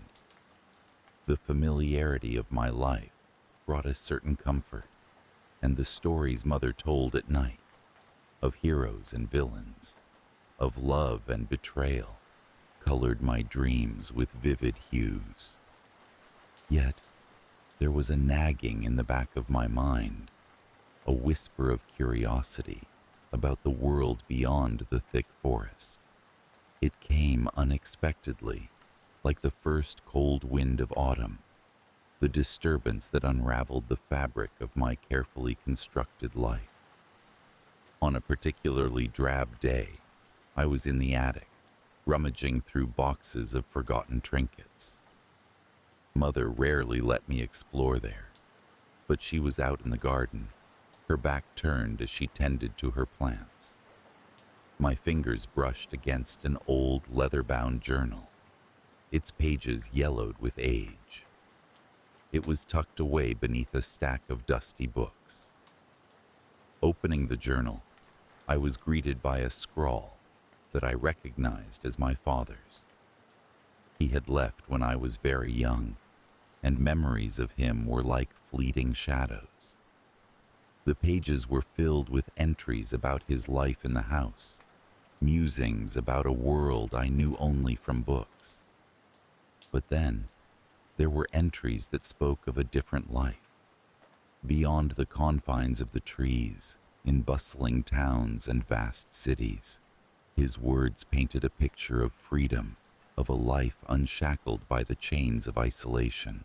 I read with rapt attention, page after page, until a coughing fit from downstairs broke my concentration. Hastily, I replaced the journal and dusted off my clothes. Mother never spoke of father, and I had learned not to ask, her eyes always hardening at his mention. Yet, that evening, as she prepared dinner, her face etched with concentration, I couldn't help myself. "Mother," I asked, trying to keep my voice steady, "why did father leave?" She paused, her hands momentarily stilling over the cutting board. Her eyes met mine, and for a moment, there was a flicker of something, fear, perhaps, or regret. But then it was gone, replaced by the familiar warmth she always wore, like a mask. "He had dreams, my dear," she said softly. "Dreams that took him away from us." The answer was vague, yet it stirred something within me. That night, as sleep eluded me, I thought of father's dreams, of the world he had once been a part of, and a seed of yearning took root in my heart. The following days were a blur of restlessness. The routines that once grounded me now felt suffocating. I found myself returning to the attic, poring over father's journal whenever I could steal a moment. Each entry was a window to a world I longed to experience, but with each secretive reading, the weight of my guilt grew heavier. Mother had sacrificed everything to keep me safe, and yet here I was, pining for what lay beyond. The escalation was inevitable. Curiosity, like a flame, is not easily extinguished. One morning, as the first light of dawn peeked through the trees, I found myself standing at the edge of the property, the forest looming before me like an ancient sentinel. The air was crisp, filled with the scent of pine and damp earth. My heart raced, a cacophony in my chest, as I took a tentative step forward, and then another. The world outside was both frightening and exhilarating. The forest was alive, teeming with life I had only read about. As I wandered deeper, the trees became my companions, their whispers urging me onward. Hours passed in a blink, the sun tracing its arc across the sky, and soon I realized I had ventured farther than ever before. Panic gripped me, a cold hand around my heart as I turned to retrace my steps. It was then that I saw it, an old, forgotten path, barely visible beneath the underbrush. It called to me, like a siren from a sailor's tale, and before I knew it, my feet were moving of their own accord. The path wound through the forest, leading to a clearing where a dilapidated cabin stood, its roof sagging and windows shattered. Curiosity outweighed caution as I approached. The cabin was a relic, a testament to time's relentless march. Inside, the air was stale, thick with dust and memories. I wandered through the rooms, each filled with remnants of a life once lived. In the corner of what might have been a living room, I found a photograph, faded and creased, yet unmistakable. It was of my father, standing beside a woman I did not recognize. The discovery turned my world upside down. Who was she? And why was this photograph hidden here, in a place I was never meant to find? The questions swirled in my mind, a tempest of confusion and betrayal. The journey back home was a blur, my thoughts racing like a tempest. I returned just as dusk fell, the house bathed in the golden glow of the setting sun. Mother was waiting, her face a mask of worry that quickly transformed into relief as she saw me. She pulled me into a tight embrace, her arms trembling. "Where have you been?" she demanded, her voice quaking with a mixture of anger and fear. I got lost," I lied, the words tasting bitter on my tongue. Her eyes searched mine, and for a moment I feared she saw through the deception. But she only sighed, her expression softening as she brushed a stray leaf from my hair. "Promise me you'll never do that again," she whispered, and I nodded, the weight of my secret pressing heavily on my conscience. That night, as the house settled into silence, I lay awake, the photograph burning a hole in my thoughts. Who was the woman? Was she the reason Father had left? As the clock ticked away the hours, I resolved to find answers. The following days were filled with a tension that lay thick in the air. Mother watched me closely, her gaze like a hawk, yet I persisted in my search for the truth. My mind was a whirl of possibilities, each more unsettling than the last. And then, one evening, as I helped Mother prepare dinner, I finally gathered the courage to ask. "Mother," I began, my voice barely more than a whisper, "who was the woman in Father's photograph?"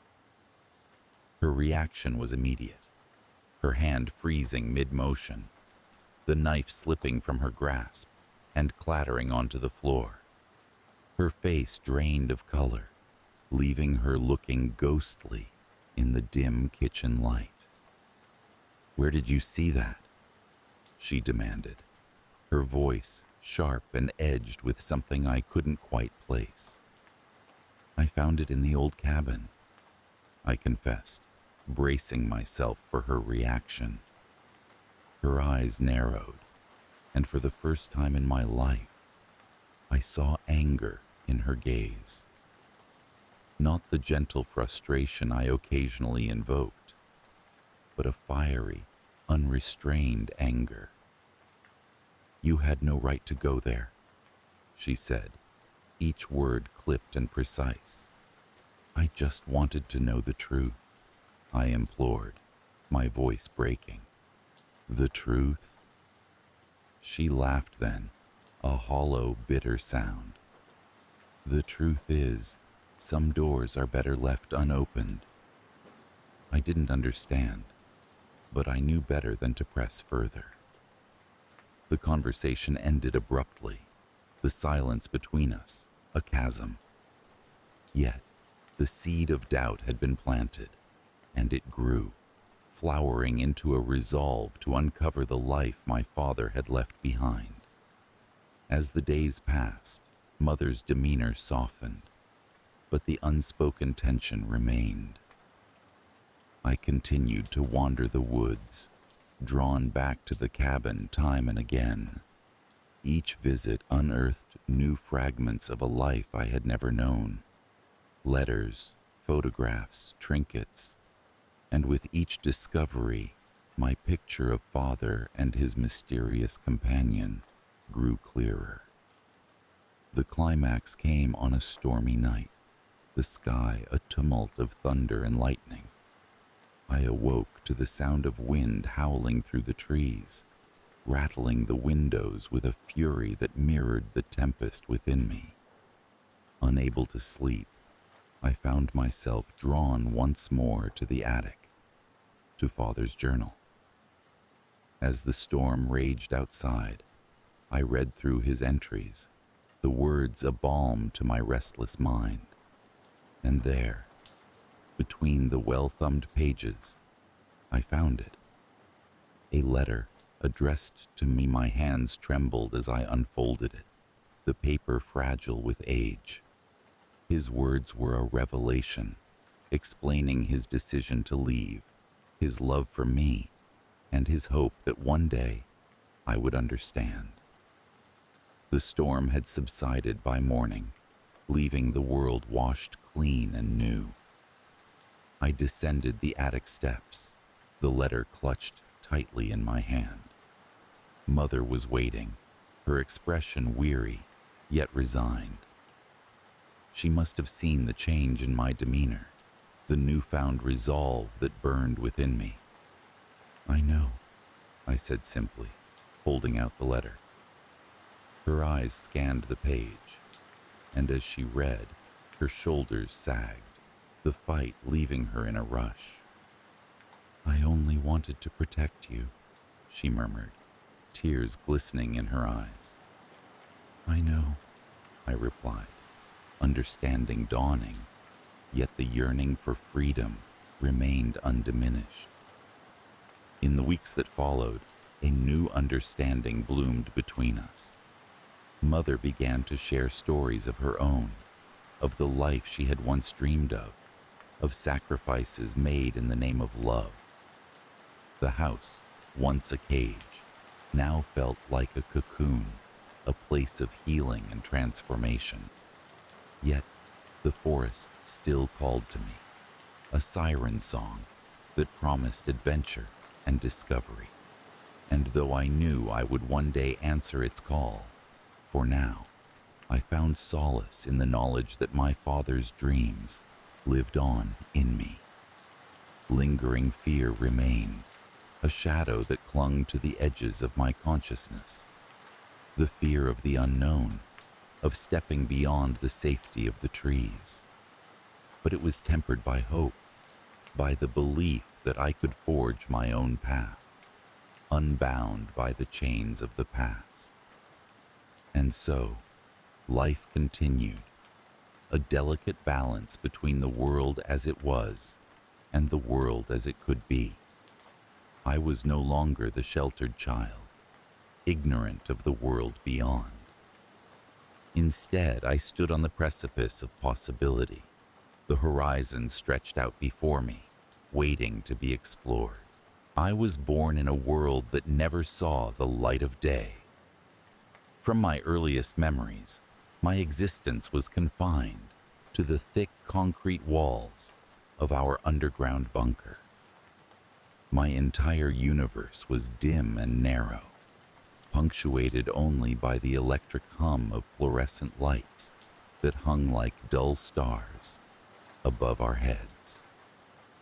Here, reality was defined by the echoing footsteps on cold floors and the persistent, unchanging air that had long since lost any hint of freshness. Despite the oppressive nature of our home, I had never questioned its purpose.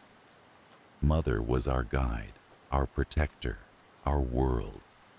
She was everything to us, her voice a constant echo that shaped the very fabric of our daily lives. Her rules were simple, her expectations clear. She provided for us with an unwavering devotion that was as steady and immovable as the walls around us. In her presence, there was safety. In her embrace, there was warmth. Outside, Mother said, the world was a savage place.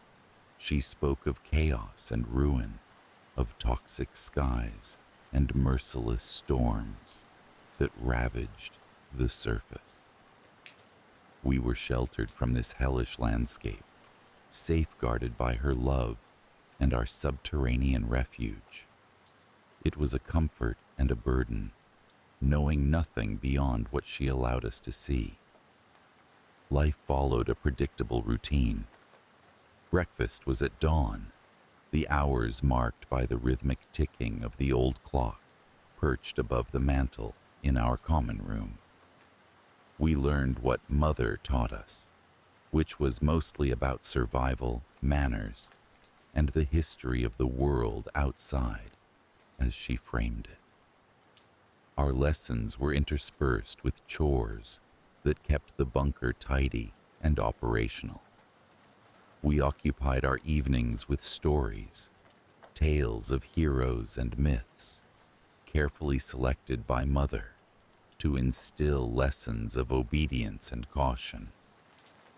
I was content, or at the very least resigned. The others, 3 siblings, all younger, seemed to share my acceptance. They knew as little of the outside as I did.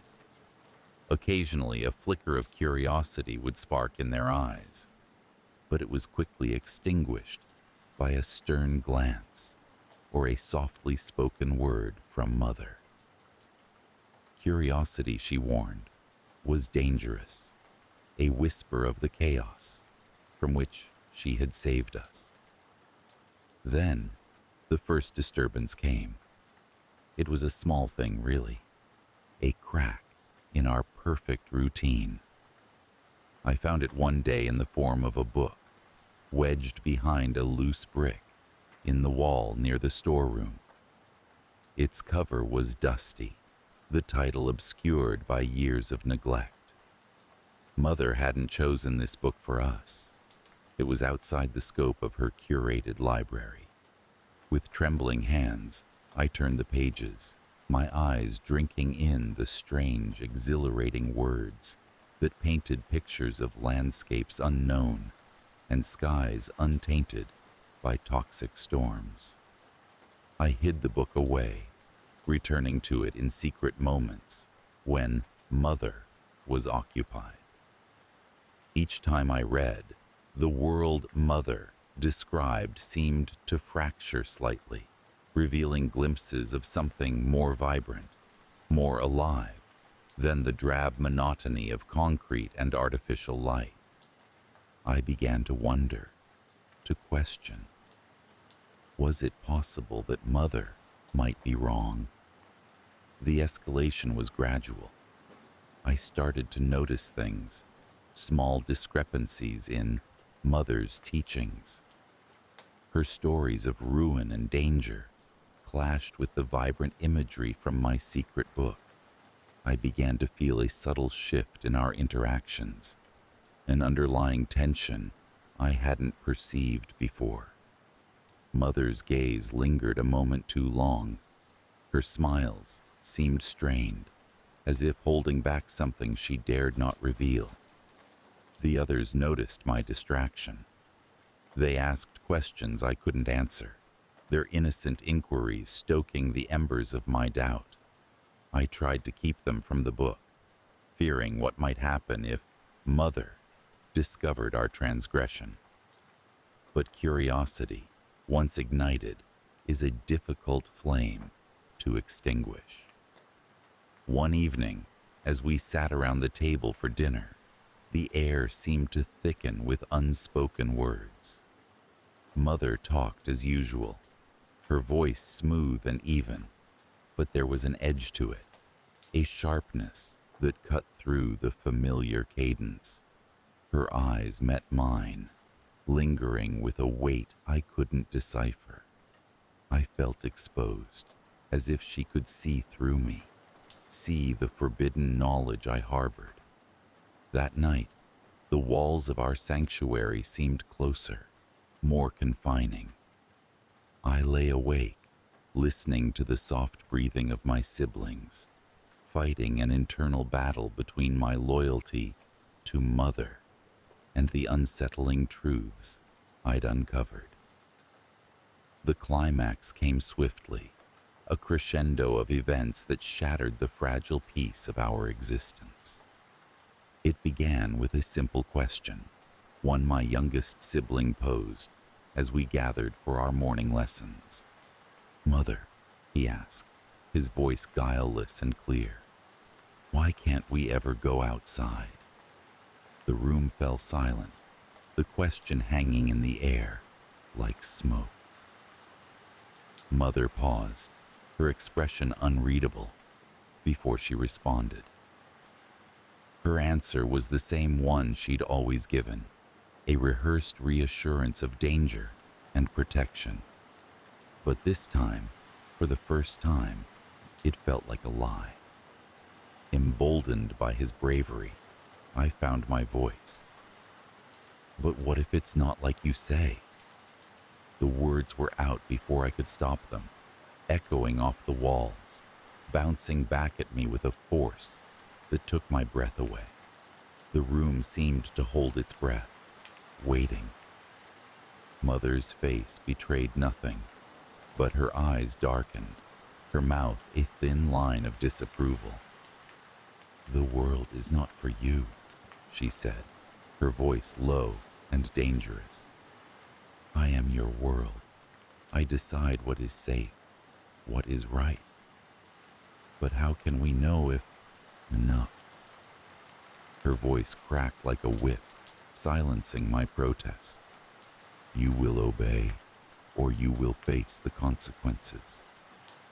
The air was electric with tension, the threat palpable. My siblings withdrew, cowed by the sudden shift in her demeanor. I too sank back, my heart pounding. The conversation was over, but the war within me raged on. The days that followed were marked by a strained civility. Mother watched us with a hawk's vigilance, her presence a looming shadow. I clung to the book, my secret talisman, drawing strength from its pages, even as fear of discovery gnawed at me. I knew something had to change. The walls were closing in, suffocating me with their solidity. I could no longer reconcile my growing need for truth with the confines of our sheltered life. The time had come to act, to seek answers I feared and desired in equal measure. Late one night, when the house was still and Mother slumbered, I crept from my bed. The others slept soundly, their dreams undisturbed by the turmoil that had become my constant companion. I moved, with practiced stealth, inching toward the corridor that led to the outer door, the door that, in all my years, I had never crossed. The handle was cold under my fingers, a tangible connection to the unknown. My heart thundered in my chest as I turned it, the mechanism clicking softly in the silence. The door swung open with a reluctant creak, revealing a passageway that stretched into darkness. I hesitated, fear clawing at my resolve. But the promise of discovery was too powerful, too compelling to ignore. I stepped forward, leaving behind the safety of Mother's world, propelled by a need that had become as vital as air. The passage was narrow, the walls rough against my skin. I felt my way forward, guided by the faintest sliver of light that beckoned from the far end. Time blurred, my senses heightened by the thrill of my rebellion. At last, I emerged into a small chamber, lit by a single dim bulb. It was here that the full weight of Mother's deception revealed itself. The chamber was filled with supplies, a testament to her meticulous planning, and there, against one wall, was a ladder leading upward, toward a hatch that surely opened to the surface. I paused, my breath catching in my throat. The moment of truth was upon me, a decision that would alter the course of my life forever. I placed a hand on the first rung, my resolve solidifying with each steady breath. And then, from the shadows behind me, came a voice. "I see you found it." I spun around, my heart plummeting. Mother stood in the entrance, her silhouette framed by the pale light of the corridor. Her expression was unreadable, her presence both a comfort and a threat. "You were never meant to see this," she said softly, stepping into the room. Her gaze was intense, a mixture of sorrow and something else, something that might have been regret. I backed away, my resolve faltering under the weight of her gaze. "Why, Mother? Why keep us here?"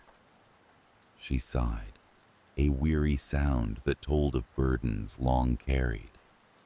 "For your safety, for your future. The world is harsh, uncaring.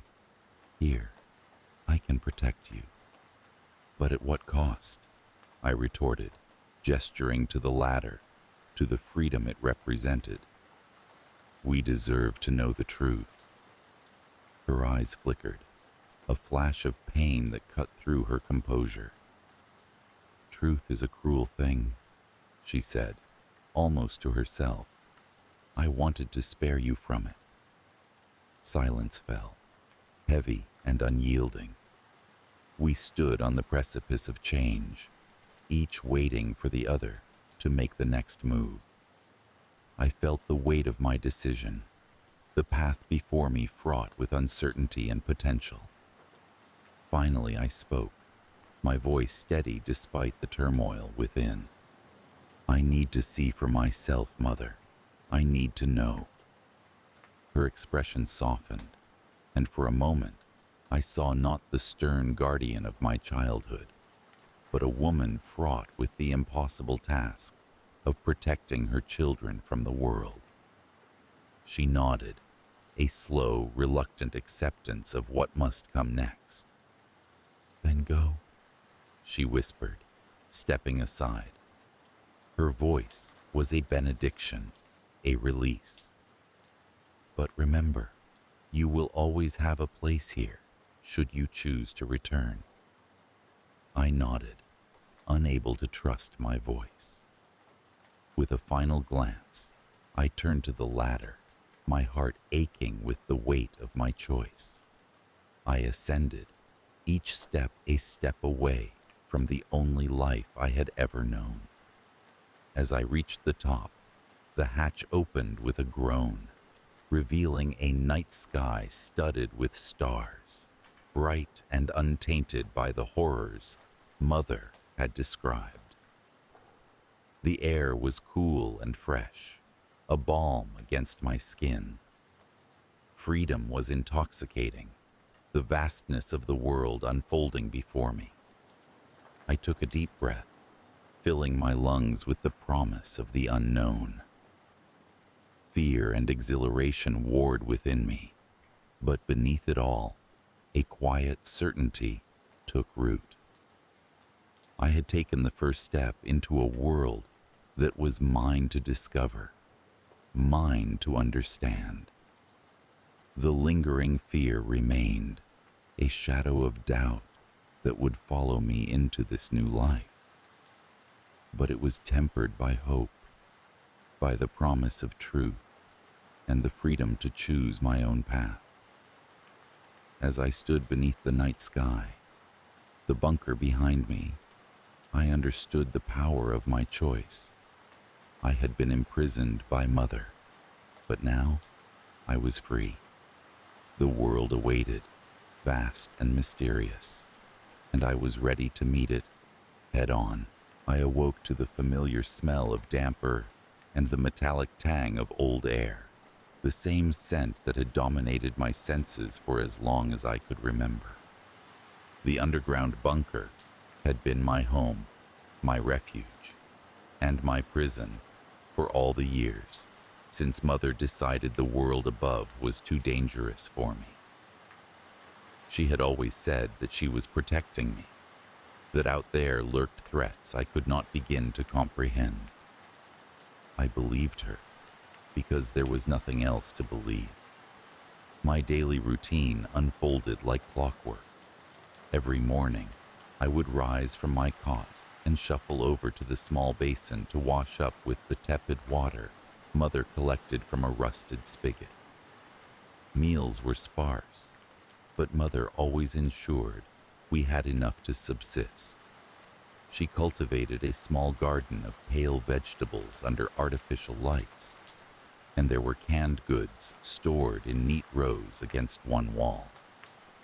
My tasks were to tend to the plants, monitor the air filtration system, and keep our small space clean.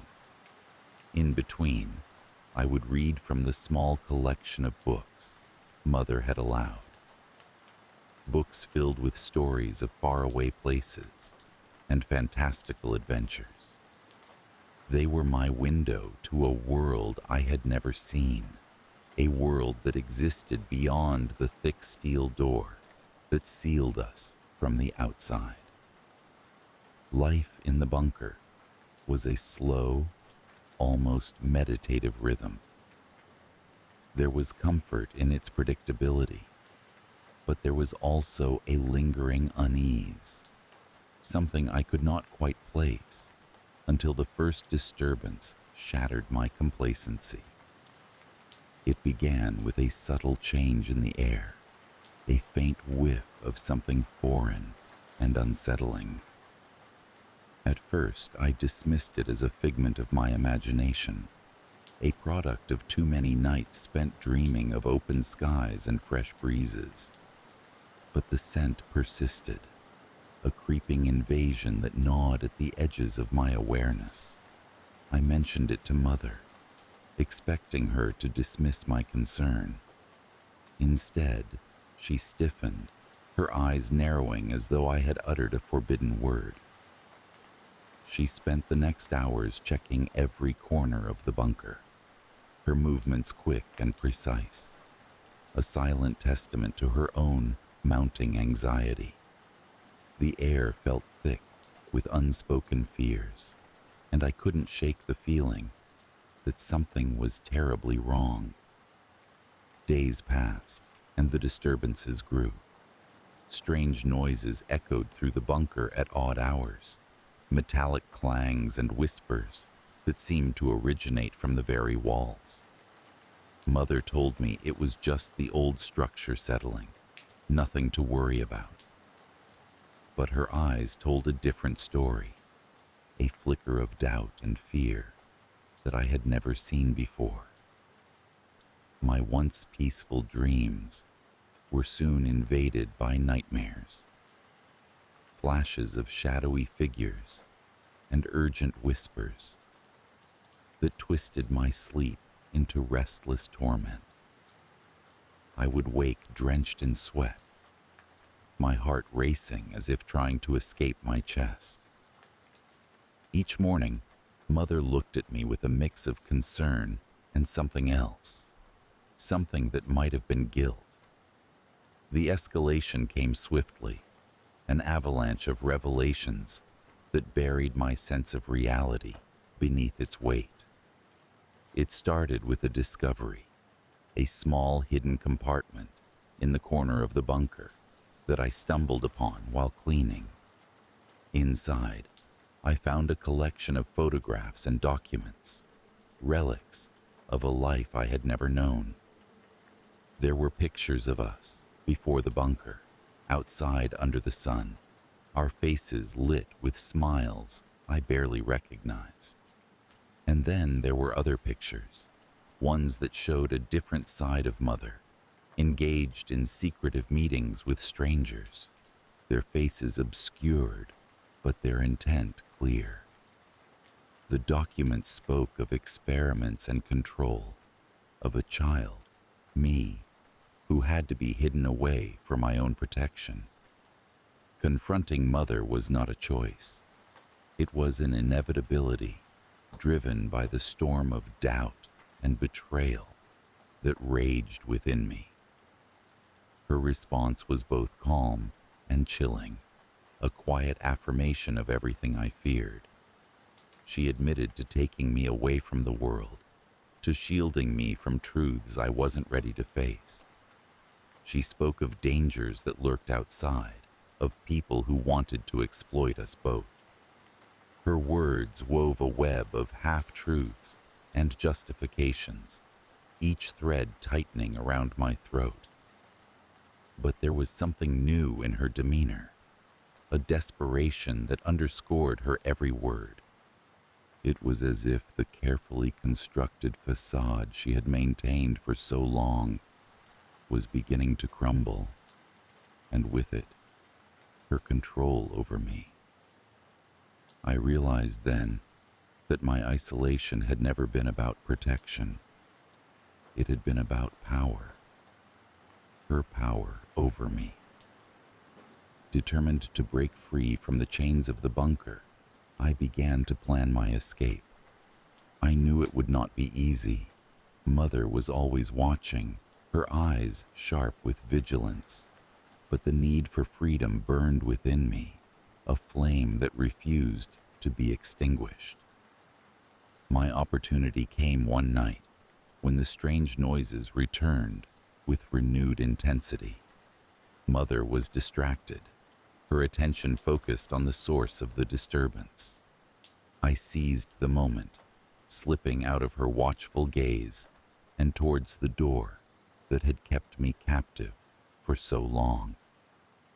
I had only ever seen it open a handful of times, always under her supervision, but I had watched carefully, memorized the sequence of locks and codes. My hands trembled as I worked, the metallic clicks echoing in the silence that enveloped us. I half expected Mother to appear at any moment, to drag me back into the shadows of the bunker.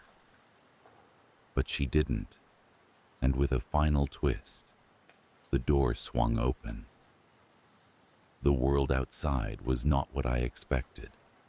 Darkness reigned, a heavy cloak that wrapped around me as I stepped out into the unknown. The air was fresher than I had imagined, sharp and invigorating, filling my lungs with a sense of life I had never known. The ground was uneven beneath my feet, a far cry from the smooth floors of the bunker, but I reveled in the sensation, the freedom to move, to choose my path. I ran, propelled by fear and exhilaration, away from the bunker and the life I had left behind. The night was silent save for the distant rustling of leaves and the whisper of the wind. It felt as though the world itself was holding its breath, waiting to see what I would do next. Eventually, exhaustion forced me to stop, my legs trembling as I sank to the ground. I was free, but the cost of that freedom weighed heavily upon me. I had left behind everything I had ever known, stepping into a world that was both wondrous and terrifying in its vastness. The night passed slowly, the stars above watching over me with an indifferent gaze. I wondered if Mother had discovered my absence yet, if she was searching for me, a specter haunting the shadows. As dawn broke, I took in the landscape around me. Fields stretched out in every direction, a patchwork of greens and browns that spoke of fertility and life. In the distance, I could make out the silhouette of a farmhouse, its outline stark against the rising sun. I felt drawn to it, a beacon of hope in an otherwise uncertain world. Approaching the farmhouse, I was cautious, my instincts honed by years of careful observation. I wasn't sure what I would find, a family perhaps, or signs of life that I could join or avoid. As I neared, the place appeared deserted, an air of abandonment clinging to its weathered walls. I hesitated, unsure of what to do next. I had escaped the bunker, but the world was vast and unfamiliar, filled with the dangers Mother had warned me about. Yet, in that uncertainty lay a flicker of hope, a chance to forge a new path, free from control. I decided to explore the farmhouse, to see if it held answers, or merely more questions.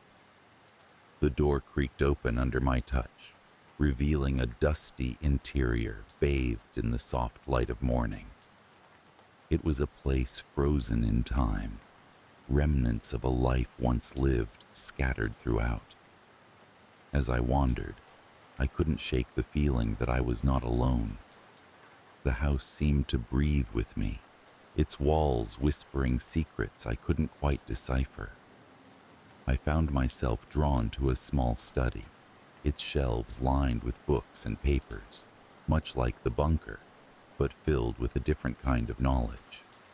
I spent the day there, poring over the texts, trying to piece together the story of the place and its former inhabitants. As the sun dipped below the horizon, I realized I had not felt this alive in years, the thrill of discovery coursing through me. But with the night came the fear, creeping back like an old acquaintance. The shadows deepened and the silence grew oppressive, as if the house itself was watching, waiting. I reminded myself that I was free, that I had chosen this path. Yet, the specter of Mother's control lingered, a shadow I could not yet shake. I decided to stay the night, to face whatever fears the darkness might bring. As I settled down, I felt a curious mix of dread and anticipation, the realization that I was finally living on my own terms. Sleep came fitfully, my dreams filled with images of the bunker and Mother's piercing gaze. But as the first light of dawn filtered through the windows, I awoke with a sense of clarity. The fear would linger, a reminder of where I had come from, but it would not define me. I had escaped, and the world lay open before me, a horizon filled with possibilities. And so, I made a promise to myself. I would embrace the unknown, find my own way, and leave the shadows of my past behind. The journey would not be easy, but for the first time, I felt truly alive, ready to face whatever lay ahead. I was born into a world that was meticulously confined, though I didn't realize it for the longest time. Our compound was a pastoral haven, separated from the outside world by towering oaks and a sense of serene isolation. In the heart of this enclave stood the communal hall, its weathered wooden beams bearing witness to countless rituals and gatherings. My earliest memories are woven into the fabric of this austere place, where everyone dressed in muted tones and spoke in hushed voices of reverence and destiny. Life within the compound was dictated by the seasons, an endless cycle of planting and harvest, overseen by the elders, our guides, our protectors. They spoke of a higher purpose, a calling that set us apart from those who roamed aimlessly beyond the trees. Their teachings were our truth, our comfort in the simplicity of our existence. Yet even within this cloistered life, my senses prickled with a vague unease that I couldn't quite name. One morning, a chill wind whispered through the gaps in the wooden slats of our dormitory. I rose early to fetch water from the well, the air crisp and biting against my skin. As my hand grasped the iron handle of the bucket, a sharp clang echoed from the depths below. The sound was foreign, unsettling, a disturbance in the rhythm of our predictable life. I peered into the well, craning my neck to see what had caused the noise, but all that greeted me was darkness and the faint, echoing drip of water.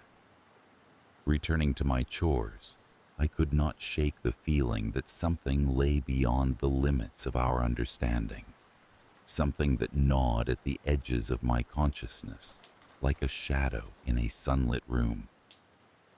I decided to speak to Mara, my closest friend, whose curiosity often mirrored my own. Her eyes widened as I recounted the morning's oddity, and she nodded slowly, as if aligning pieces of a puzzle only she could see. There's something they aren't telling us, Mara whispered, glancing around to ensure we were alone. Something beneath the surface of all this. Her words lingered with me, an echo that refused to fade. The days passed, but the normalcy of our community felt brittle, as if one push would send it shattering into 100 pieces. I noticed the elders more frequently convening behind closed doors, their faces etched with lines of worry that belied their serene smiles. Mara and I began meeting in secret, driven by a shared compulsion to pry open the world we had known since birth. Our clandestine discussions filled us with a reckless kind of hope, and it wasn't long before we devised a plan to explore beyond the boundaries of our compound.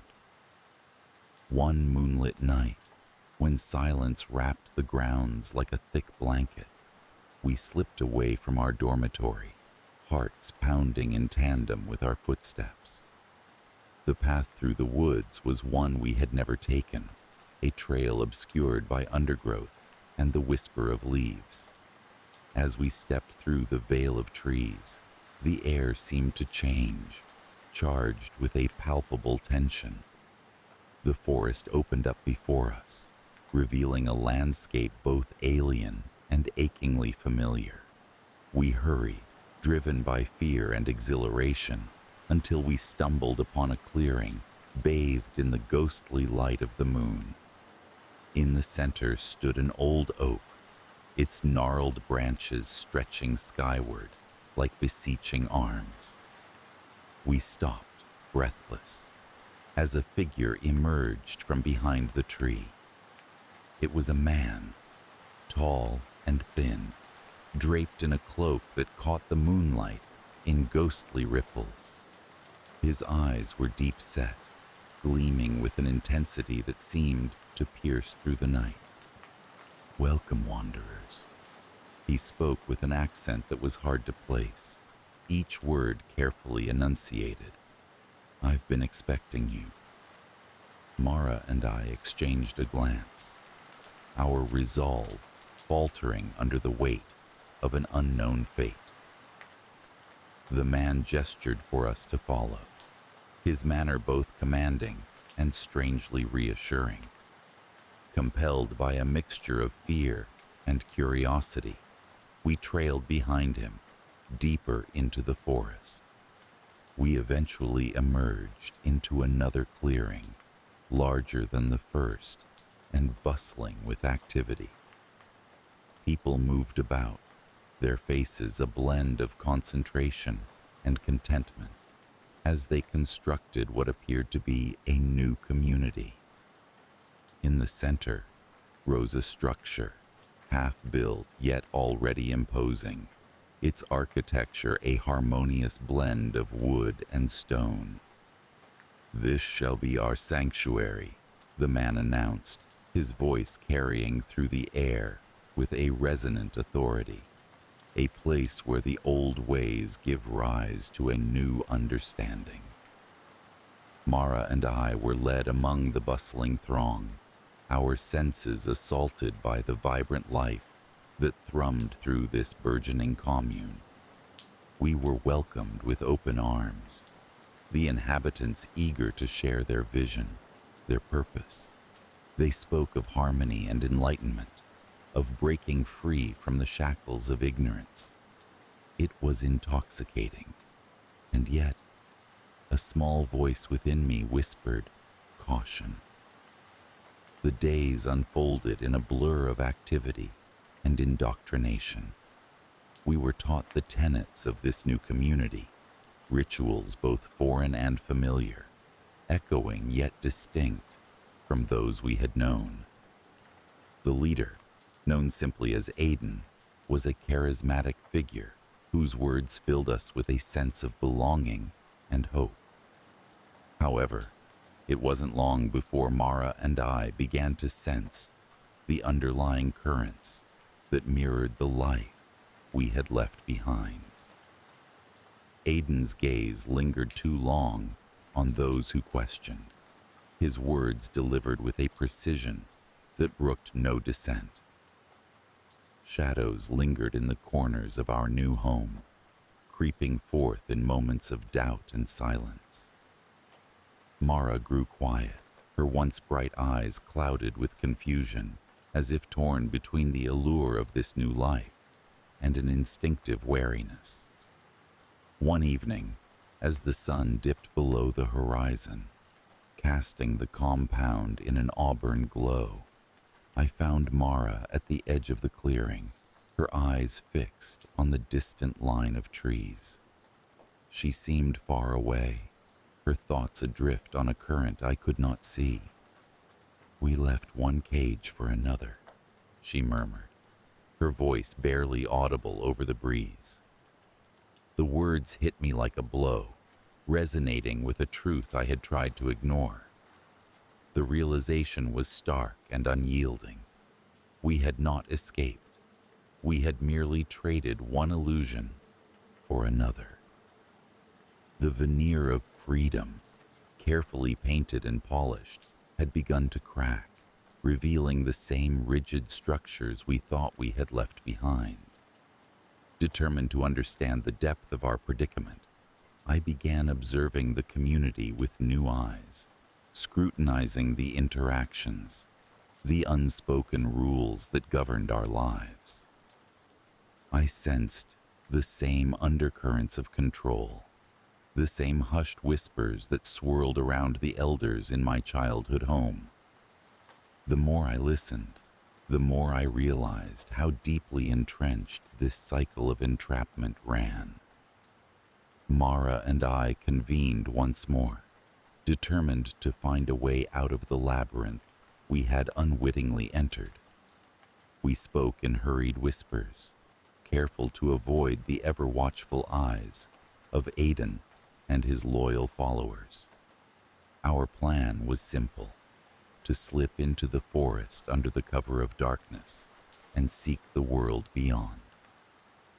But escape proved more daunting than anticipated.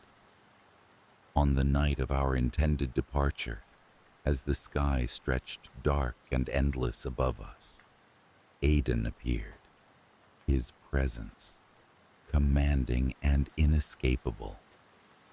He stood before us, flanked by two of his closest adherents, his expression a mask of disappointment.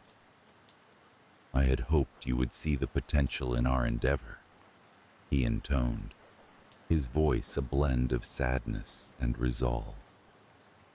"But it seems your journey must continue elsewhere." We were escorted back to our quarters, our dreams of freedom slipping like sand through our fingers. I lay awake that night, the shadows looming large against the walls. Each creak and rustle seemed amplified in the silence, a reminder of the vigilance that surrounded us. Over the following days, our movements were subtly restricted, our conversations gently guided towards topics that resonated with Aiden's teachings. The community's warmth began to feel like a clammy grip, a stranglehold on our autonomy.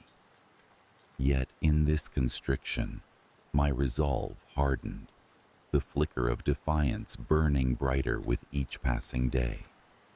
It was Mara who, with a quiet determination, rekindled our hope. She had found a map, tucked within the pages of an old book in the communal library. It detailed the surrounding landscape, the contours of the forest, and most importantly, the path leading to the nearest town. Together, we studied the map in secret, tracing routes and marking points of interest. Our plan began to take shape once more, this time with the precision of those who have tasted the bitterness of captivity and long for freedom. The night of our second escape attempt arrived with an air of electrifying anticipation. We moved silently, our steps careful and deliberate as we navigated the shadows of our surroundings. This time, no one intercepted us as we slipped past the edge of the compound, the forest swallowing us in its inky embrace. We followed the path outlined on the map, hearts pounding with a mix of fear and exhilaration. The forest was alive with the sounds of nocturnal creatures, a symphony that buoyed our spirits. As dawn began to break, casting tendrils of light through the canopy, we finally emerged from the woods, the sight of a small town sprawled out below us. The town was a patchwork of red rooftops and winding streets, a beacon of promise against the silhouette of the hills. As we descended toward it, a sense of liberation unfurled within me, a feeling I hadn't realized I'd missed until it returned. Yet, even as the town drew closer, the memory of Aiden's gaze haunted me, a lingering reminder of the chains we had left behind. As Mara and I stepped onto the cobblestone streets, we were greeted by the bustling energy of morning life. People moved with purpose, their faces open and unguarded, a stark contrast to the guarded expressions of those we had known. Yet, amid this vibrant tapestry of humanity, I couldn't shake the wariness that had taken root within me. We found work and shelter with a kindly older couple, their home a quaint cottage on the outskirts of town. They welcomed us without question, asking only that we contribute to the upkeep of their small farm. The days passed in a haze of simple tasks and quiet reflection, the unfamiliarity of our new surroundings gradually giving way to a semblance of peace. But beneath the surface, shadows lurked, the ghosts of our past life refusing to be silenced. Mara and I often shared our thoughts in the quiet moments before sleep, our conversations tinged with an unspoken dread that something would come to reclaim us. Then, one evening, as we sat in the warmth of the cottage's small kitchen, Mara voiced the fear that had been gnawing at the edges of my mind. What if they're searching for us? The question hung in the air, heavy with the weight of our shared history. I had no answer, no reassurance to offer. All I could do was take her hand and squeeze it, a silent vow that we would face whatever came together. In the weeks that followed, we remained vigilant, our eyes constantly scanning the faces of those we encountered, our ears attuned to any hint of pursuit. The town, once a haven, began to feel like a stage set for an unseen audience, its streets echoing with the specter of our past. One night, as a storm raged outside, lightning illuminating the landscape in stark relief, I awoke to find Mara standing at the window, her silhouette tense and alert. She turned to me, her expression clouded with worry. "I saw someone," she whispered, her voice barely audible over the roar of the wind, "standing by the gate." Heart pounding, I joined her at the window, peering into the darkness. The rain lashed against the glass, obscuring the view, but the unease that gripped me was undeniable. It was as though the past had found us, its presence felt in every shadow, every rustle of the trees. Sleep eluded us that night, the storm outside mirroring the turmoil within. When morning came, it brought with it a sense of resolve. We could not live in fear of a specter that may or may not exist. Our lives, our freedom, depended on our ability to confront the shadows and emerge on the other side, unscathed and unafraid. As the sun rose, casting an amber glow over the damp earth, Mara and I ventured into town, determined to reclaim the sense of control we had lost. We sought out the town's library, a sanctuary of knowledge and history, hoping to find insights that might guide us. Within the library's hushed confines, we delved into the town's archives, unearthing records and stories of those who had come before us. The tales were a tapestry of hope and despair, of lives touched by the same forces that had shaped our own. It was here, amid the dust-laden shelves, that we stumbled upon a journal, its pages yellowed with age and filled with the musings of a soul who had once sought freedom as desperately as we did. The writer spoke of the cycle of entrapment, the way in which one prison could so easily be replaced by another, each more insidious in its guise of liberation.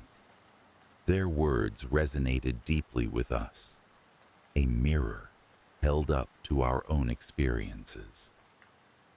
With this newfound understanding, Mara and I returned home, our spirits fortified by the knowledge that we were not alone in our struggle.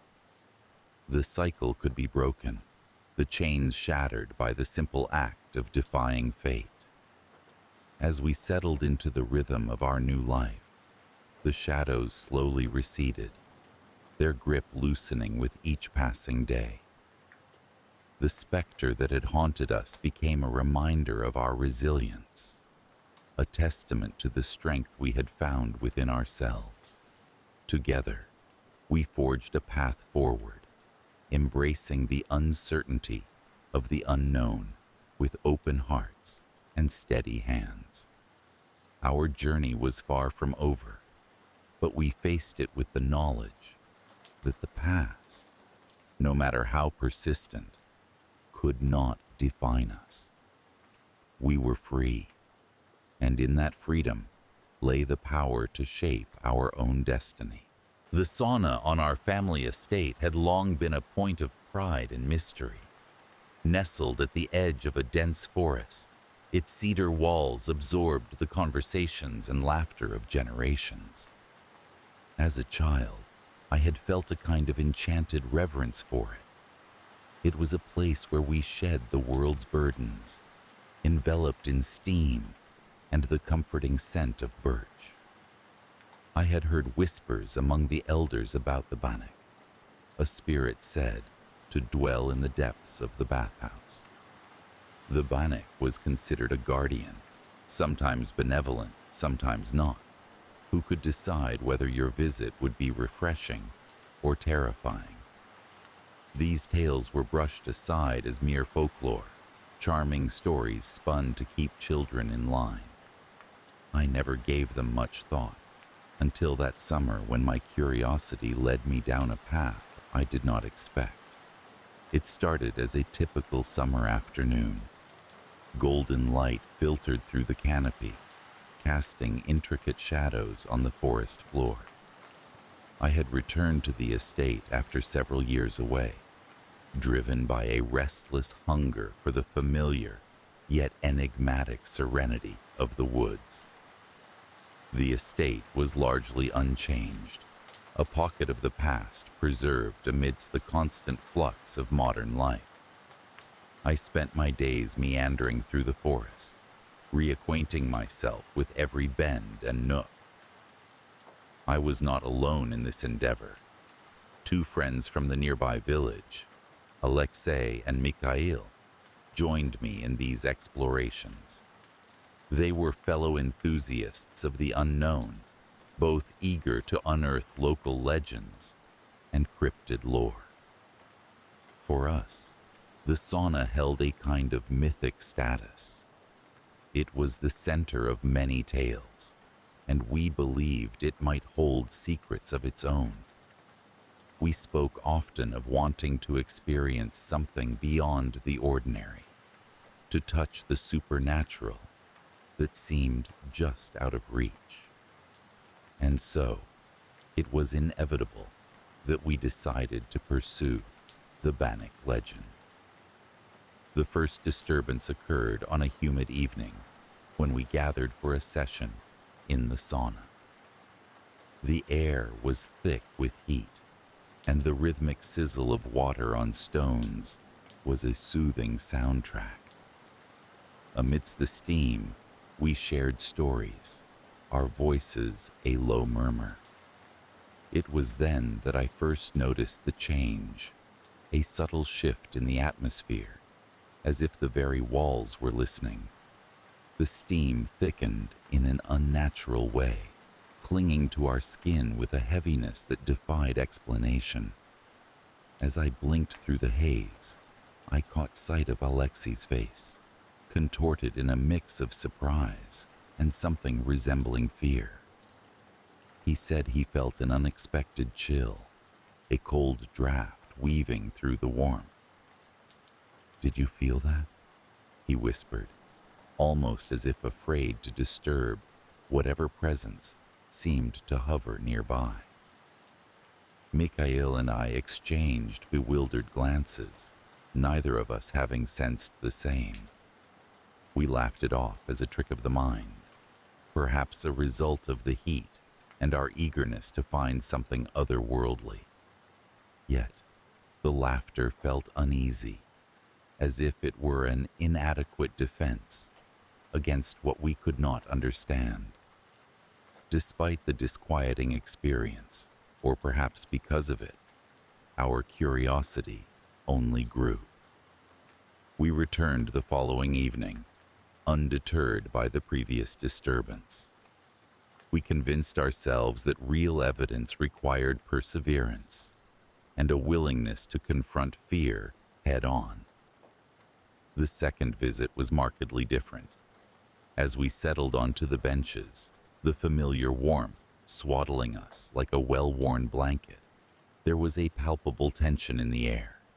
It was as if the sauna itself held its breath, waiting. It wasn't long before the escalation came. The steam whirled with an unusual vigor, forming shapes that seemed almost deliberate in their design. My skin prickled, not from the heat, but from the sensation of being observed. I glanced around, half expecting to see some figure materializing from the vapor.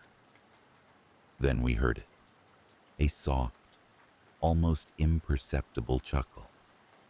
It was the kind of sound that sends an involuntary shiver down your spine, not from volume, but from the intimate proximity it suggests. It felt as if the sound came from within the very walls, an ethereal giggle playing with our nerves. We sat frozen, silence our only refuge. Alexei, usually the bravest among us, shifted uneasily. "Maybe we should leave," he suggested, his voice uncharacteristically small. But Mikhail, ever the skeptic, refused to yield. "It's just the wind," he insisted, though his eyes betrayed a flicker of doubt. Reluctantly we stayed, though our previous enthusiasm had waned to a cautious vigilance. The light-hearted adventure we envisioned had become something else entirely, a test of nerve and resolve. Our resolve was truly tested on the third night. As dusk fell, the estate grew quiet, the forest around it an ink-black sea. We approached the sauna with a trepidation that bordered on reverence. Each creak of the wooden floorboards, each hiss of steam was magnified 100-fold in the stillness. We entered, finding the air already thick with tension. As we settled in, the familiar warmth wrapped around us, but it was a comfort laced with apprehension. The silence was absolute, pressing against us from all sides. The climax came suddenly, without warning. The room plunged into darkness, the flickering candle we had brought snuffed out as if pinched by invisible fingers. In the pitch black, the steam seemed to pulse with life, shifting and stirring as though driven by a will of its own. Then came the voice, unmistakable and clear, a soft murmur, unintelligible yet laden with intent. It was a voice like no other, ancient and knowing, with a timbre that resonated in the marrow of our bones. It was the Bannik, or so we believed, addressing us directly. We sat paralyzed, each of us held in thrall by the presence that filled the room. My heart thundered in my chest, my breath caught somewhere between disbelief and stark terror. There was no mistaking the sensation that we were no longer alone, that an unseen force had taken notice of our intrusion. As the voice faded, replaced by an oppressive silence, the darkness remained. We fumbled for the door, driven by a primal instinct to flee. The cool night air hit us like a wave as we burst from the sauna. Our steps hurried and clumsy as we sought refuge in the familiar embrace of the estate. We did not speak of the encounter in those first moments. Instead, we sat in the kitchen, the warm glow of the lamp a beacon of sanity amidst the chaos of our thoughts. The experience had shaken us, stripping away the bravado that had lured us into the sauna's depths. Though the immediate danger had passed, the lingering fear remained. It followed us like a shadow, an insidious presence that seeped into our dreams and colored our waking moments with a persistent unease. We had sought the extraordinary, and it had found us, leaving behind a mark that would not easily fade. The estate, once a sanctuary of peace and nostalgia, now held an edge of foreboding. The forest paths seemed to whisper with secrets, the rustling leaves a tapestry of unseen watchers. I found myself glancing over my shoulder more often, alert to movements that might not have been. The sauna, too, was transformed in our eyes. It remained a fixture on the grounds, unchanged in appearance, yet fundamentally altered in meaning. We avoided it, respecting a boundary that we had once been too eager to cross.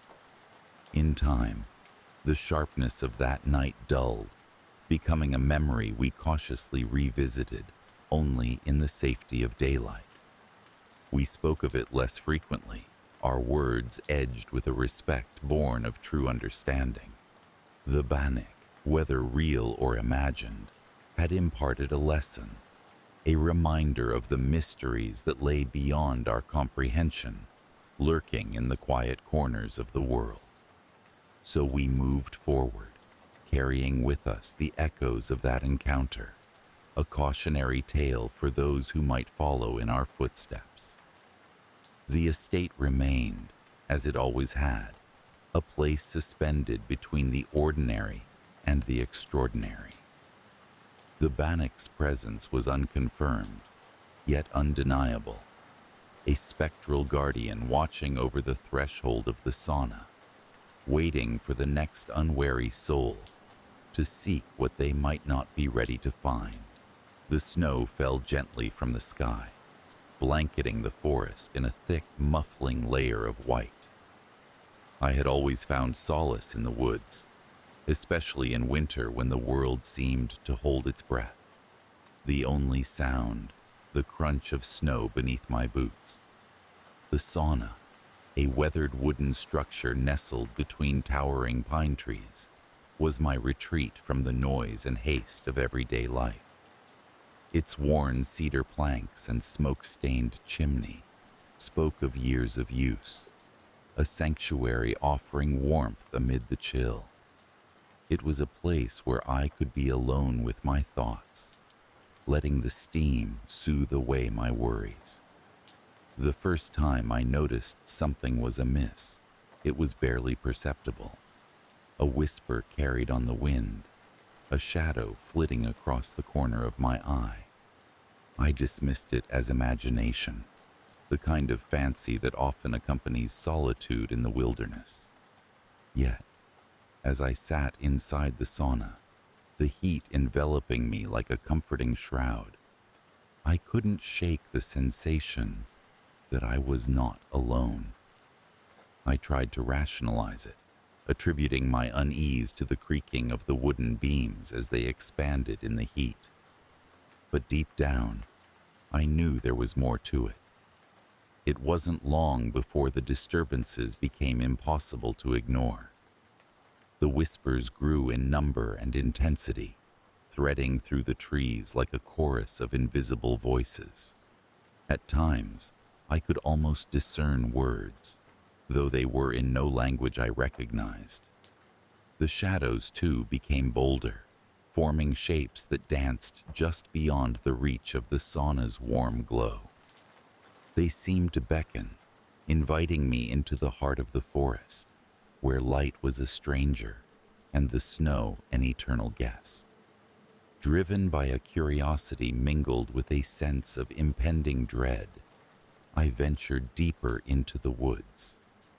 The air was sharp with cold, each breath I took crystallizing in the air before me. The path was difficult to navigate, the snow covering familiar landmarks and leaving me disoriented. The whispers had grown louder, resonating within my mind, guiding my steps with an insistent urgency. It was there, in a clearing blanketed in pristine snow, that I encountered them. They were creatures of myth and lore, their forms shifting and ethereal, eyes glowing with an otherworldly light. They circled me, their movements graceful and deliberate, as if participating in some ancient dance. I should have been afraid, yet there was a strange tranquility in their presence, a calm that belied the danger I instinctively felt. One among them stepped forward, its form more distinct than the others. It regarded me with a penetrating gaze that seemed to peer into the very depths of my soul. There was an intelligence there, an awareness beyond human comprehension. It spoke without words, a communication of thought and feeling that transcended language. I understood that they were entities bound to the forest, spirits of the land who had existed long before humankind walked the earth. They were guardians, protectors of a realm that defied the encroaching modern world. Yet, there was something more, a presence among them that held a darker aspect.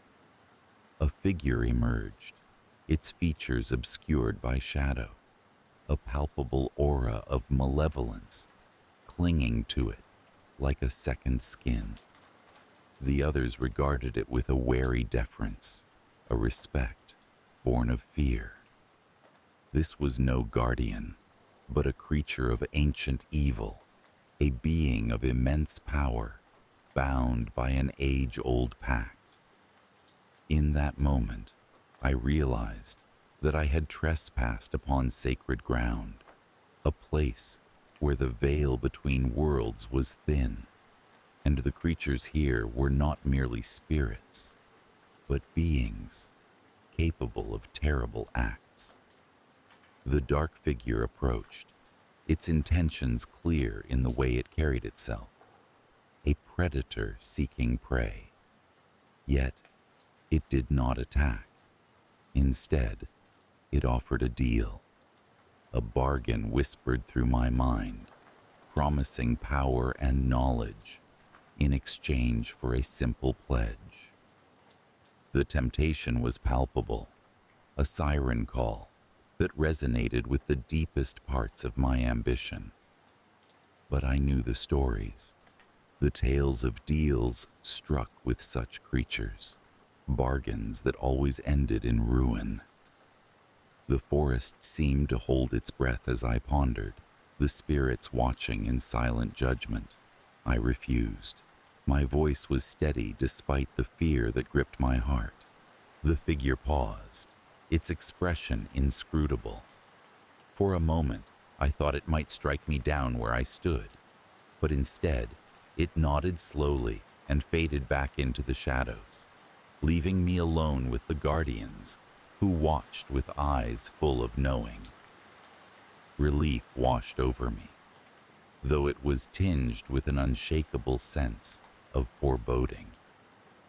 I knew that I had narrowly escaped a fate that would have bound me irrevocably to the forest and its dark secrets. The spirits remained, their presence a reminder of the delicate balance between light and darkness that my refusal had maintained. But something had changed. The whispers followed me back to the sauna, their tone less insistent, yet ever present, a constant reminder of the choice I had made. The shadows were less pronounced, but they lingered in the corners of my vision, a testament to the otherworldly eyes that watched over the forest. The sauna no longer felt like a sanctuary. The warmth was no longer comforting, but oppressive. The steam a veil that obscured what lay beyond its walls. I could sense the spirits outside, their presence a gentle pressure against my mind, a reminder of their eternal vigilance. Time passed, and the forest remained unchanged, a timeless expanse of snow and silence. Yet, I was not the same. The encounter had marked me, a subtle shift in perception that altered the way I saw the world.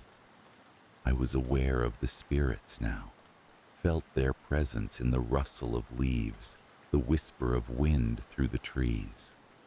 They were part of the landscape, as intrinsic as the snow and the cold. The forest had become a place of both wonder and unease, a reminder of what lay beyond the realm of human understanding. I still visited, drawn by its beauty and the sense of peace that lingered beneath the surface.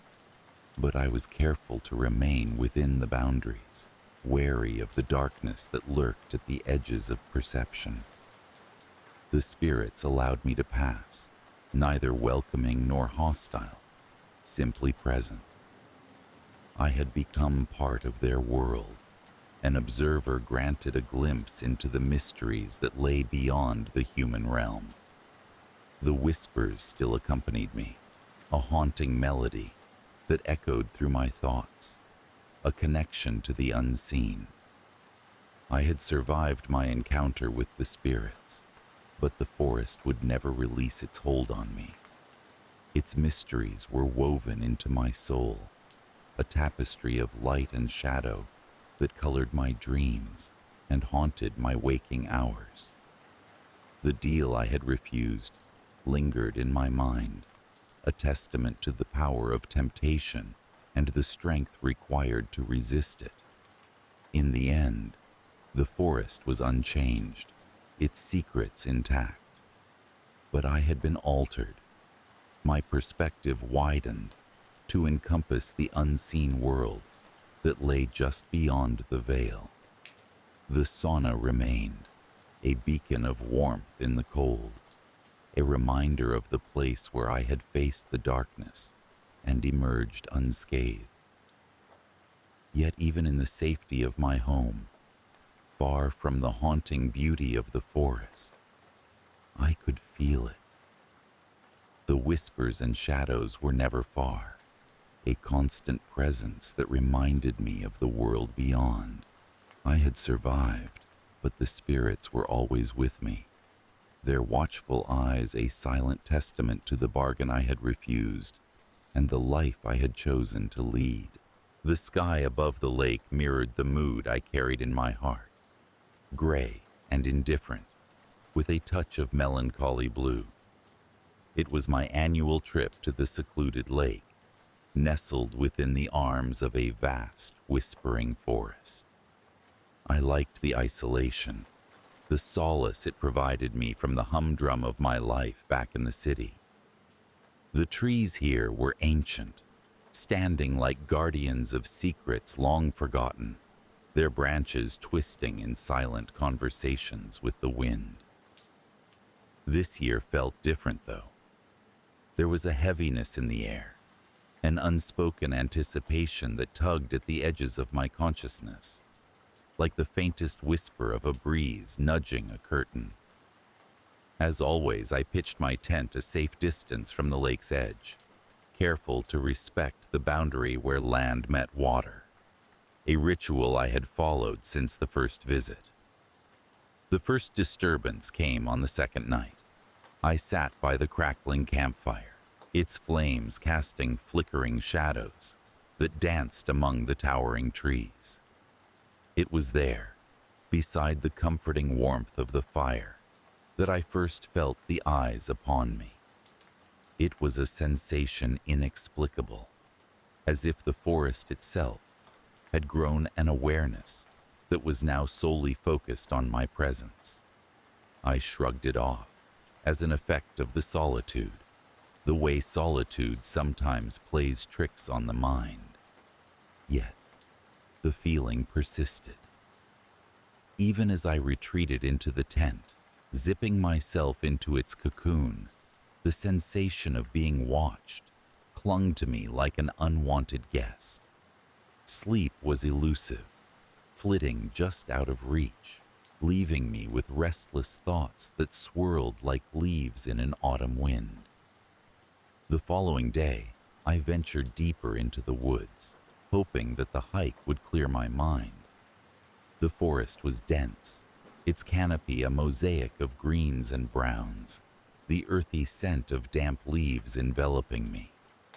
But as I traversed the familiar paths, I noticed the uncanny silence.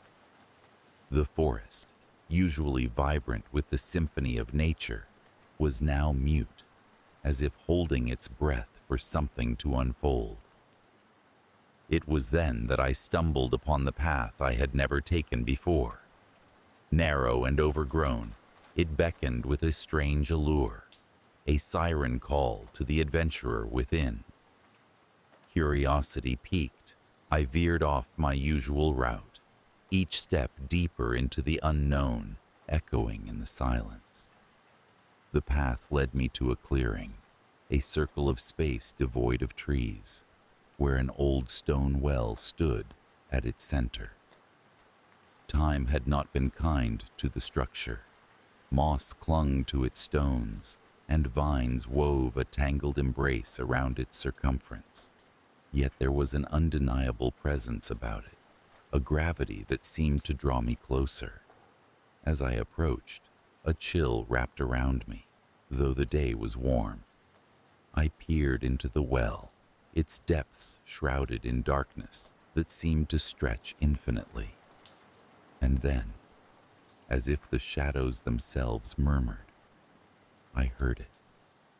A voice, soft yet distinct, emanating from the abyss below. "Make a wish," it coaxed, the words barely more than a breath. Startled, I stepped back, my rational mind scrambling for explanations. It was impossible, I told myself. A trick of acoustics, perhaps, or the wind playing games with my senses. Yet, the voice continued, insistent, offering promises of dreams fulfilled, of burdens lifted, for just a simple promise in return. I hesitated, the rational part of me locked in battle with a burgeoning curiosity. But then, like a dam breaking, the words spilled forth, a wish formed from the depths of my own desires, a wish for freedom from the constraints and monotony of my life, from the invisible chains that bound me. The moment the wish left my lips, the air shifted. The forest seemed to exhale, its silence broken by the rustle of leaves stirred by a sudden breeze. The voice from the well faded, leaving only the echo of its promise lingering in my mind. Returning to my camp, I found myself enveloped in a surreal calm.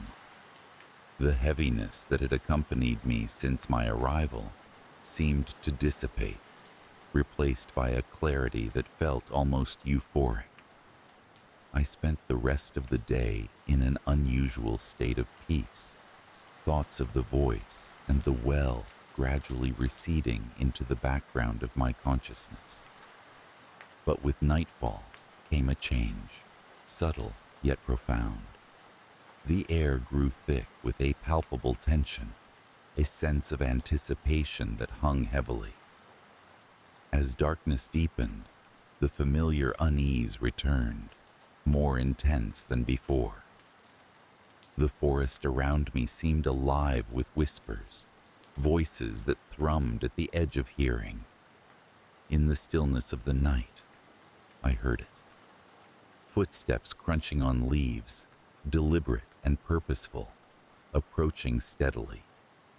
My heart thudded in my chest, a drumbeat of growing fear. Grabbing a flashlight, I unzipped the tent and stepped out, the beam cutting through the darkness, revealing nothing. The footsteps stopped, leaving the oppressive silence in their wake. Yet the feeling of being watched, of an unseen presence lurking just out of sight, remained. Unable to shake the unease, I spent the night by the fire, its warmth a fragile barrier against the encroaching dread. As dawn broke, I found myself questioning the events of the previous day. Had it been real, or merely a creation of an overactive imagination, spurred by isolation? The rational part of me clung to skepticism, yet a deeper instinct warned otherwise. Determined to confront whatever haunted these woods, I returned to the clearing, the path more familiar, yet no less foreboding. The well stood as before, its presence both invisible and undeniable. I approached cautiously, the memory of the voice a chilling reminder of the bargain I had entered. I called out, my voice steady despite the fear coiling within me. There was no response, only the oppressive silence of the forest. But as I turned to leave, the wind rose, swirling leaves in a vortex that seemed to dance around the well. And then, like an echo from the depths, the voice returned, colder now, its promises laced with menace. You wished for freedom, it intoned, and freedom you shall have. With those words, the ground beneath me trembled, and the world seemed to shift, the outlines of reality blurring like a painting caught in the rain. Panic surged as I tried to flee, but my limbs felt heavy, tethered by unseen chains. The forest closed in, its shadows enveloping me, and for an agonizing moment, I was lost in a swath of darkness. When the world righted itself, I found myself back at the campsite, disoriented and drenched in sweat. The sun was low in the sky, casting long shadows that crept toward the tent. The day had slipped away, lost in the haze of whatever had transpired. That night, the woods thrummed with life, an eerie vibrancy that set my nerves on edge.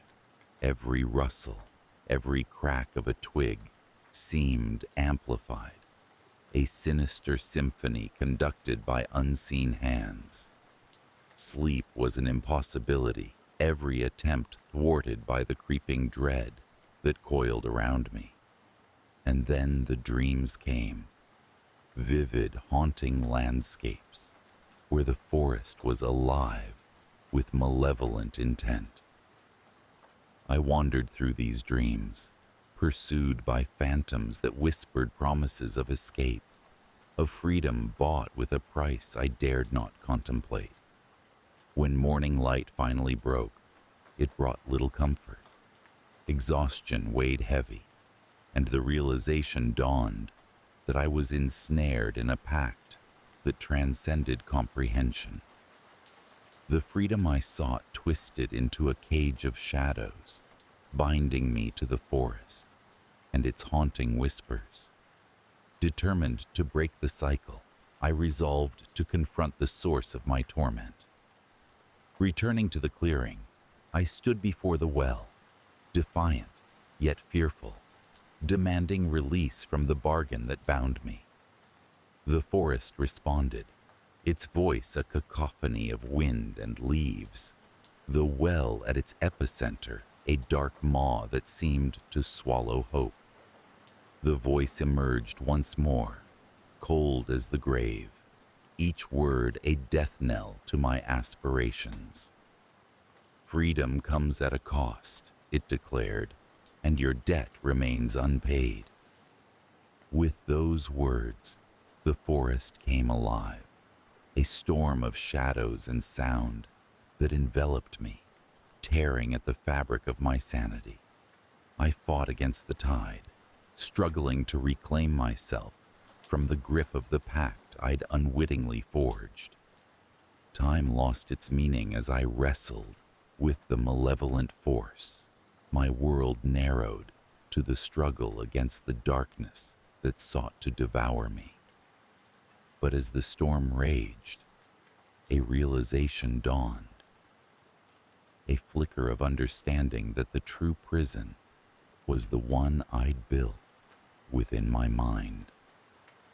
With a final desperate effort, I reached into the depths of my own will, summoning the strength to confront the fear that bound me. The forest's clamor faded, the shadows retreating as the weight of the pact lifted, leaving me breathless and alone in the clearing. The well stood silent, its presence diminished, a relic of a story it had once held. I turned away, the forest vibrant once more, its whispers tempered by an understanding that transcended words. As I made my way back to the campsite, the air felt lighter, the forest a familiar companion rather than a specter of dread. Yet, the memory lingered, a quiet reminder of the boundaries crossed, the supernatural pact that had both ensnared and liberated me. Packing up my belongings, I prepared to leave the lake and its surrounding woods, my heart a blend of relief and trepidation. This place had changed me, its secrets indelibly carved into the fabric of my being. As I left, I cast one final glance at the forest, a silent acknowledgement of the pact's lasting imprint. And though I returned to my life, the experience haunted my dreams. The line between reality and the otherworldly forever blurred. The forest remained with me, its whispers a lingering presence that echoed in the quiet moments, a reminder of the deal that in the depths of a shadowed well. The world moved on, but I remained tethered to that place, a subtle pull that promised both wonder and terror. And as I lay in the stillness of night, I knew that my last trip to the lake had left me forever altered, bound by a pact that defied the bounds of reason, a pact that whispered promises of freedom entwined with shadows. The house stood as it always had, nestled at the edge of a sprawling woodland that seemed to cradle it with age-old arms. Its white Victorian facade gleamed in the dimming light of dusk, and the surrounding gardens were meticulously kept, as my mother would have them. She loved her home, the way it existed in harmony with the encroaching wild, as if it were the last bastion of something human before nature reclaimed what was rightfully hers. For as long as I could remember, those woods had been both sanctuary and mystery to me. They were a place where I could escape the sometimes stifling air of family obligations and expectations. My walks through the trees were meditative, a chance to breathe deeply of pine and earth and forget the weight of being the daughter expected to uphold all my parents had built. Evening had just begun to settle like a soft, silken curtain when the first disturbance whispered through our lives. It was a night much like any other, with the chorus of crickets rising in the warm air, their cadence a lullaby that eased us into complacency. I had come in from one of my walks, shaking off the shadows of the forest, and was greeted by the familiar warmth of home. My father was in his study as usual, a solitary figure hunched over his work. My mother flitted about in the kitchen, preparing dinner with a practiced ease that made me think she could do it in her sleep. Dinner was a quiet affair, punctuated by the usual small talk. My father commented on the latest town gossip. My mother on the state of her garden. I contributed little, as was my habit, preferring to observe the dynamic between them. It was comfortable, predictable, the kind of normalcy that felt like an old, worn sweater. But later that night, as I lay in bed, a strange sensation settled over me, prickling my skin as if the air itself had shifted. I dreamt of the woods. In my dreams, they were alive, the trees whispering secrets I could almost understand. I wandered through them, feeling an unnerving presence just beyond the edges of my vision, a shadow that promised both fear and fascination. When I awoke, the feeling lingered, a heavy weight pressing against my chest. The first real sign that something was amiss came the next evening. I was on one of my habitual walks, the path winding through the underbrush, when I heard the unmistakable sound of someone following me. It was subtle at first, the soft crack of a twig, the rustle of leaves. I turned several times, expecting to see a deer or perhaps a stray dog, but the woods were empty, holding their breath in anticipation. The sensation of being watched was palpable, a prickling awareness that made the hair at the nape of my neck stand on end. Despite my unease, I chalked it up to an overactive imagination. I returned home, trying to shake off the anxiety that clung to me like cobwebs. My parents noticed my distraction, of course, but I assured them I was just tired. Little did I know that this was only the beginning. Over the following days, the disturbances became more pronounced. Objects in the house were misplaced, though none of us could recall moving them. Shadows danced at the corners of my vision, flickering like candle flames in a draft.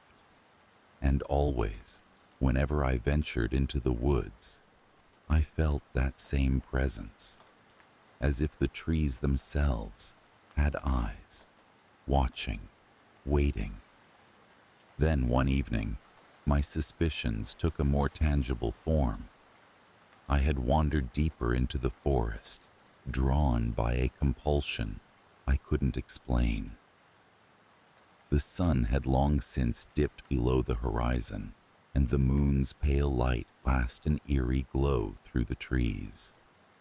It was there, in a small clearing surrounded by ancient oaks, that I saw her. She stood at the edge of the clearing, her silhouette sharp against the shadows. Her skin was pale, almost luminous, and her dark hair cascaded down her back like a waterfall of night. Her eyes met mine, and I was caught, unable to look away. There was something familiar about her, a whisper of recognition that tugged at my memory. "Who are you?" I managed to ask, my voice barely above a whisper. She smiled, a slow, knowing smile that chilled me despite its warmth. "A friend," she replied, her voice low and musical. I should have been afraid, should have turned and run back to the safety of my home. But instead, I found myself drawn toward her, the distance between us closing as if compelled by some unseen force. Her presence was magnetic, a pull that resonated deep within the marrow of my bones. We talked for what felt like hours, though time seemed to lose all meaning in her presence. She spoke of the forest, of its secrets and its history, and I listened, entranced. Her name, she told me, was Lilith, a name that seemed to echo with ancient power. Our conversation was intimate, as if we were two souls who had known each other for lifetimes. When I finally returned home, it was with the dawn, the first light of morning spilling over the horizon. My parents were frantic with worry, their relief palpable when I walked through the door. I offered no explanation for my absence, mumbling only that I had lost track of time. My mother, though clearly concerned, let the matter drop, perhaps sensing that my silence was a wall she could not breach. Yet, I could not keep Lilith a secret for long. My encounters with her continued, each meeting deepening the sense of connection between us. In her presence, I felt alive, in a way I had never known, as if she awakened a part of me that had long lain dormant. But with her came a shadow, a growing unease that seeped into the fabric of my life. I began to notice changes, subtle at first, but impossible to ignore. Sleep eluded me, my dreams filled with visions of the forest and Lilith's haunting eyes.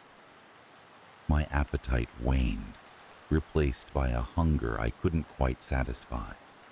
And more disturbingly, I found myself withdrawing from my family, my interactions with them feeling increasingly strained and hollow. My father was the first to confront me, his voice gentle but firm. "Is there something you're not telling us?" he asked one evening, his eyes searching mine for answers I wasn't ready to give. "I'm fine," I replied, forcing a smile that felt brittle. "Just tired." He nodded, but his expression remained troubled, as if he could see through the veneer of normalcy I struggled to maintain. The tension at home grew, a silent undercurrent that threatened to pull us all under.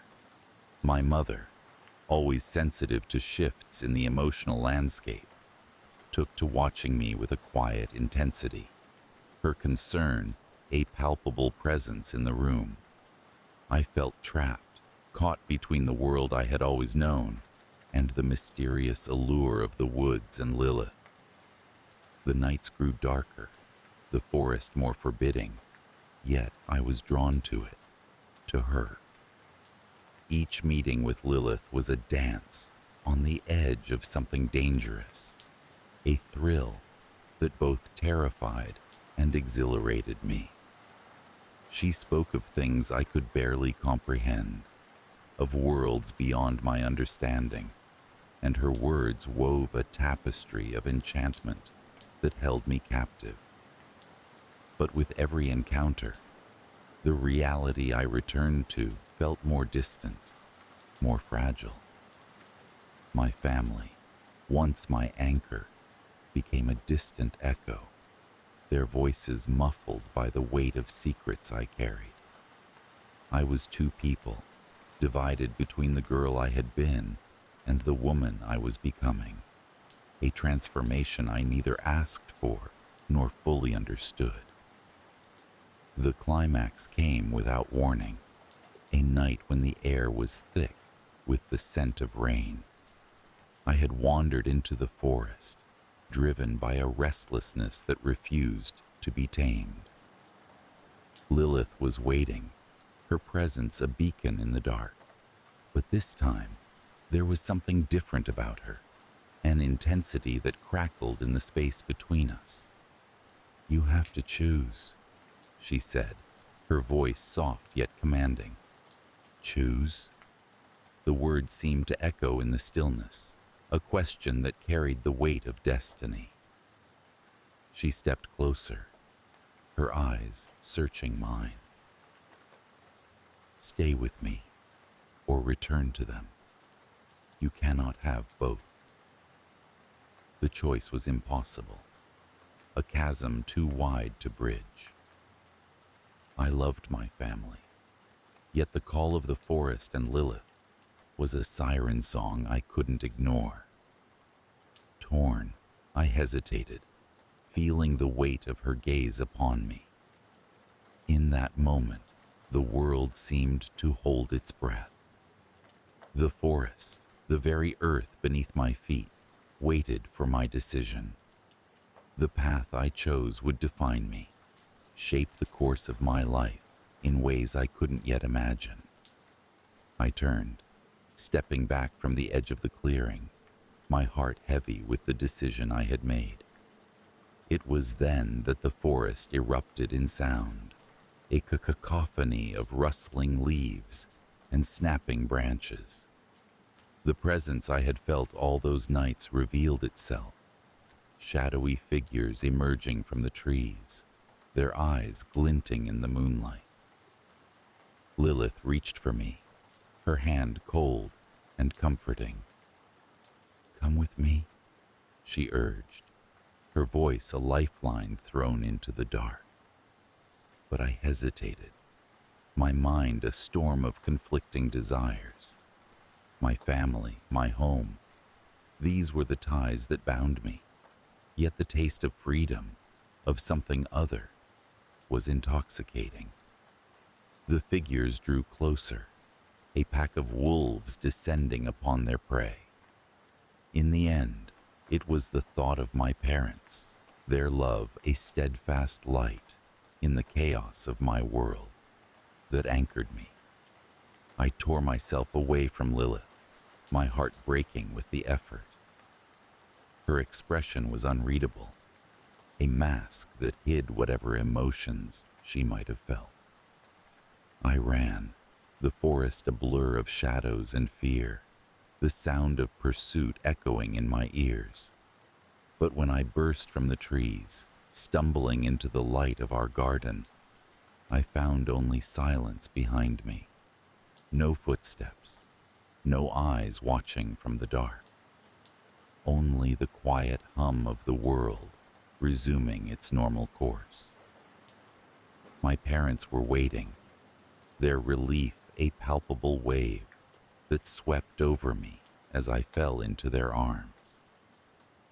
There were no questions, no accusations, only the warmth of their embrace, grounding me in a reality I had nearly lost. In the days that followed, the woods seemed to retreat, the presence that had haunted me dissipating like mist in the morning sun. Lilith was gone, her absence a dull ache that lingered in my chest. Yet, as the days turned to weeks, I found solace in the rhythm of life, in the steady beat of normalcy re-establishing itself.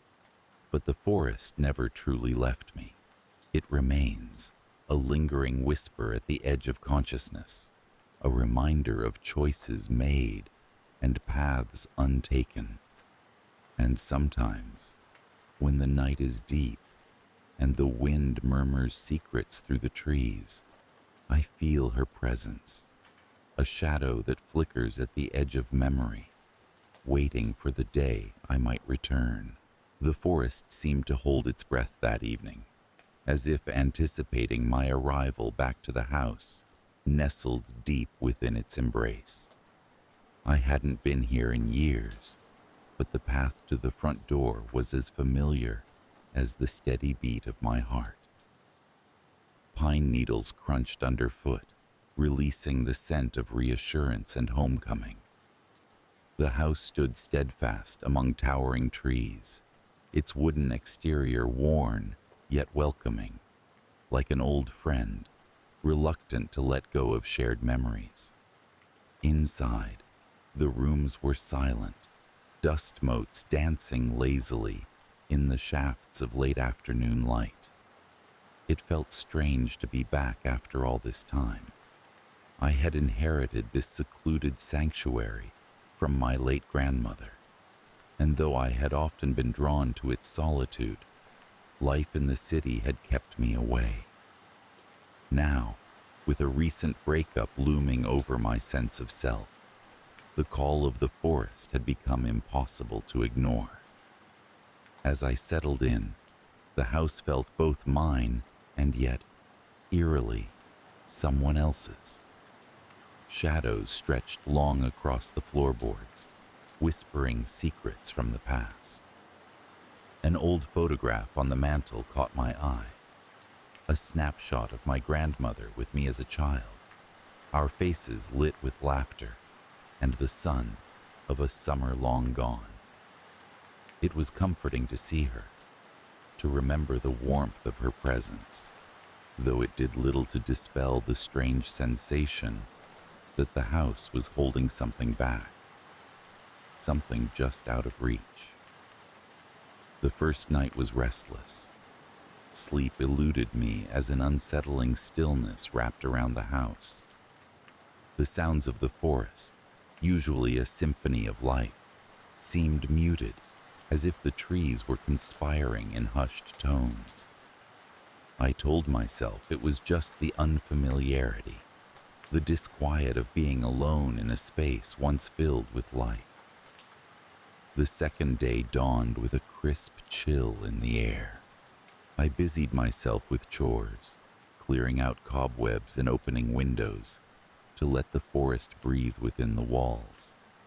It was during one of these unassuming moments, while I was sweeping the kitchen floor, that I first sensed it.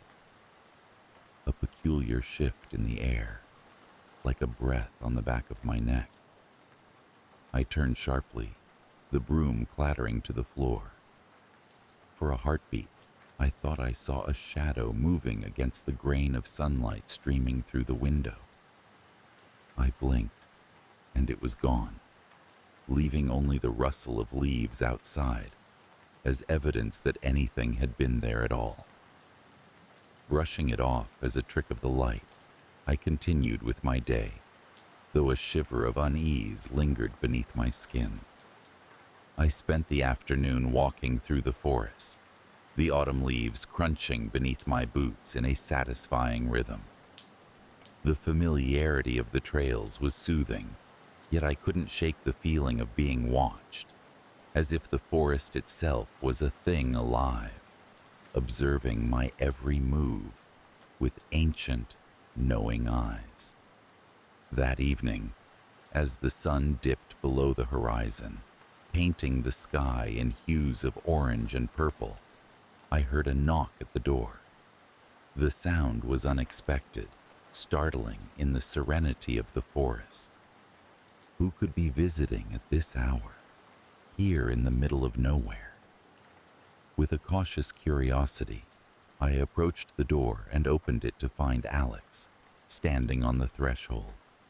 Alex, my ex, whose departure had been as sudden as our love had once been deep, a whirlwind romance that had ended in a storm of silence and unanswered questions.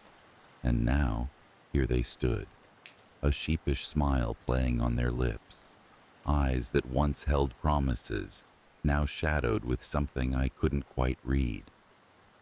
"I heard you were back," Alex said, their voice familiar yet carrying an undercurrent of something darker, unspoken. "I needed some time away," I replied, trying to keep my tone light, though my heart drummed a frantic beat against my ribs. "Mind if I come in?" There was an almost imperceptible hesitation in their request, a flicker in their gaze that sent a chill racing down my spine.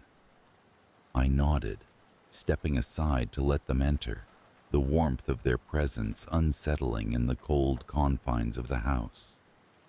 We talked in the living room, skirting around the reasons for their sudden visit. It felt surreal, sitting here with them, the weight of the past pressing between us like a tangible thing. As the conversation meandered, I couldn't shake the feeling that something was amiss, that the person sitting across from me wasn't entirely the Alex I had known. Their laughter carried an edge, their eyes too often gazing past me into the shadows that seemed to lengthen with each passing moment. When they finally left, the night seemed darker, the silence heavier. The forest pressed close against the windows, a looming presence that watched with patient, inscrutable eyes.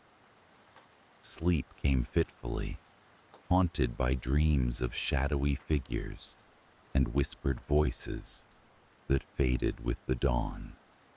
Days passed, and the sense of unease grew.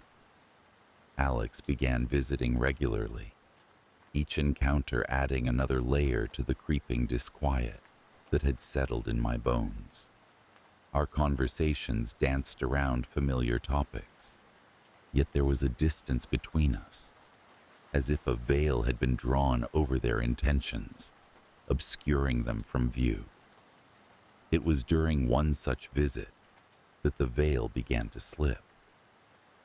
We were seated in the kitchen, sunlight streaming through the window, when Alex reached for my hand.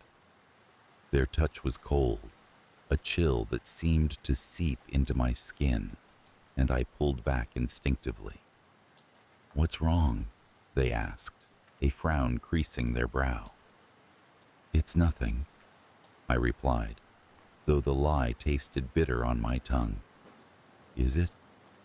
They pressed, their gaze piercing, as if searching for answers in the depths of my eyes. I hesitated, the words tangled in my throat. How could I explain the sense of wrongness that seemed to cling to them, to us? Instead, I forced a smile, deflecting with practiced ease. Later, as the sun dipped below the horizon and the shadows lengthened once more, I found myself drawn to the attic. It was a place I had rarely ventured, a repository for forgotten memories and childhood fears. The stairs creaked beneath my weight, each step a testament to the passage of time. The attic was filled with dust and relics of the past, boxes stacked haphazardly against the walls. I sifted through them, curiosity mingling with a sense of trepidation. It was there, buried beneath old photo albums and moth-eaten blankets, that I found it. A journal, its leather cover worn and cracked with age. The entries were penned in my grandmother's distinctive script, the words a window into a life filled with joys and sorrows, hopes and fears. But it was the final entry that caught my breath. The ink smudged, as if hastily written. "They are here," it read, "the hidden ones. They watch and wait, wrapped in shadows and secrets. Beware their touch, their whispered lies. They come with faces familiar, yet not, seeking what is not theirs to take." The words echoed in my mind, a chilling premonition that settled around me like a shroud. I closed the journal with trembling hands, the weight of its warning pressing heavily on my heart.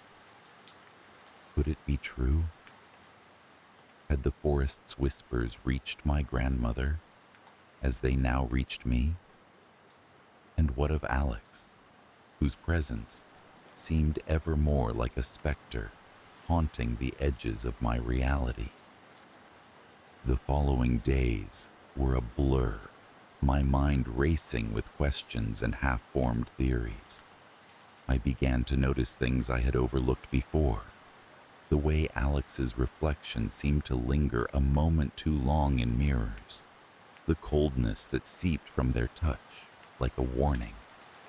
The shadows in the house seemed to stretch and curl, taking on shapes that dissolved when I tried to focus on them. It all came to a head one stormy night. The wind howled through the trees, rattling the windows with a ferocity that spoke of the chaos within. Alex arrived unexpectedly, their demeanor more urgent, their eyes wild with an intensity that bordered on desperation. "We need to talk," they said, their voice a low rumble beneath the storm's roar. I nodded, fear threading through my veins with icy fingers. We retreated to the living room, the fire crackling in the hearth, casting flickering shadows across the walls. "I know you feel it," Alex began, their gaze locked on mine. "The forest, the house. They're alive in a way that's more than just trees and stone." I swallowed hard, the truth of their words settling like stones in my stomach. "What do you mean?" "I didn't come here by accident," they continued, their voice strained. "Something brought me back.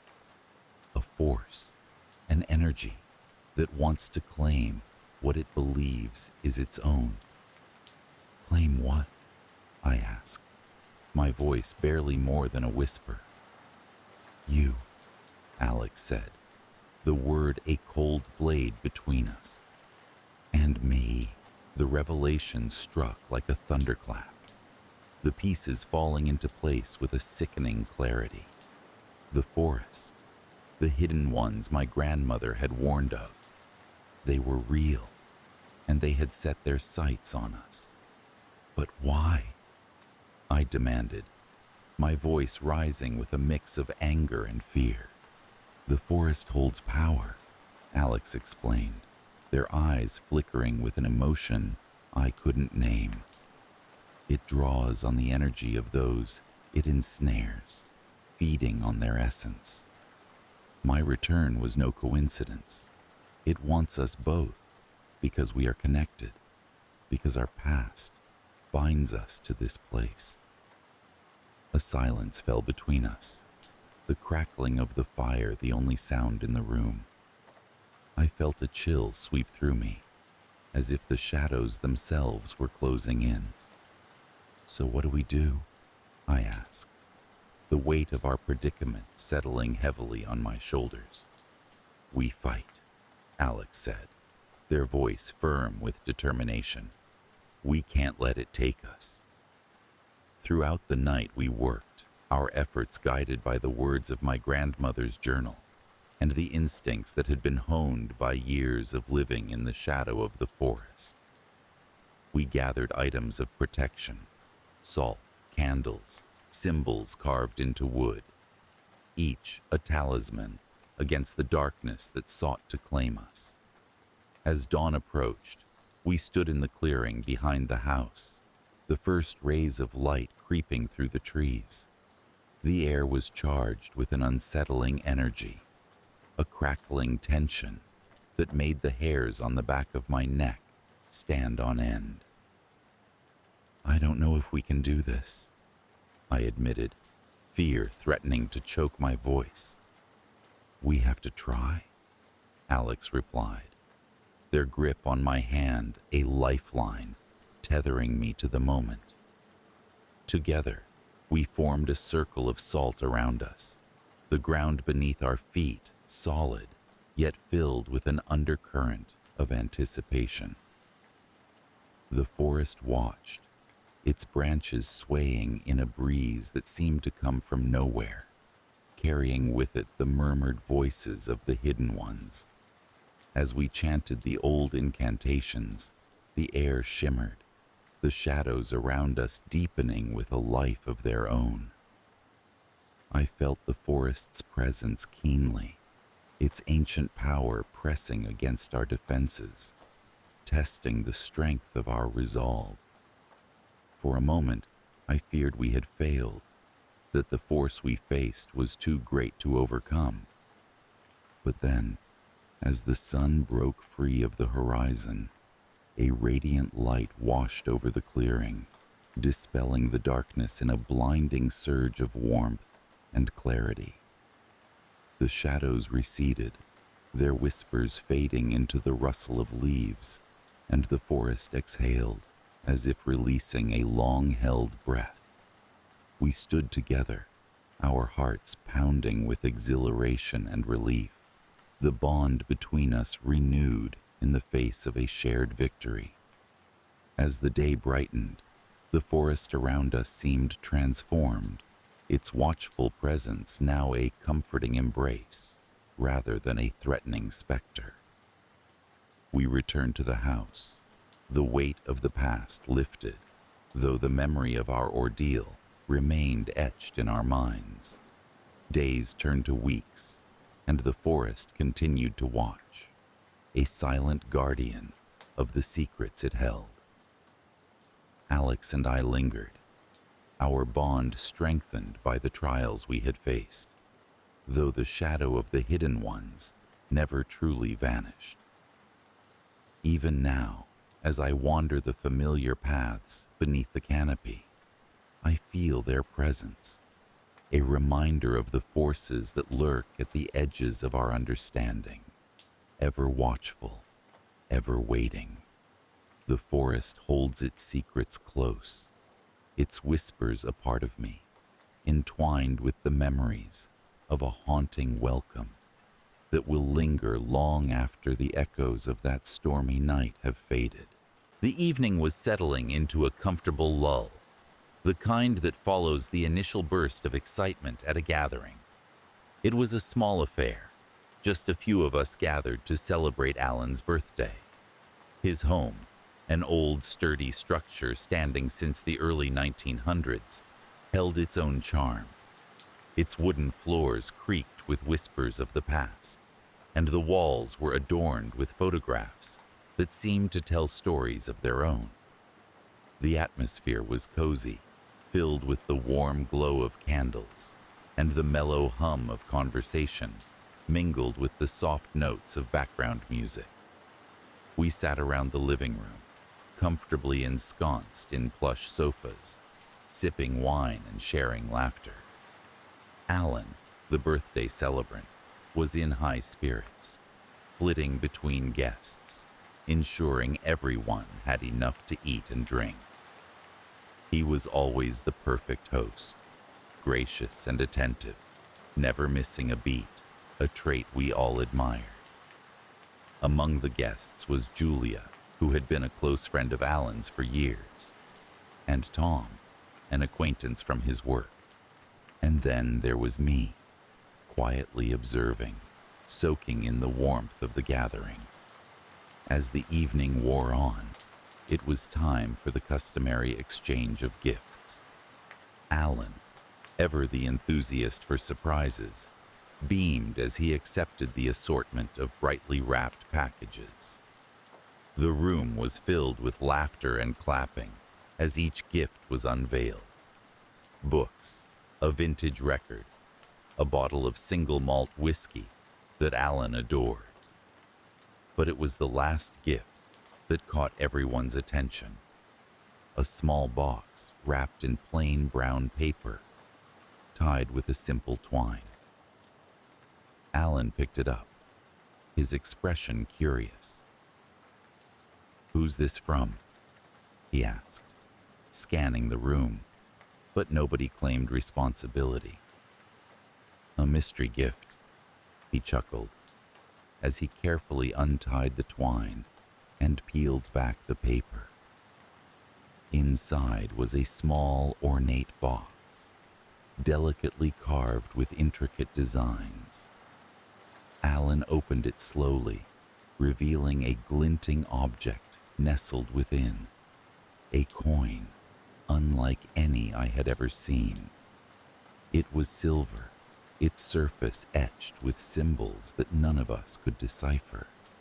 There was a moment of collective silence as we all leaned in closer, captivated by the enigmatic coin. Alan held it up to the light, turning it over in his hand. "What do you make of this?"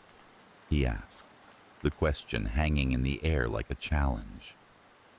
Julia leaned closer to examine it, her eyes narrowing as if to pierce through its secrets. "It looks ancient," she mused, "and those symbols, they're nothing I recognize." Tom, who had been quiet for most of the evening, spoke up.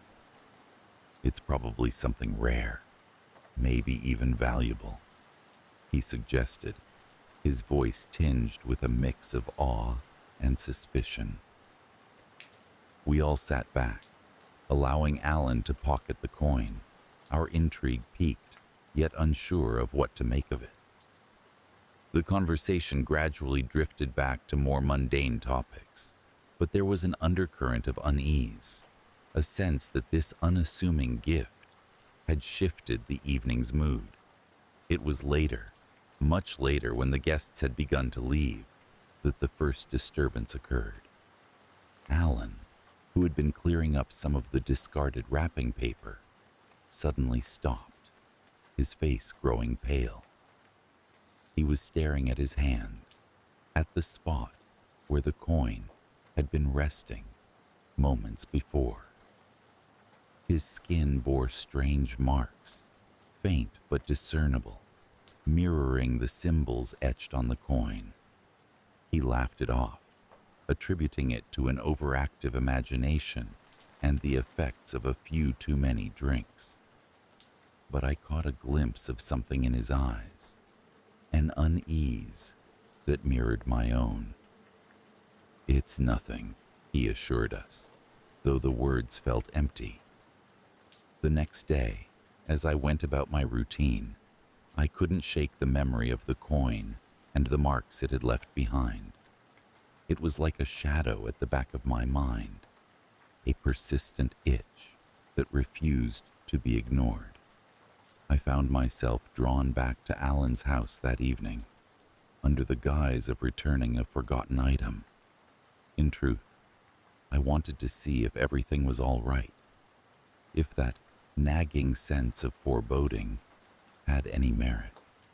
Alan greeted me with his usual warmth, but there was an edge to his demeanor, a tension that hadn't been there before.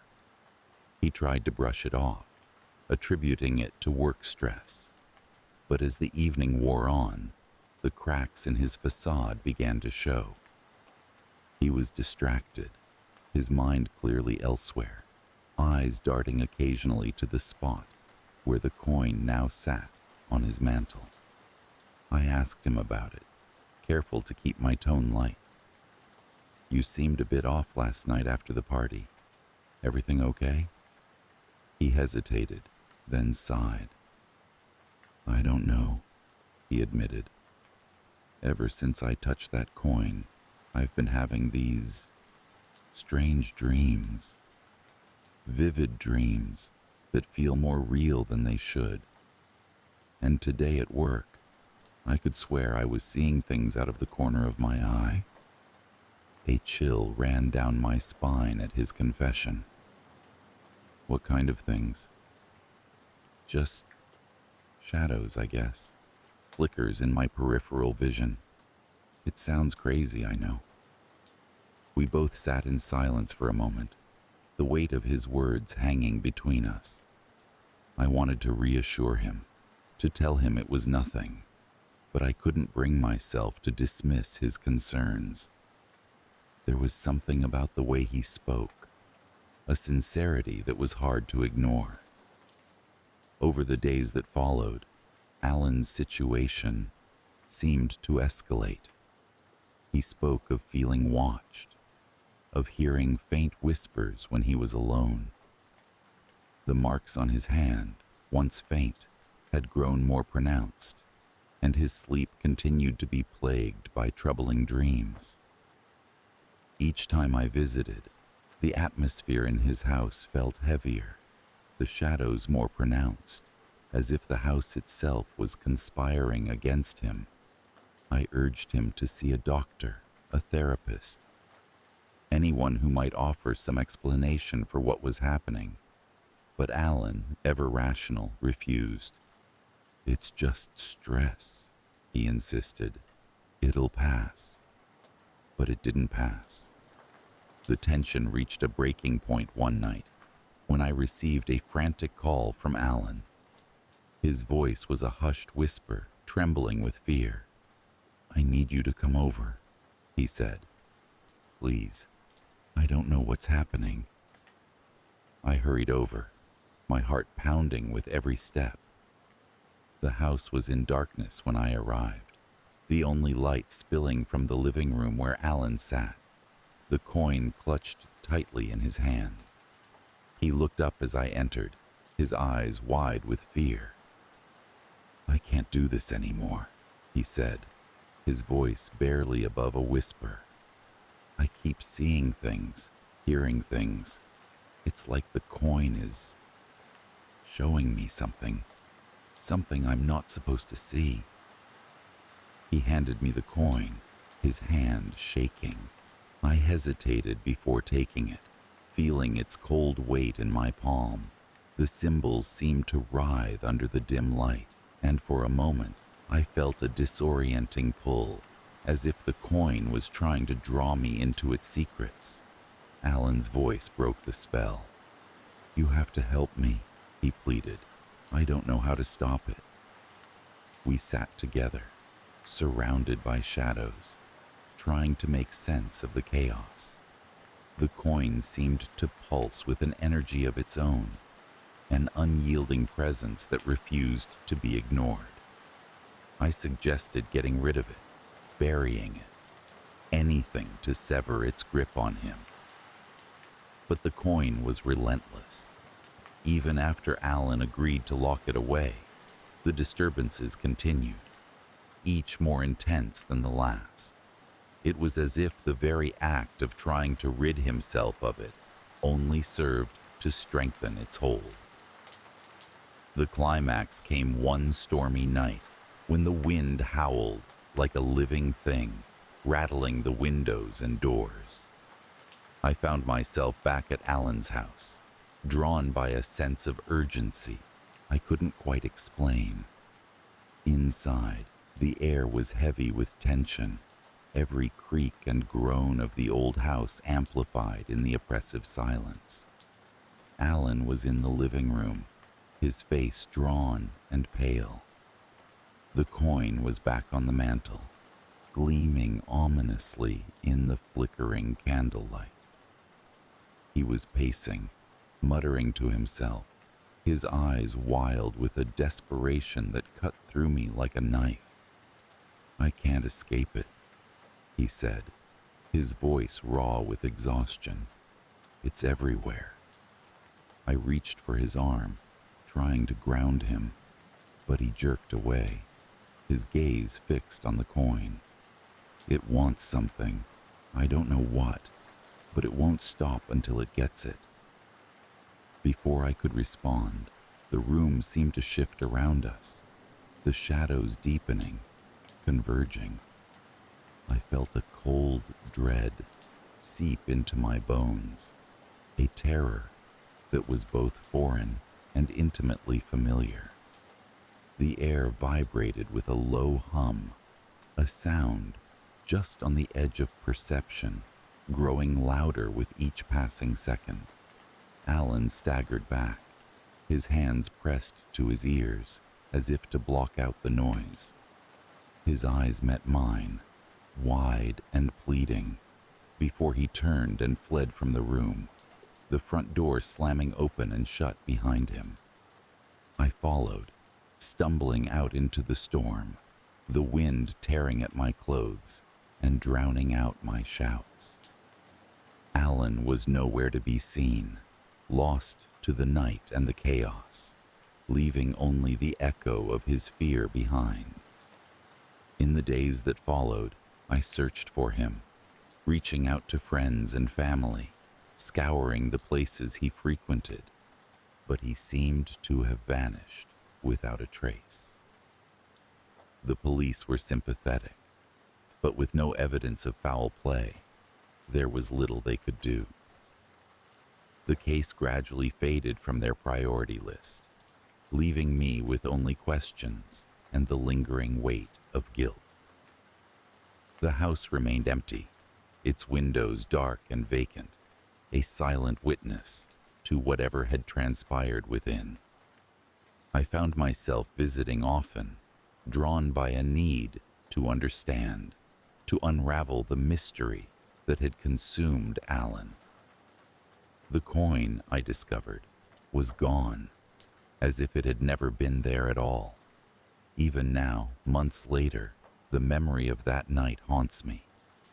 I feel its presence at the edges of my consciousness, a phantom whisper that refuses to be silenced.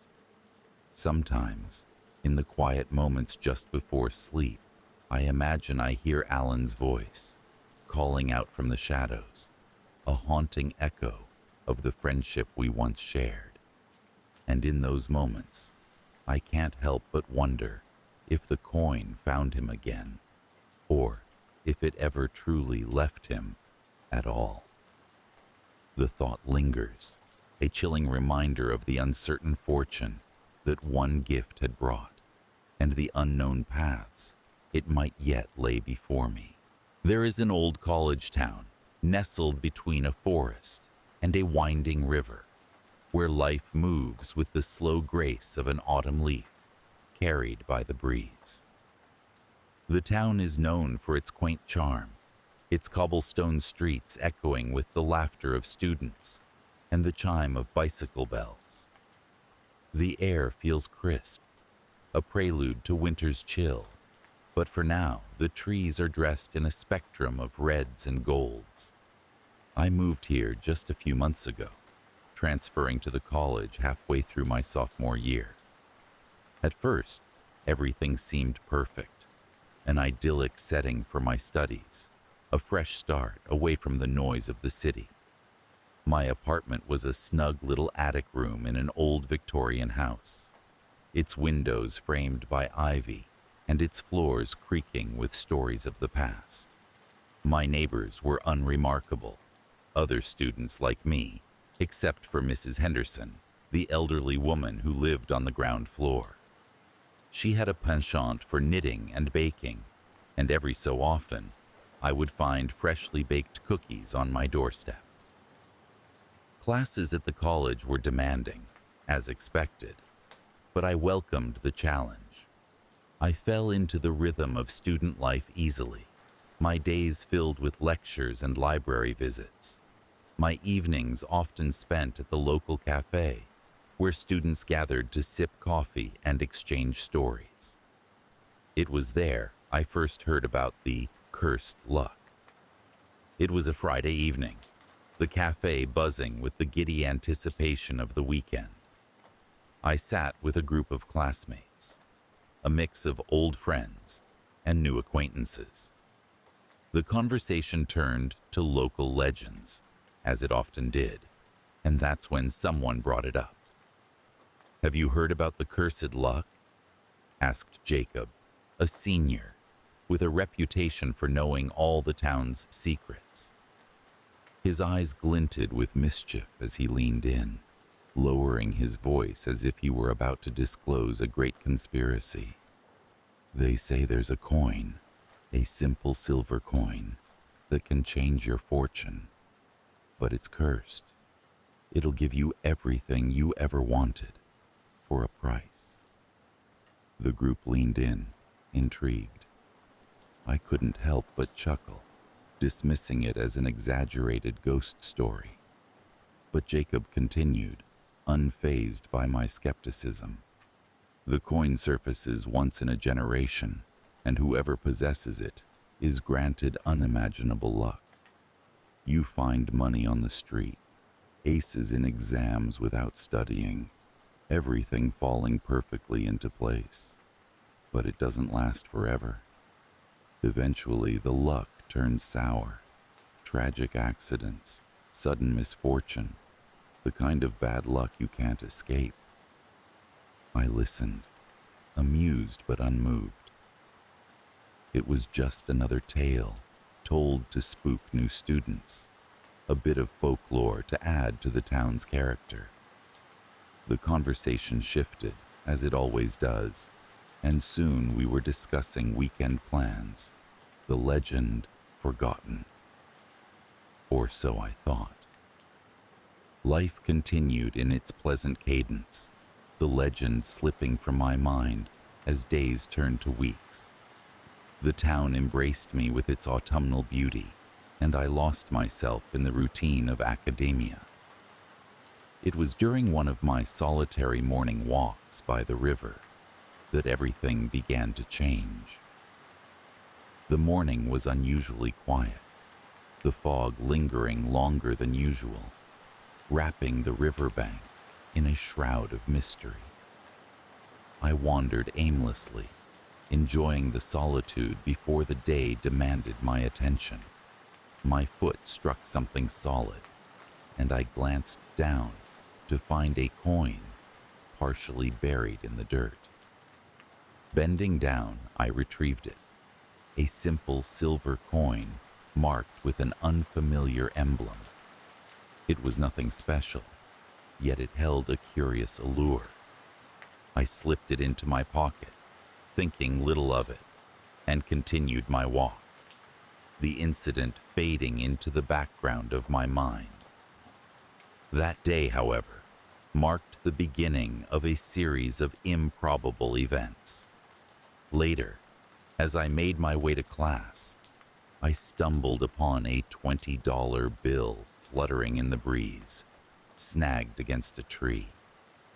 In the library, I found the exact book I needed for my paper, despite it being listed as unavailable. My professor unexpectedly canceled a quiz I hadn't prepared for. These incidents, while minor, felt like little gifts from the universe. Days turned into weeks, and the peculiar fortune followed me like a shadow. I aced exams without breaking a sweat, discovered an unexpected scholarship had been applied to my tuition, and won a raffle at a local store. Luck seemed to favor me, each day bringing a fresh miracle. I recalled Jacob's story, but dismissed the connection. Logic told me it was mere coincidence, yet a nagging voice in the back of my mind whispered otherwise. It wasn't until the mid-semester break that I began to question my good fortune. My best friend Rachel visited from my old college, her presence a comforting reminder of home. Over coffee, I recounted my recent streak of luck, expecting her to share in my amusement. Instead, she looked at me with a mix of concern and disbelief. "That's not normal, you know," she said, her voice tinged with unease. "No one is that lucky. Maybe you should be careful." I brushed off her concern, too accustomed to my newfound luck to see the shadow lurking beneath it. But Rachel's words planted a seed of doubt that grew with each passing day. The first hint of trouble came surprisingly subtly. I misplaced my keys, a common enough occurrence, but it took me hours to find them, wedged inexplicably between the cushions of the couch. Then, my phone screen cracked without any recollection of dropping it. Little inconveniences began to pile up, each one a reminder that even in paradise, shadows lurk. The turning point came one chilly evening as I returned from the library. The street was quiet, the town drenched in the soft glow of street lamps. As I crossed the road towards my apartment, a car came around the corner, faster than it should have. For a moment, time seemed to slow, and I was paralyzed, caught in the headlights' glare. The driver swerved, tires screeching, missing me by inches. I stood frozen, heart pounding, the reality of what nearly occurred sinking in.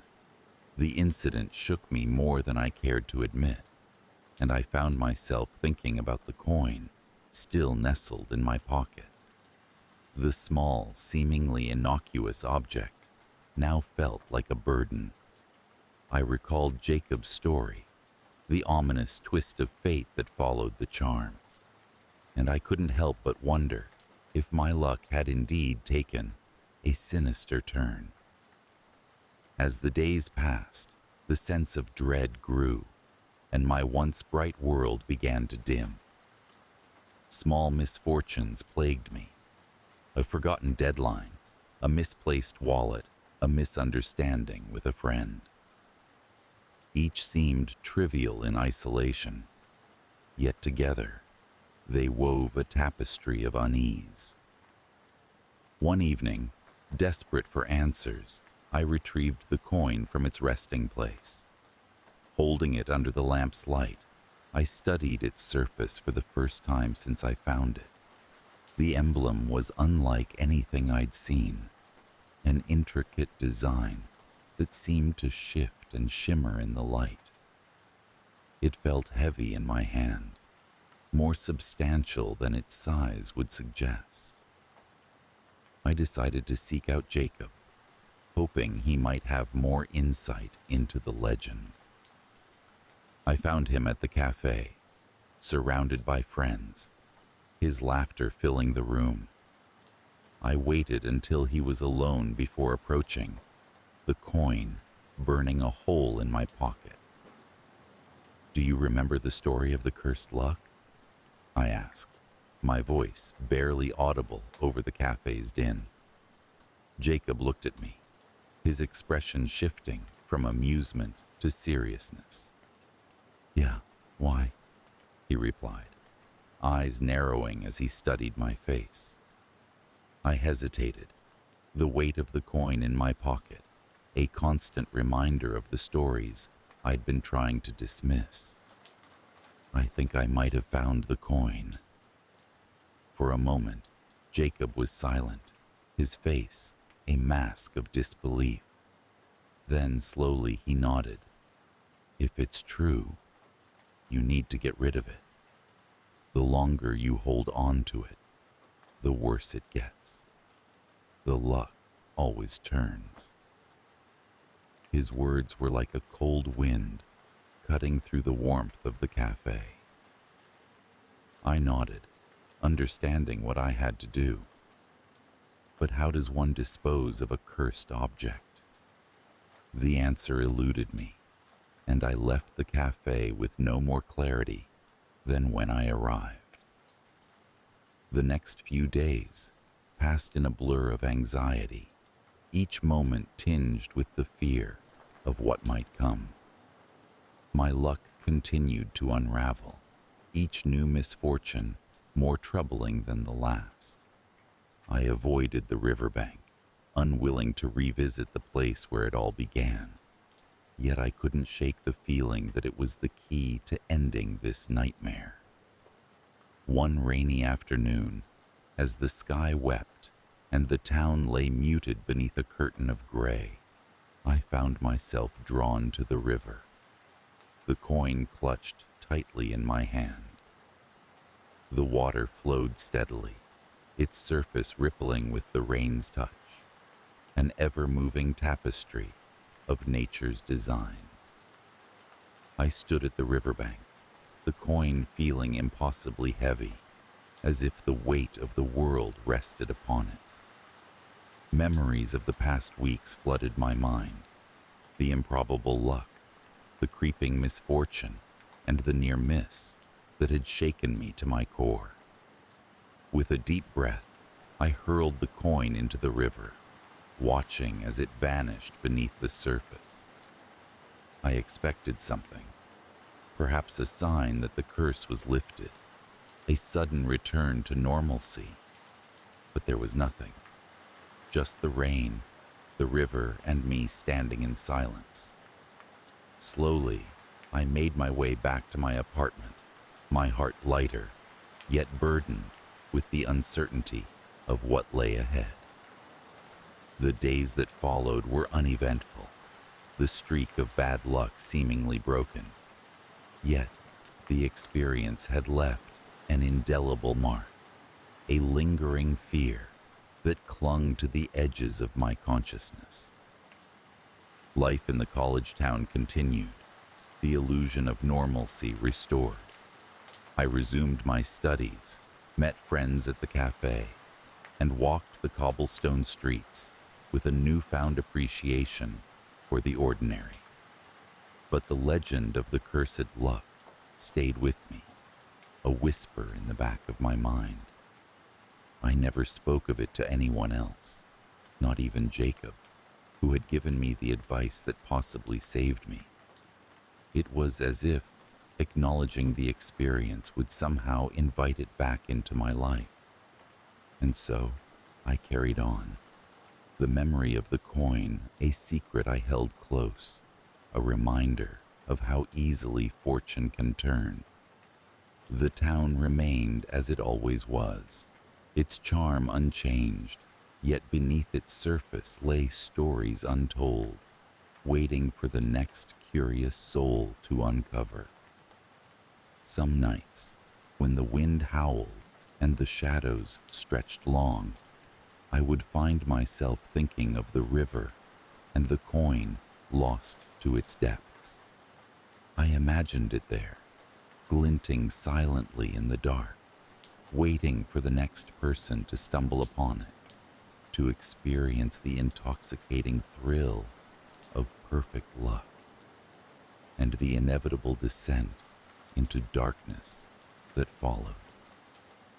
And in those moments, as the town slept under a blanket of stars, I could almost hear the river's whisper, a soft, eerie lullaby that echoed through the night, a reminder that some stories are never truly over.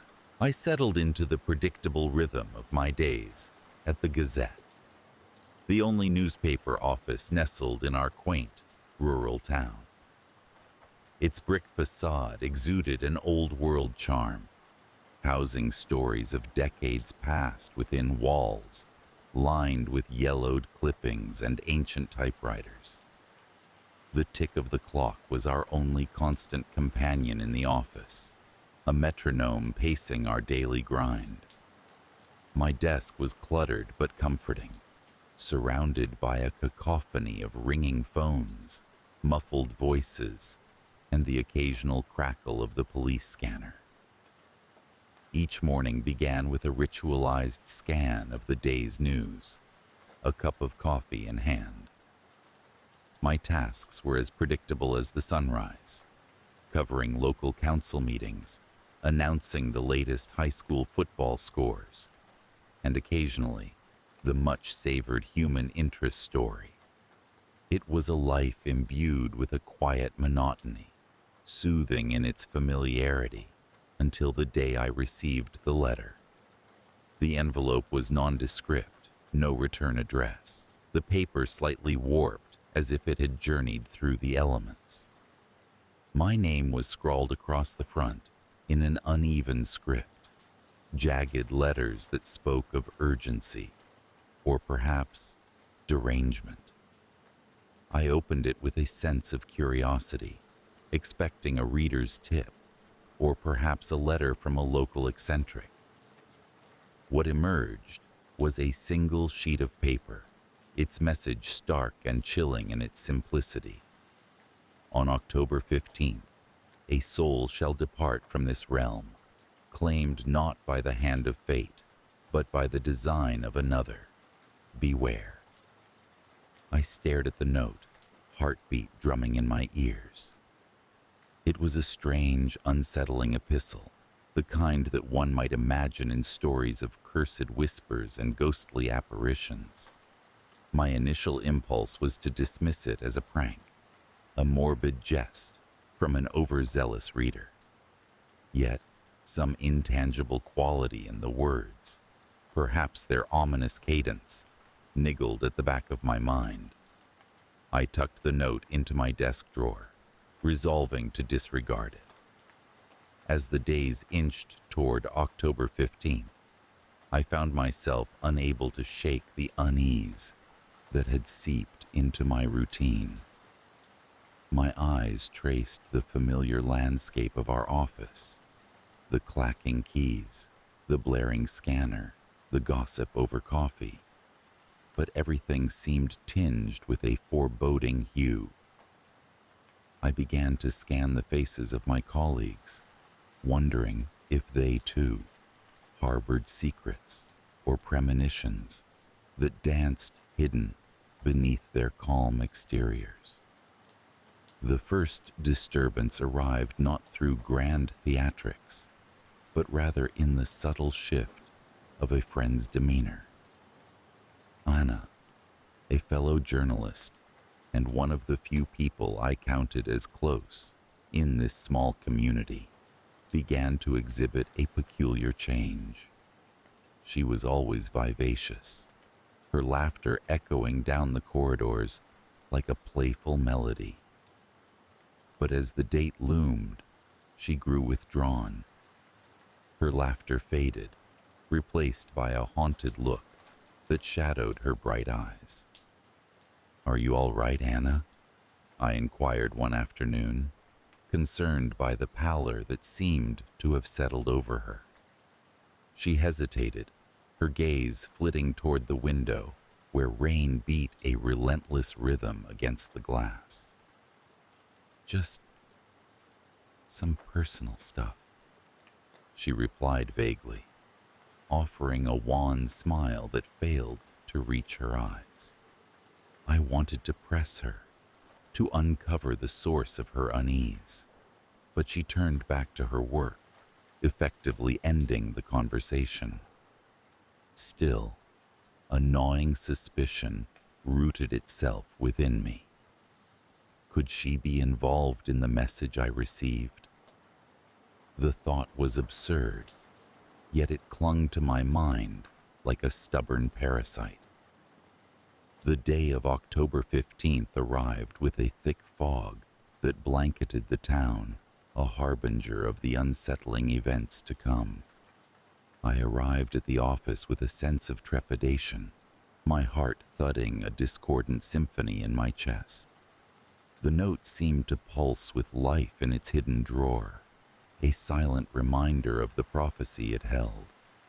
As the day wore on, tension coiled within the office walls. Conversations were muted, the usual banter stifled by an oppressive atmosphere that felt almost palpable. I forced myself to focus on my tasks, though my eyes drifted frequently to the clock, its hands inching inexorably toward an unknown climax. It was nearing dusk when the phone rang, its shrill insistence slicing through the air. I answered automatically, my mind elsewhere, until the words on the other end jolted me to attention. "This is Officer Daniels. There's been an incident at Anna's house." My stomach dropped, the room spinning in a dizzying swirl of sound and color. I barely registered my own response, a hurried acknowledgement before I was out the door, the phone abandoned mid-conversation. Anna lived on the outskirts of town, her cottage nestled amidst a grove of ancient oaks. As I approached, the scene was a tableau of chaos. A crowd of curious neighbors, the wail of sirens, and the flashing lights of emergency vehicles casting eerie shadows in the encroaching dark. A police officer barred my way, but I managed to convey my connection to Anna, and he allowed me through with a terse nod. The interior of the house was a stark contrast to the tumult outside. It was eerily quiet, the kind of silence that presses down on you, heavy and suffocating. I found her in the living room, a small crowd of officers and paramedics gathered around. Anna lay on the floor, her ashen face framed by the halo of her unruly hair. A paramedic shook his head, and I knew, in that instant, that she was gone. The world tilted on its axis, the room spinning in a nauseating blur. I staggered backward, needing air, space, anything to escape the reality closing in around me. As I stumbled out of the house, I clutched the note from my desk, the words burning into my consciousness with relentless clarity. Amidst the chaos, a troubling question surfaced, one that demanded an answer. Was Anna's death truly an accident, or had the letter's prophecy come to pass? The official report would later cite a heart attack, a sudden and tragic end that seemed incongruent with her youth and vitality. But I couldn't shake the feeling that something darker lurked beneath the surface, an unseen hand orchestrating events with malevolent intent. The days that followed were a haze, filled with funerals and condolences, each interaction a reminder of the void left by Anna's absence. Yet, amid the grief, the letter's warning hovered over me, casting a long shadow that stretched into every corner of my life. I became consumed by the need to understand, to unravel the mystery that had entwined itself with fate's threads. I delved into research, scouring archives for any mention of similar letters or unexplained deaths. My nights were spent haunting the library, the glow of a desk lamp illuminating dusty tomes and fragile newspapers from years gone by. Patterns emerged, vague whispers of ancient curses and prophetic notes that foretold doom. Each revelation deepened the chasm of fear within me, as if I were skirting the edge of an abyss. In the quiet solitude of my apartment, I began piecing together the fragments of the mystery, my walls papered with connections and theories. I became a recluse, driven by an obsession that alienated me from the world beyond my window. Friends called, their voices tinged with concern, but I ignored them, unable to explain the insidious fear that thrummed like a living thing beneath my skin. Midnight became my confidant, the hours when silence reigned and the veil between worlds seemed thinnest. It was during one such night that I made a breakthrough, the pieces falling into place with a clarity that stole my breath. There were others, scattered across the country, bound by the same cryptic notes and untimely deaths. Each case was eerily similar, each victim marked by a letter that heralded their demise. Armed with this knowledge, I resolved to confront the source of the letters, to reveal the truth lurking in the shadows. My journey took me to distant towns and forgotten corners, where I unearthed stories of those who claimed to have cheated the ominous fate foretold by the notes. Their tales were filled with dread and desperation, yet they offered a glimmer of hope, that the future was not set in stone, that the hand of fate could be stayed. As I delved deeper, the lines between reality and nightmare blurred, every whisper of wind and creak of floorboards a reminder of unseen forces at play. I became hyper-aware, my senses attuned to the slightest anomaly, my heart a wild creature caged within my chest. The final confrontation came unexpectedly, a chance encounter with a reclusive antiquarian in a rain-soaked alley. He spoke in riddles, his eyes glinting with a knowledge that seemed both ancient and arcane. He revealed that the letters were a curse, an echo of a forgotten pact made long ago, designed to feed on the fear and uncertainty that plagued its recipients. But he also shared the key to breaking the cycle, a simple act of courage and defiance, a refusal to bow to the specter of fate. Armed with this revelation, I returned to the Gazette, the familiar surroundings offering a semblance of comfort. I penned an article detailing my journey, exposing the curse and its machinations, determined to shed light on the darkness that had claimed Anna and so many others. It was a cathartic release, each word a weapon against the fear that had gripped me for so long. The article was published, its impact rippling through the community like a stone cast into still water. Conversations sparked, and the town buzzed with a mixture of disbelief and curiosity, a collective determination to reclaim control over their destinies. Yet, even as I basked in the relief of having broken the curse's hold, a part of me remained vigilant, acutely aware of the lingering threat that hung like a specter over my life.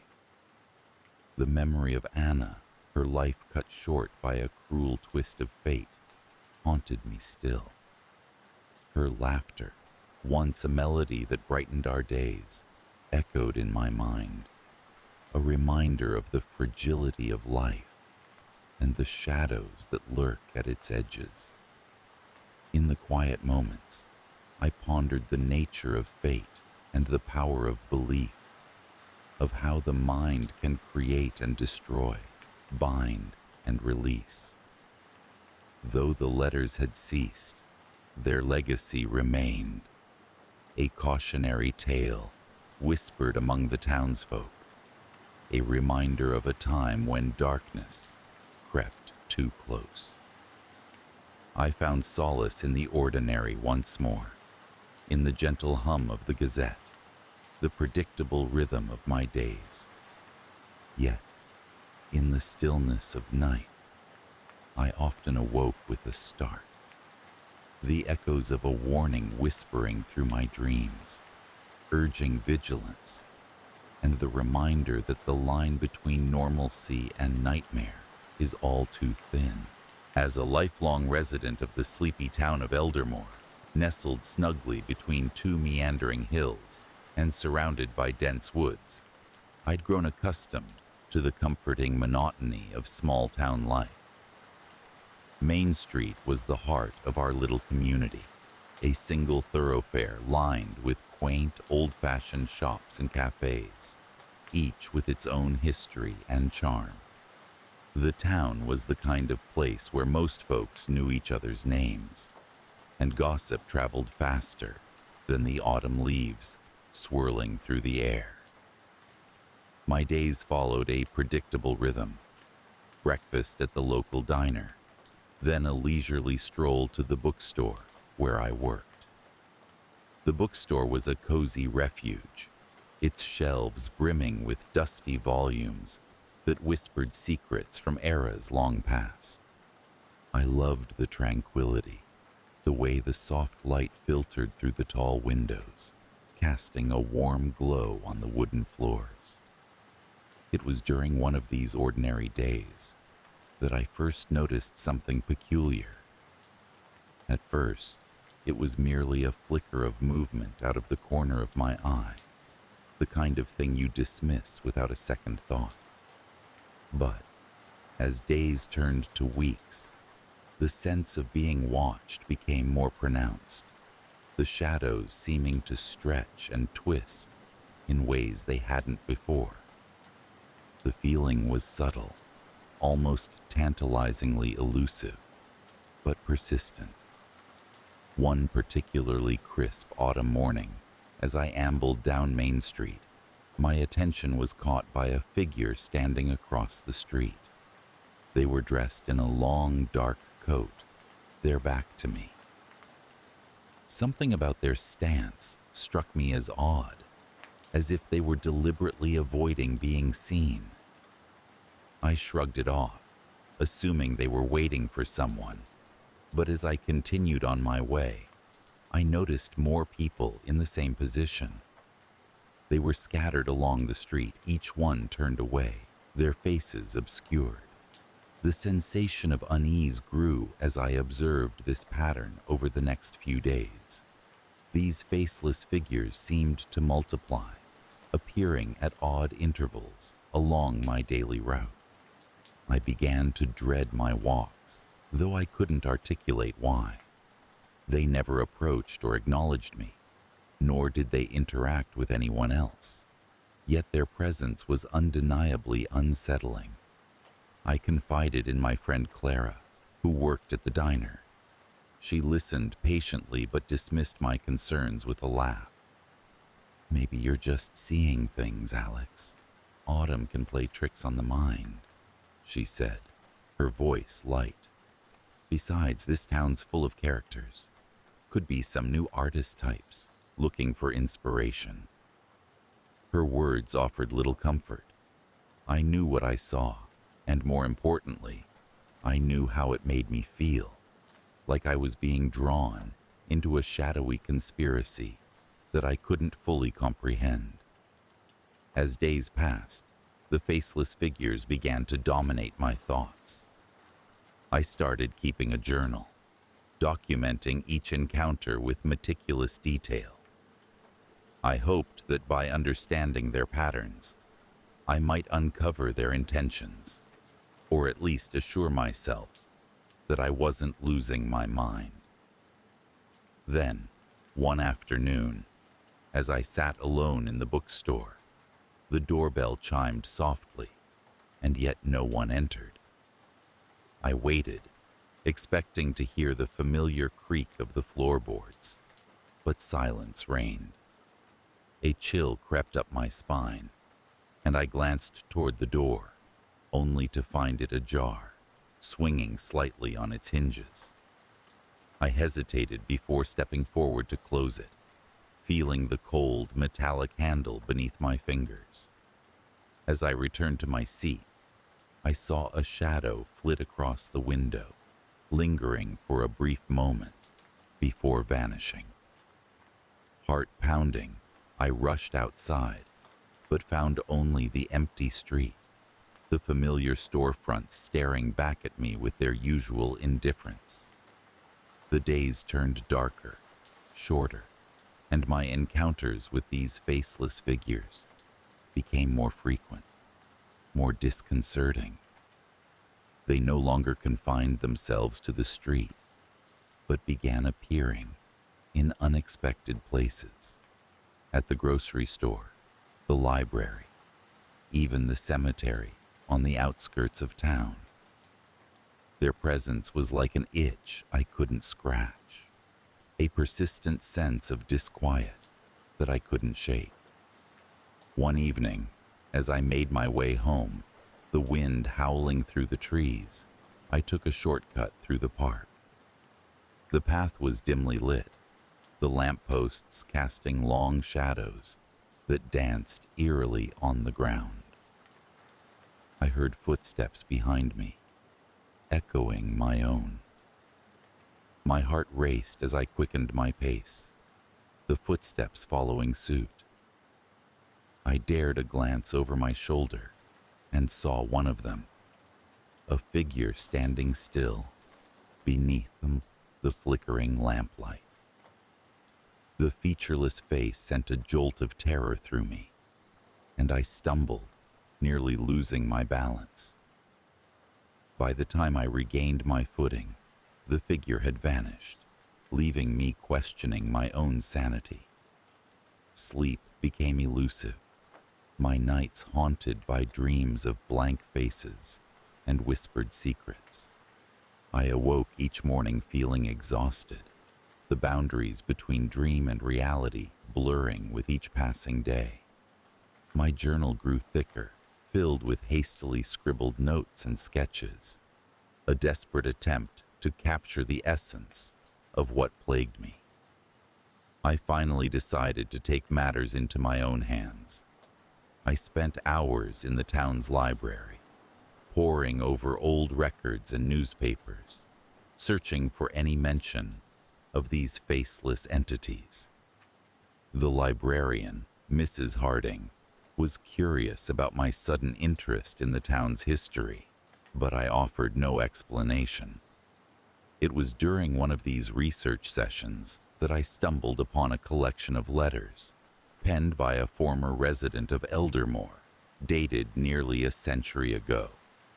The letters spoke of strange occurrences of faceless people who followed the author, their presence a harbinger of doom. The writer, John Matthews, had documented his experiences in great detail, his words echoing my own. Matthews' writings revealed an unsettling pattern. The faceless figures appeared to those who, knowingly or unknowingly, ventured too close to some hidden truth buried within the town's past. The letters were fragmented, some pages missing, but the implication was clear. The faceless ones were guardians of a secret they would protect at all costs. I felt both validated and horrified. My experiences were not unique, but rather part of a legacy that stretched back through the decades. I knew now that I was ensnared in something far beyond my understanding, and I feared where it might lead. Determined to learn more, I resolved to visit the cemetery mentioned in Matthew's letters, where he claimed to have discovered something that drew the attention of the faceless ones. On a fog-laden morning, I navigated the winding path to the cemetery, the air heavy with anticipation and dread. The cemetery, veiled in mist, was eerily silent, the only sound the soft crunch of leaves beneath my feet. I wandered among the tombstones, my breath visible in the chill air. As I examined the inscriptions, I noticed a peculiar tombstone, its surface worn smooth by time. It bore no name or dates, only a single symbol, a spiral etched deeply into the stone. As I traced the spiral with my fingers, a sensation of vertigo washed over me, and I stumbled backward, the world spinning around me. In that moment, I knew I had touched something significant, something that connected me to the faceless entities. The fog seemed to thicken, the air becoming cloying and oppressive. I sensed movement at the periphery of my vision and turned to see them, dozens of faceless figures emerging from the mist, surrounding me with their silent, implacable presence. They stood in a circle, their attention focused solely on me, and for the first time, I felt an overwhelming sense of understanding emanating from them. I was not meant to be here, I realized. I had crossed an invisible boundary, trespassed upon their domain. Panic surged through me, and I backed away, the figures parting to allow me passage. As I fled the cemetery, their presence lingered in my mind, a haunting reminder of the secrets I had unearthed. In the days that followed, the faceless ones withdrew, their shadowy forms no longer haunting my steps. But the sense of unease persisted, a constant reminder of the knowledge I had stumbled upon. I had glimpsed the hidden underbelly of Eldermore, a truth that refused to be buried. I returned to my routine, the bookstore and Main Street once again familiar and comforting. Yet, I could not shake the feeling that I was being watched, that the faceless ones were still out there, waiting. They were part of the town's fabric, woven into its history, guardians of secrets that no one dared to uncover. As I sat by the window of the bookstore one afternoon, the sun casting long shadows on the floor, I pondered the nature of the faceless ones. Were they protectors or wardens? Were they a product of imagination or something more profound? Though I had no clear answers, I knew one thing for certain. The faceless figures would remain with me, an indelible part of my psyche, a reminder of the thin veil between the known and the unknown. I had glimpsed the darkness that lay beneath the surface of my tranquil town, and I could never fully return to my previous ignorance. The fear they instilled lingered, a quiet echo in my mind, a testament to the fragile boundary between curiosity and madness. As the days turned to weeks, I found solace in the familiar once more. Yet I remained ever watchful, knowing that some doors, once opened, could never be closed. And so, life in Eldermore continued, the faceless ones as much a part of its history as the people who walked its streets. As I walked down Main Street, the autumn leaves swirling around me, I couldn't help but wonder if someone else would eventually stumble upon the same truth, if they too would find themselves staring into the abyss of the unknown. Perhaps one day, the faceless ones would reveal their purpose, their silent vigil drawing to an end. But until that day came, I would carry the secret with me, a burden and a gift, a reminder of the hidden depths that lay beneath the surface of our everyday lives. The town of Eldridge was the kind of place that seemed to be permanently etched in the sepia tones of a bygone era, a place left untouched by the passing of time and the hustle of the modern world. Nestled in the embrace of ancient trees, the houses were quaint, with gabled roofs and white picket fences, the air often filled with the scent of pine and the distant murmur of the river that wound like a silver ribbon through the heart of the forest. It was a town so small that every inhabitant was not just a neighbor, but also a familiar story, a living chapter in the town's modest history. I had come to Eldridge seeking solitude, a reprieve from the chaos of city life. The small wooden house I had rented stood alone at the river's edge, its windows facing the water, allowing the gentle sound of the current to lull me to sleep each night. I spent my days wandering the forest, breathing in the crisp, clean air, and my nights at the local pub, listening to the townsfolk's stories, tales that sometimes carried a weight of their own, whispers of a curse, hushed and half believed. It was during one of those languid evenings, as I sat nursing a pint, that I first heard mention of the faceless boy. The tale was recounted with a peculiar mixture of fear and reverence, the kind reserved for the inexplicable. According to the townsfolk, he was a specter bound to the forest, a punishment meted out to those who dared acknowledge his existence. To see him was to invite misfortune. I listened with a bemused detachment, attributing the story to village superstition, the kind of folklore that every small town seemed to haunt itself with.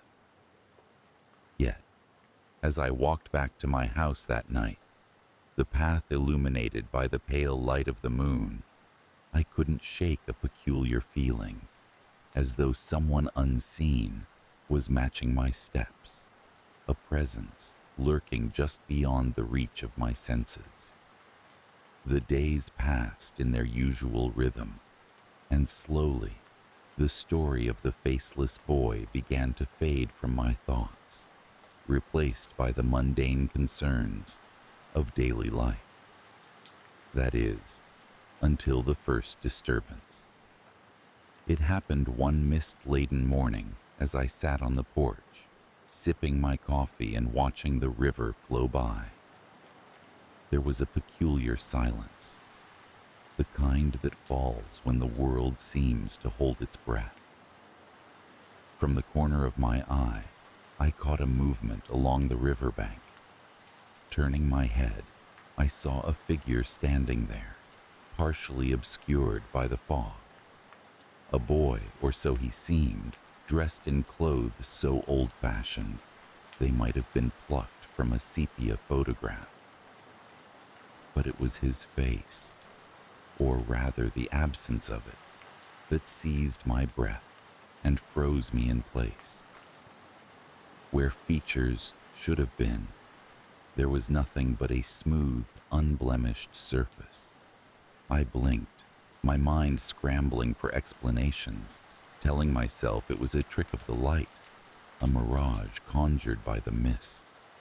But when I looked again, the figure was gone, leaving only the whisper of the river and the rustle of leaves in the wind. I shook off the encounter, dismissing it as a figment of imagination, yet an unsettled feeling nestled in my chest, like a stone that refused to dislodge. As days turned into weeks, the encounters grew more frequent. I would catch glimpses of him in the forest, a fleeting shadow amidst the trees, or reflected for a heartbeat in the river's surface. And with each sighting came an escalation of inexplicable occurrences. Objects in my house began to move on their own accord. Doors left ajar would close sharply, and shadows seemed to crawl along the walls in the periphery of my vision. I awoke one night to find the house filled with a soft, mournful music, a haunting melody that seemed to emanate from nowhere and everywhere at once. It was as though the presence that lingered had begun to inch closer, testing the boundaries of my reality. I knew what the townsfolk would say, that I should ignore it, pretend not to see. But curiosity, that insidious urge, gnawed at me. I found myself drawn to the forest more often, wandering the paths that twisted through the dense thicket, hoping and dreading to catch sight of the enigma that haunted me. Each time I glimpsed him, there was a momentary ache, a pang of something that felt like sorrow, though whether it was his or mine, I could not tell. The climax came one stormy night when the wind howled through the trees like a pack of wolves, and rain lashed against the windows with a fury. I lay in bed, the room cast in restless shadows, sleep a distant prospect. It was then I felt it, an overwhelming urge, a compulsion to step outside into the tempest. The wind tore at my clothes as I ventured out, the rain blinding in its intensity. Yet there was a pull, a magnetic force, drawing me towards the riverbank. And there he was, standing still as stone amidst the chaos of the storm. This time, I didn't look away. I stepped closer, my heart a drumbeat in my chest, and found myself standing face to face with the faceless boy. In the cacophony of wind and water, there was silence between us, a stillness that defied the tempest. In that moment of confrontation, something shifted. It was as if a veil had been lifted, and a truth, unbidden and unwelcome, unfurled itself in my mind. The boy was not an entity separate from me, but a reflection, a dark mirror that echoed my fears, my sorrows, the parts of myself I had long buried and chosen to forget. I reached out, my hand trembling, and where I should have felt nothing, there was a warmth, a pulse of life. The world around us seemed to pause, the rain suspended in midair, the wind hushed, and in his facelessness, I saw my own reflection, a canvas unmarked by time or memory. Yet, in acknowledging him, in recognizing the parts of myself I had denied, I had sealed my fate. The stories of the townsfolk were not wrong. The curse was not his presence, but the admission of it. The boy began to dissolve, his form unraveling like smoke in the wind. And with him, a part of me seemed to fade, an echo that would forever reverberate through the confines of my soul. In the days that followed, a lingering fear settled in the periphery of my mind. The town resumed its quiet existence. The forest remained unchanged, yet I could not shake the sense that something unseen walked with me, a shadow tethered to my being. The house by the river no longer felt like a sanctuary, but a reminder of the boy who wore my face. Each night as I lay in bed, I would hear the faint strains of that mournful melody, a reminder of the veil between worlds, a whisper of the faceless truth I had glimpsed. And though the boy was gone, his presence lingered in the corners of my mind, in the solemnity of the river's endless flow, a specter of what was and what could never be erased. The town of Eldridge continued its unhurried journey through time. The stories of its curse carried on the wind, a cautionary tale for those who dared to see beyond the veil. And I, a reluctant witness to its legacy, remained, haunted not by the faceless boy, but by the reflection of my own unacknowledged fears, a shadow that would follow me to the end of my days. The storm had been brewing for hours, casting a pallor over the afternoon that made time feel like it had stopped. From the comfort of our family room, I watched the rain lash against the windows, the wind howling like a lost soul. The sky was a uniform gray, and every once in a while, a flash of lightning would illuminate the trees, their branches thrashing wildly. It was the kind of day meant for staying indoors, wrapped in blankets with hot cocoa steaming in mugs. My family, nestled in different corners of the house, seemed content to do just that.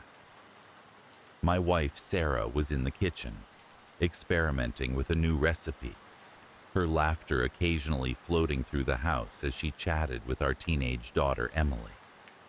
Emily, in turn, was sprawled on the couch, texting her friends about everything and nothing, her face lit by the soft glow of her phone screen. Our youngest, Daniel, had created a fort out of blankets and cushions in the living room and was deeply engrossed in his fantasy world, his quiet narration barely audible over the storm outside. It was a picture of domestic serenity, a tableau of normalcy framed by the chaos of the weather. But then, as if the storm was not enough to disturb the peace, the phone rang. It was an old landline phone we kept out of necessity rather than preference, relegated to a corner of the room and rarely used. The sound was jarring in the otherwise quiet house, breaking the rhythm of rain and wind. I exchanged a quick glance with Sarah, who looked puzzled, her hands dusted with flour. Emily barely noticed, lost in her digital conversations, and Daniel was too deep in his imaginary world to care. I picked up the receiver, expecting a telemarketer, or perhaps one of those automated scam calls. "Hello?" I said, my voice echoing slightly in the emptiness that followed. There was no reply, just a faint crackle of static, like whispers from the other side of a long, dark tunnel. "Hello?" I repeated, louder this time, but the line went dead with a soft click. I shrugged it off, attributing it to the storm interfering with the lines. Yet, a curious unease settled in the pit of my stomach. Returning to the couch, I tried to dismiss the incident as a mere blip, a minor annoyance. But when the phone rang again, not 5 minutes later, the unease resurfaced, this time accompanied by a prickle of something colder, more insidious. Sarah looked up from her baking, her eyes meeting mine with a question unspoken. I answered the call again, and once more, silence greeted me, thicker, more oppressive than before. The wind howled louder outside, and the lights flickered briefly, casting eerie shadows that danced across the walls. I hung up, but the sensation of being watched, being observed by something unseen, refused to shake. Trying to mask my discomfort, I asked Sarah if her family had planned to call, perhaps checking in on us because of the storm. She shook her head, wiping her hands on her apron, her expression thoughtful, yet unconcerned. As the afternoon stretched on, the calls continued, each one identical to the last. The relentless ringing, the same static-filled silence, the empty line. My family began to notice my growing agitation, the way I would pause, listen, then replace the receiver with a slightly firmer grip each time. Emily teased me about a secret admirer, her teenage humor a brief balm for the tension simmering beneath my skin. Daniel, oblivious, continued his play, his imagination a continent away from the oddities of adult worries. It wasn't until the evening, when the storm reached its crescendo, that things escalated. The phone rang once, twice, 3 times in quick succession, a frantic insistence that could not be ignored. On the 3rd ring, the lights went out completely.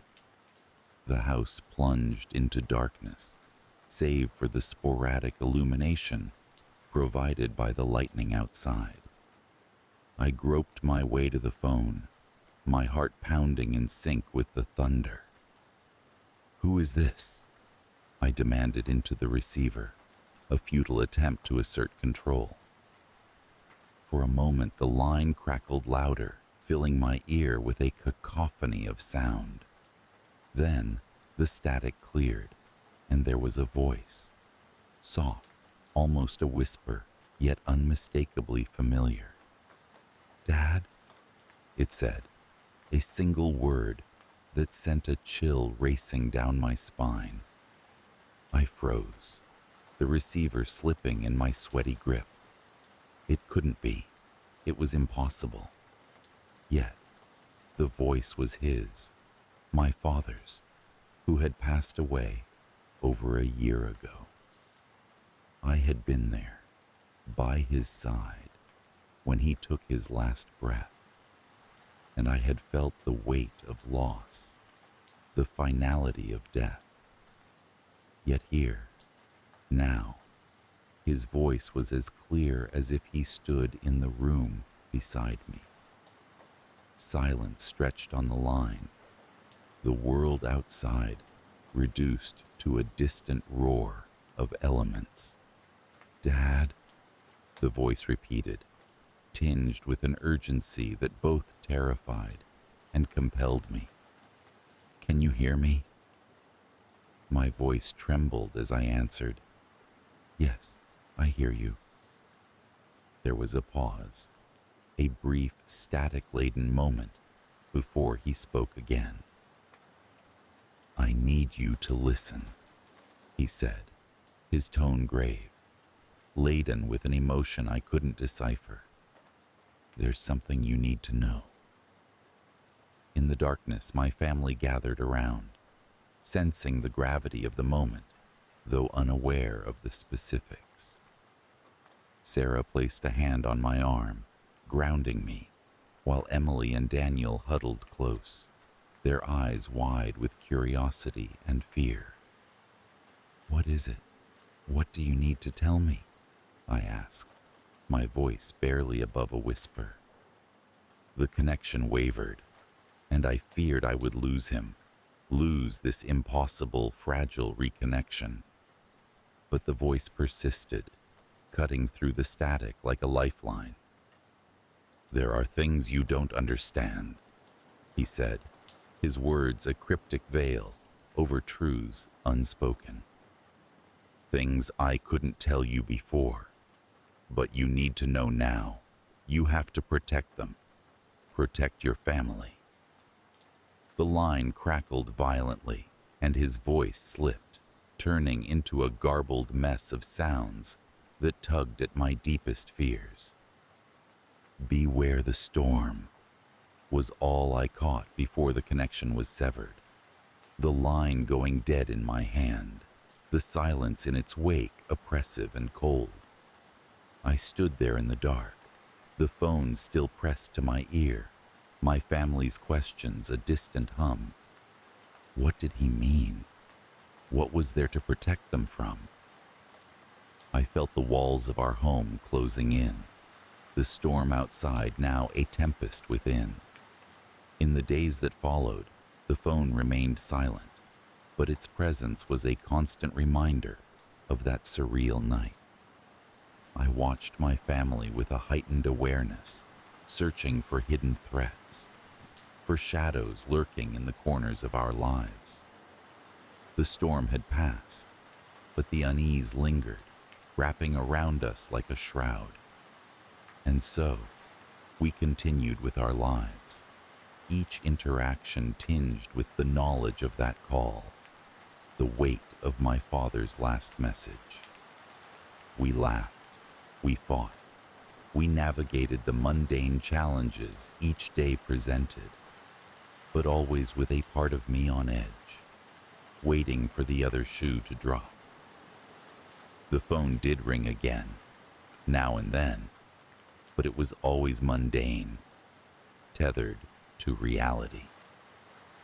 Yet every ring was a reminder of the voice that spoke from beyond, of the warnings it carried, and of my promise to protect them. It was a lingering fear, a ghost in the machine, whispering in the quiet moments, a specter in the guise of a ring. The first time I noticed the persistent ringing in my ear was on a chilly autumn morning. I had woken up to the usual comforting sounds of my neighborhood, the distant hum of traffic, the tentative chirping of birds, and the soft rustle of leaves in the wind. Yet beneath those familiar sounds was something else, something new. It was a barely perceptible ringing, like the faint chime of a distant bell. I dismissed it as remnants of sleep, a transient echo that would fade with the arrival of the day.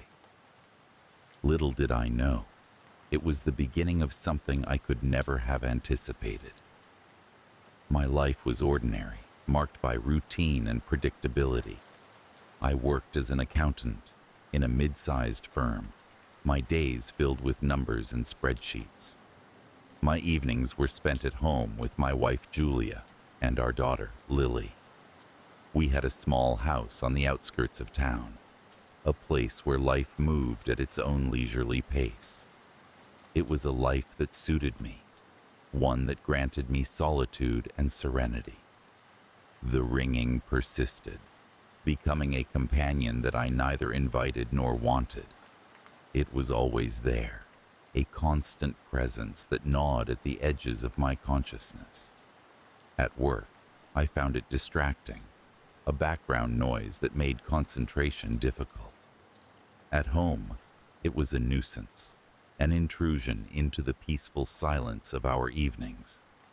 I tried to ignore it, hoping it would disappear as mysteriously as it had arrived. Weeks passed, and the ringing grew louder, more insistent.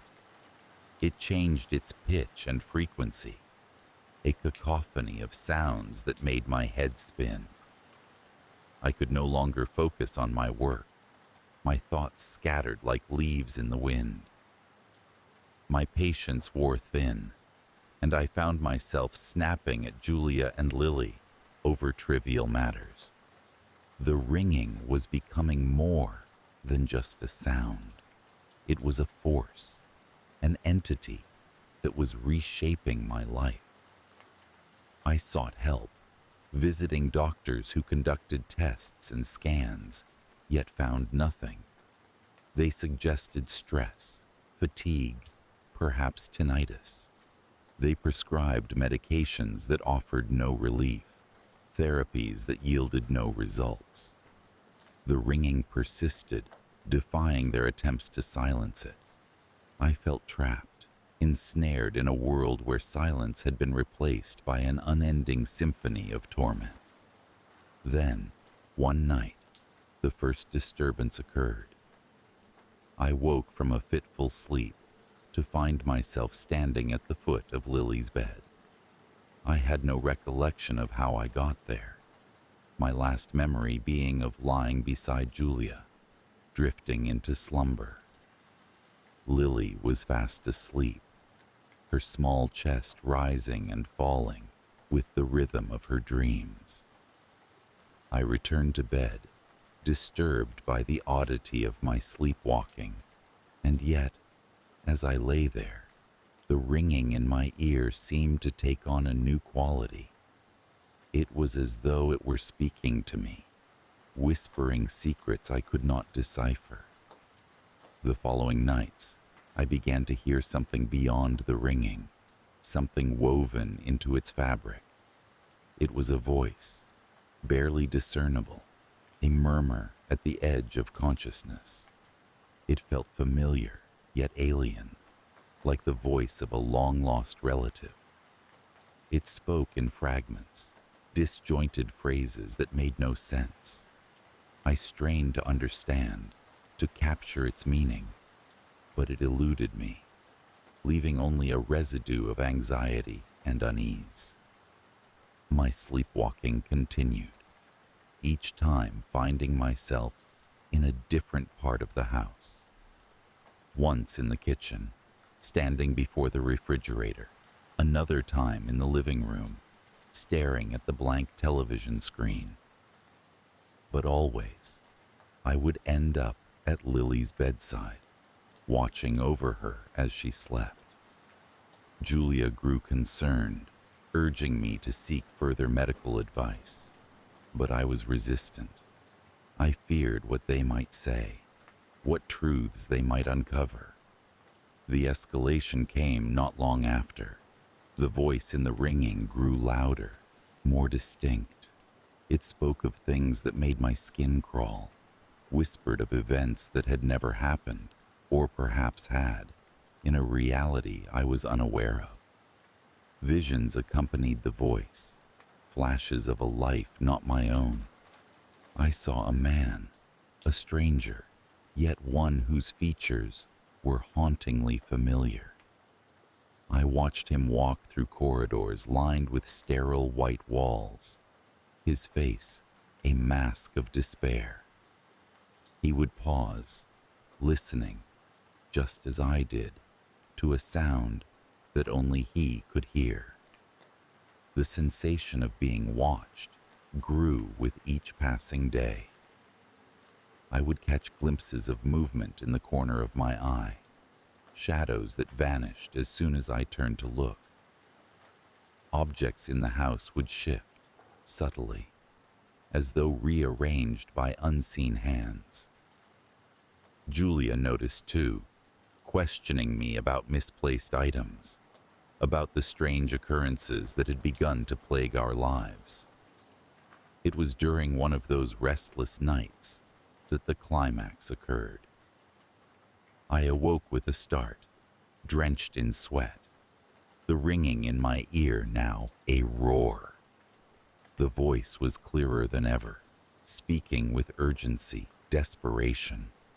It begged, pleaded with me to understand, to act. I stumbled out of bed, the floor cold beneath my feet, and followed the invisible thread that pulled me through the house. I found myself once more at Lily's bedside. She lay there, serene and untouched by the chaos that had enveloped our world. The voice reached a crescendo, revealing to me a truth I could scarcely comprehend. It was the voice of a father, a man whose child had been taken from him in the sterile corridors of a hospital. A man who had sought justice, who had cried out for retribution, but had found none. The ringing was his call, his message, carried across time and space to my ear. It was then that I understood the purpose of my nocturnal wanderings, the reason I was drawn to Lily. The man in the visions, the father, was using me, guiding me to protect my daughter from a fate akin to his own. I was to be the vessel of his revenge, the instrument of his justice. But how, I wondered, could I fulfill such a role? What threat loomed over my child that required such drastic intervention? The answer came, not in words, but in a sudden, undeniable instinct. I needed to leave, to take my family away from this place, from whatever malevolent force had set its sights on us. Julia, though skeptical, trusted my judgment, sensing the urgency in my plea. We packed quickly, gathering only the essentials, and left our home behind, seeking refuge in a place unknown to the man who haunted my dreams. Yet, as we drove through the night, the ringing in my ear persisted, a constant reminder of the unfinished business that lay behind us. It was softer now, tempered by distance, but still present, a lingering echo of the voice that had guided me. I wondered if we had truly escaped, or merely postponed the inevitable. In the days that followed, we settled into our new surroundings, a small town nestled in the embrace of mountains. Life regained a semblance of normalcy, the routine I so craved slowly re-establishing itself. The ringing though ever present, was no longer intrusive, a background hum that I had learned to coexist with. But the fear remained, a shadow lurking at the edges of my consciousness. What if the voice returned, more insistent, more demanding? What if the threat it had warned of found us once more? I carried these questions with me, a burden that weighed heavily on my soul. One evening, as I sat on the porch, listening to the chirp of crickets and the rustling of leaves, I closed my eyes and allowed myself to listen, truly listen, to the ringing.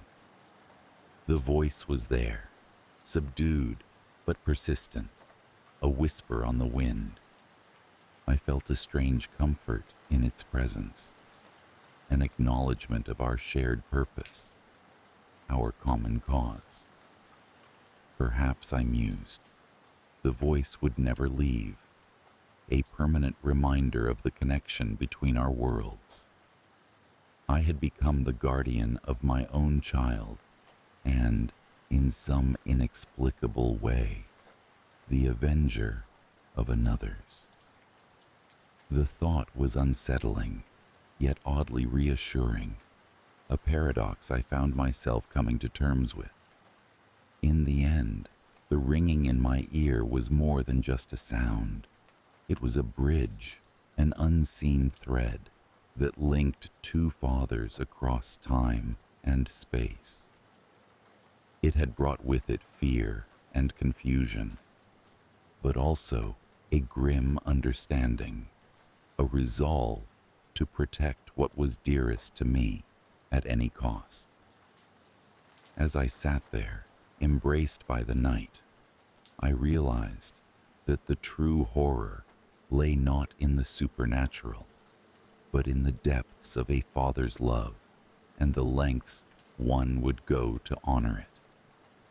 As days turned to weeks, I remained vigilant, ever watchful for signs of the unseen menace that had once invaded our lives. The ordinary rhythms of our existence resumed, but beneath them lay an undercurrent of vigilance, a readiness to act should the need arise. The ringing, now a familiar presence, served as both a warning and a guide, a duality I had come to accept.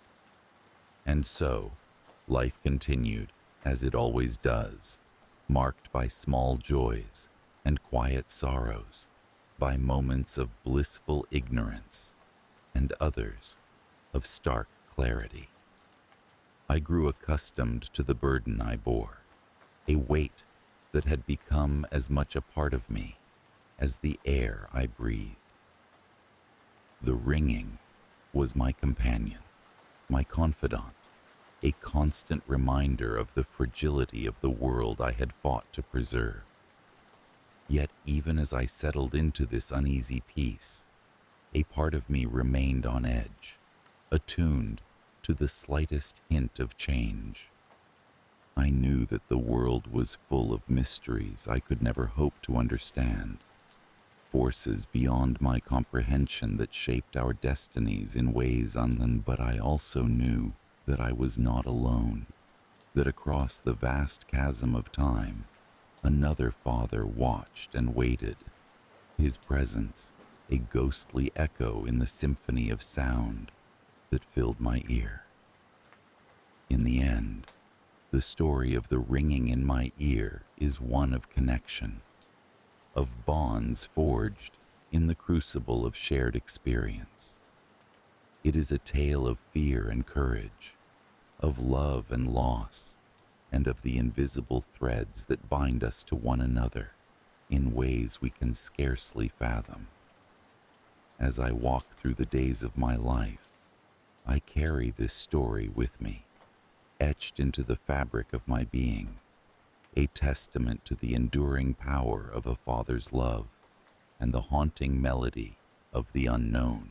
Growing up in the small, sleepy town of Willow Creek, Alabama, I always knew there was something peculiar about my family, something unspoken, yet ever present.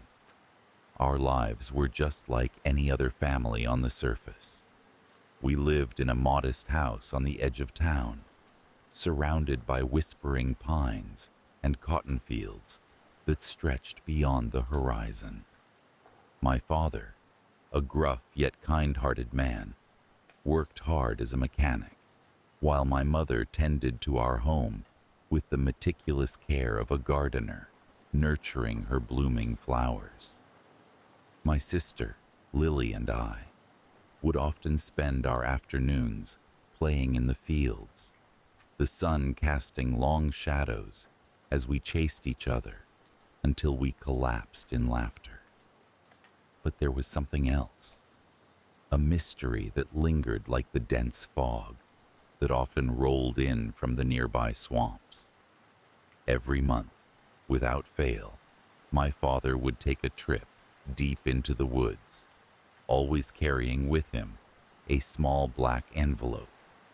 I once asked my mother about it, curious as any 10-year-old would be, but her response was an evasive smile and a gentle reminder that some things were best left unquestioned. It was a ritual shrouded in secrecy, and I grew to accept it as just another facet of our peculiar family life. It wasn't until I turned 16 that the first disturbance shattered the illusion of normalcy. It was a humid July evening, the air thick with the scent of honeysuckle and the distant rumble of an approaching storm. My father had set out on his monthly journey, the black envelope clutched tightly in his hand. I watched from my bedroom window as he disappeared into the twilight, his figure swallowed by the darkness of the forest. That night, a restless energy filled the house. I tossed and turned in my bed, unable to shake the feeling that something was amiss. A sudden clap of thunder jolted me upright, my heart racing as an inexplicable fear gripped me. I crept downstairs, drawn by an invisible force, and found myself standing at the back door, staring into the inky blackness beyond. A flicker of movement caught my eye. Just within the tree line, I saw a figure, not my father's sturdy silhouette, but something else.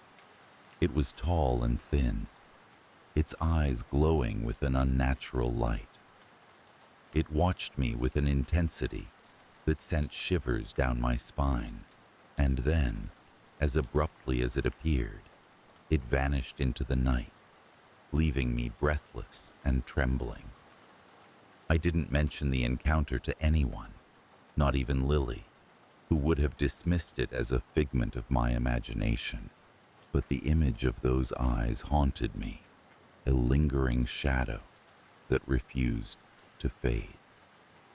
I began to notice small changes around the house, strange noises in the night, an unsettling chill that seemed to seep from the walls, and whispers that echoed through the halls when no one else was around.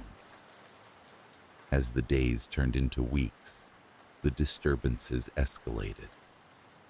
My father's monthly trips seemed to weigh heavier on him, each return marked by a deepened crease on his brow and an exhaustion that no amount of sleep could remedy. He became withdrawn, speaking less and less at the dinner table, his eyes haunted by a burden I couldn't comprehend. One evening, as I sat in my room attempting to focus on my homework, the whispers returned, louder and more insistent. They seemed to emanate from the very walls themselves, carrying with them a sense of urgency that set my nerves on edge. I closed my books and followed the sound, tracing it down the hallway to my father's study, a room that was strictly off limits to Lily and me. The door was ajar, a sliver of light spilling into the dim hallway. I hesitated, knowing I was about to cross a line, but curiosity and fear propelled me forward. Inside, the room was cluttered with papers and tools, an organized chaos that reflected my father's methodical mind. On his desk sat the black envelope, its presence as ominous as ever. I approached cautiously, my fingers hovering over the smooth surface. Before I could succumb to the temptation to open it, a sudden draft swept through the room, extinguishing the single lamp and plunging me into darkness. I froze, a cold sweat breaking out across my skin as the whispers crescendoed into a deafening roar. And then, just as suddenly as it began, the noise ceased and the light returned. I stood alone in the room, the envelope undisturbed. The unmistakable feeling that I was not alone gripped me, and I fled back to the safety of my bedroom, my heart pounding like a war drum in my chest.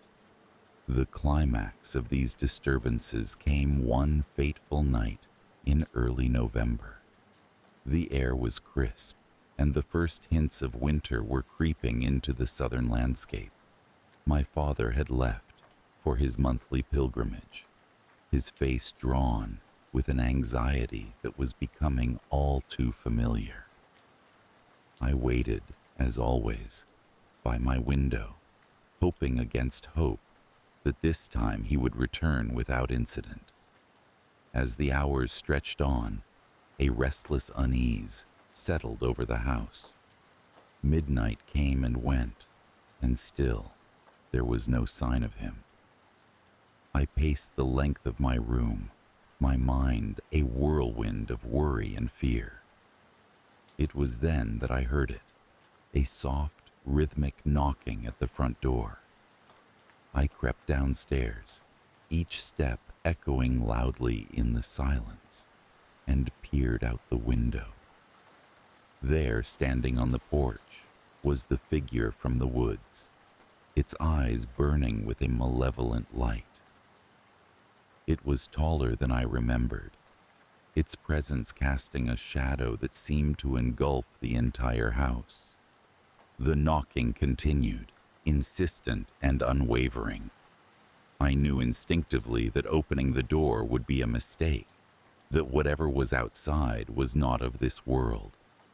Yet a perverse curiosity kept me rooted to the spot, torn between the urge to flee and the compulsion to confront the unknown. Suddenly, the knocking stopped, replaced by a voice, a deep guttural sound that resonated with an unnatural timbre. It spoke my name, each syllable dripping with a dark promise that sent a chill through my very soul. "Your time has come," it intoned, a declaration as chilling as the grave. Panic surged through me, and I stumbled back, my hands fumbling for the lock. But before I could secure it, the door swung open of its own accord, revealing the figure in all its terrifying glory. Its gaze bore into me, and I felt a pull, a magnetic force drawing me towards it. In that moment, I understood. The black envelope, the monthly trips, the growing tension. It was all part of a bargain, a contract my father had made with this entity. And now, it seemed, the debt was due, and my soul was the price. With a final, desperate effort, I tore myself away from its grasp and slammed the door shut, the sound reverberating through the house like a gunshot. The presence outside faded, leaving behind an oppressive silence that seemed to swallow everything in its wake. When my father finally returned, his face ashen and his eyes hollow, I confronted him. The truth spilled out in halting words, a confession soaked in remorse and regret. Years ago, in a moment of desperation, he had struck a deal with the creature, promising a soul in exchange for prosperity and protection for his family. He had hoped to renegotiate, to find another way. But the entity was relentless, and my fate was sealed from the beginning. The weight of his words crushed me, and I felt the ground shift beneath my feet as the world as I knew it crumbled away. The deal with the devil was not just a story whispered by candlelight. It was my reality, a chain that bound me to a destiny I never asked for. In the days that followed, the presence lingered at the edges of my perception, a constant reminder of the pact that governed my life. I could feel its eyes watching me, waiting patiently for the moment when I would finally succumb. The once vibrant colors of the world faded to a muted gray, and the laughter that used to fill our home was replaced by a heavy silence. Yet, despite the dread that clung to me like a second skin, I resolved to fight back. I delved into the lore and legends of our town, seeking any knowledge that could offer a glimpse of hope. I discovered stories of those who had managed to outwit the devil, tales of cleverness and sacrifice that rekindled a flicker of defiance within me. Still, the path was fraught with uncertainty, and each day was a test of endurance against the encroaching darkness. I learned to live with the fear, to carry it with me as a constant companion, but never to let it define me. My father, burdened by his guilt, became my ally, aiding me in my clandestine quest for salvation. And so, life continued in its strange, haunting rhythm. The forest, once a place of solace and adventure, became a boundary I dared not cross. The black envelope still made its monthly journey, but now I understood the true cost of its contents. Our house, with its peeling paint and creaking floors, stood as a monument to the choices and mistakes that shaped our lives. Though the presence at the door remains a specter that haunts my nights, I cling to the hope that someday I will find a way to break the cycle, to free myself and my family from the chains of a deal forged in shadows. Until then, I carry on, each day a testament to resilience and the enduring power of hope against the encroaching darkness. In the heart of Alabama, where the air is thick with humidity and the cicadas sing their eternal song, I grew up in a house that carried more secrets than it did people. Situated on the outskirts of a small town, the old Victorian home with its peeling paint and creaky wooden floors was our family's legacy. It stood like a sentinel amongst the oaks, whose twisted branches reached out like gnarled fingers. Inside those walls, life was a pattern of simple routines, and until a certain age, I believed our lives were as ordinary as anyone else's. My father, a man of few words, was the kind of man who embraced the predictability of routine. Every morning he'd leave for work in his weathered pickup and return just after dusk, nodding at my mother, who would be setting the table for dinner. It was an unspoken rule that each meal began with a prayer, not out of piety, but habit. My father's voice would rumble low over our heads as my mother stiffened her spine, hands clasped in her lap. And yet, there was one exception to our routine that I didn't quite understand until I was older. Once a month, my father would retreat into his study, a small room at the back of the house that smelled of old books and cigar smoke. He would lock the door behind him, leaving my mother and me to our own devices for the evening. I'd sometimes press my ear against the door, hoping to catch a fragment of a conversation or the shuffle of paper, but there was nothing. The silence from within was impenetrable, as if he'd stepped into another world entirely. It wasn't until I turned 12 that the first ripple appeared on the calm surface of our lives. It began on the evening my father emerged from his study with a look of such intensity that it sent shivers down my spine. His eyes, usually steady and kind, were wide and wild. He clutched a black envelope in his hand tightly, so tightly that his knuckles turned white. Wordlessly, he slipped past us and out into the night, leaving the front door swinging open. Curiosity gnawed at me until I crept outside, careful not to alert my mother. I watched as he strode purposefully to the edge of our property, where the woods loomed dark and foreboding. There, he paused, standing as still as a statue. I held my breath, sensing something was amiss. The air felt different, charged with an energy that was both alluring and terrifying. A figure emerged from the shadows then, cloaked in darkness so profound it seemed to absorb the very light around it.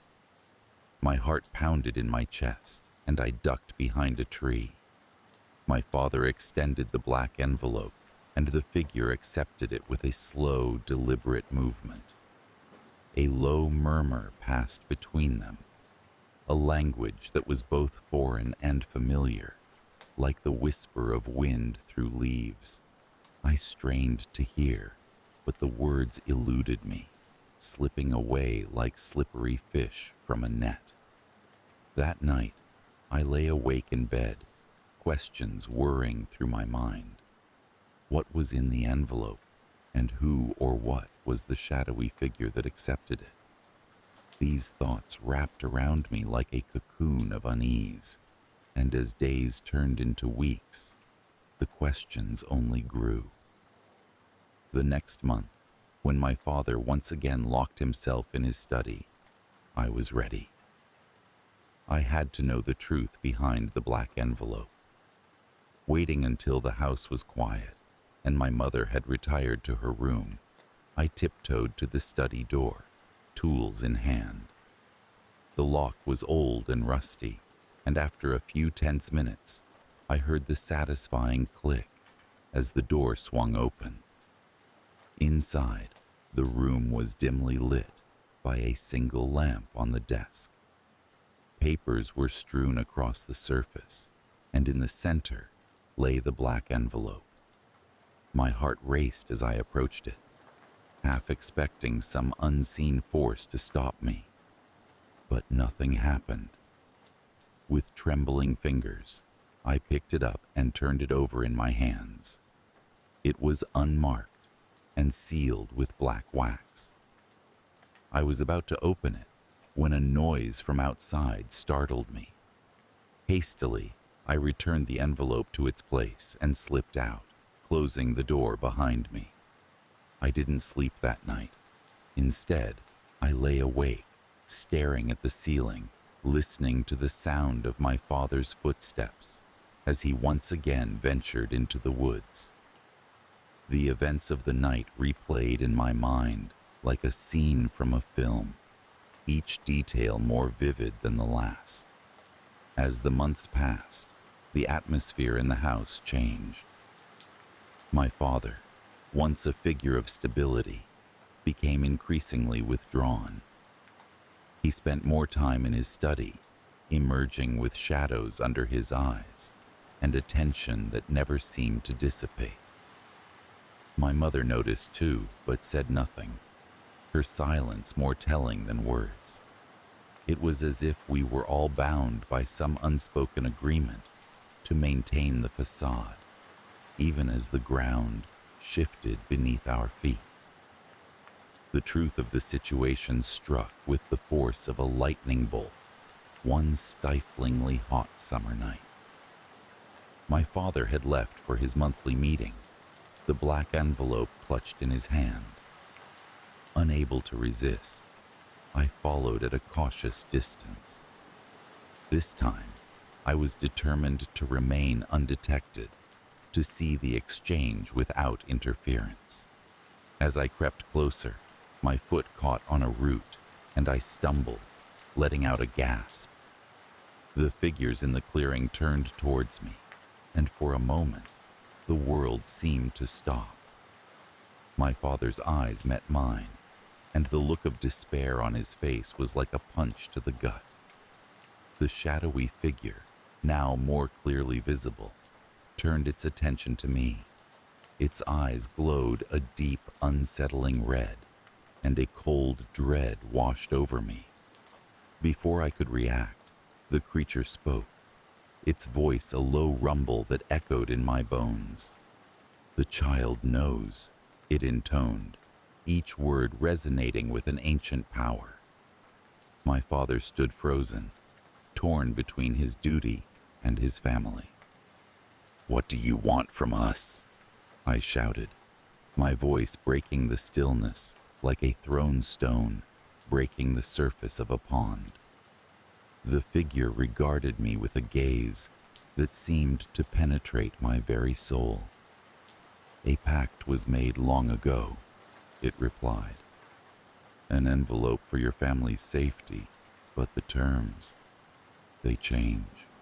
Its voice was a melody of menace and inevitability. I looked at my father, who seemed smaller, frailer than ever before. "What is this?" I demanded. "Why are you doing this?" He took a deep breath, and the words tumbled out, a confession wrapped in regret. "It was your grandfather's doing," he began, voice heavy with sorrow. "He made a deal to protect our family, to keep our land. But the price was eternal." The realization hit me like a physical blow. We were chained to this darkness by the decisions of the past, bound to appease a malevolent entity that thrived on our fear and submission. The world around me spun, and I struggled to make sense of it all. The shadowy figure remained steadfast, an eternal sentinel of our fate. My father's shoulders slumped, and he whispered, "There must be another way." The entity's laughter filled the clearing, a sound without warmth or joy. "There is no escape," it declared, "only the continuation of the pact, or its end." I stood there, feeling the weight of generations pressing down upon me. The forest around us seemed to hold its breath, waiting for my decision. I knew then that the cycle had to break, that the burden of this curse could not be allowed to pass to another. Summoning every ounce of courage, I stepped forward. "If the pact ends, what happens?" I asked, my voice steady despite the fear clawing at my insides. The figure's eyes glinted with something like amusement. "You lose everything," it said simply, "but you will be free." I looked at my father, his face etched with lines of worry and love, and something inside me shifted.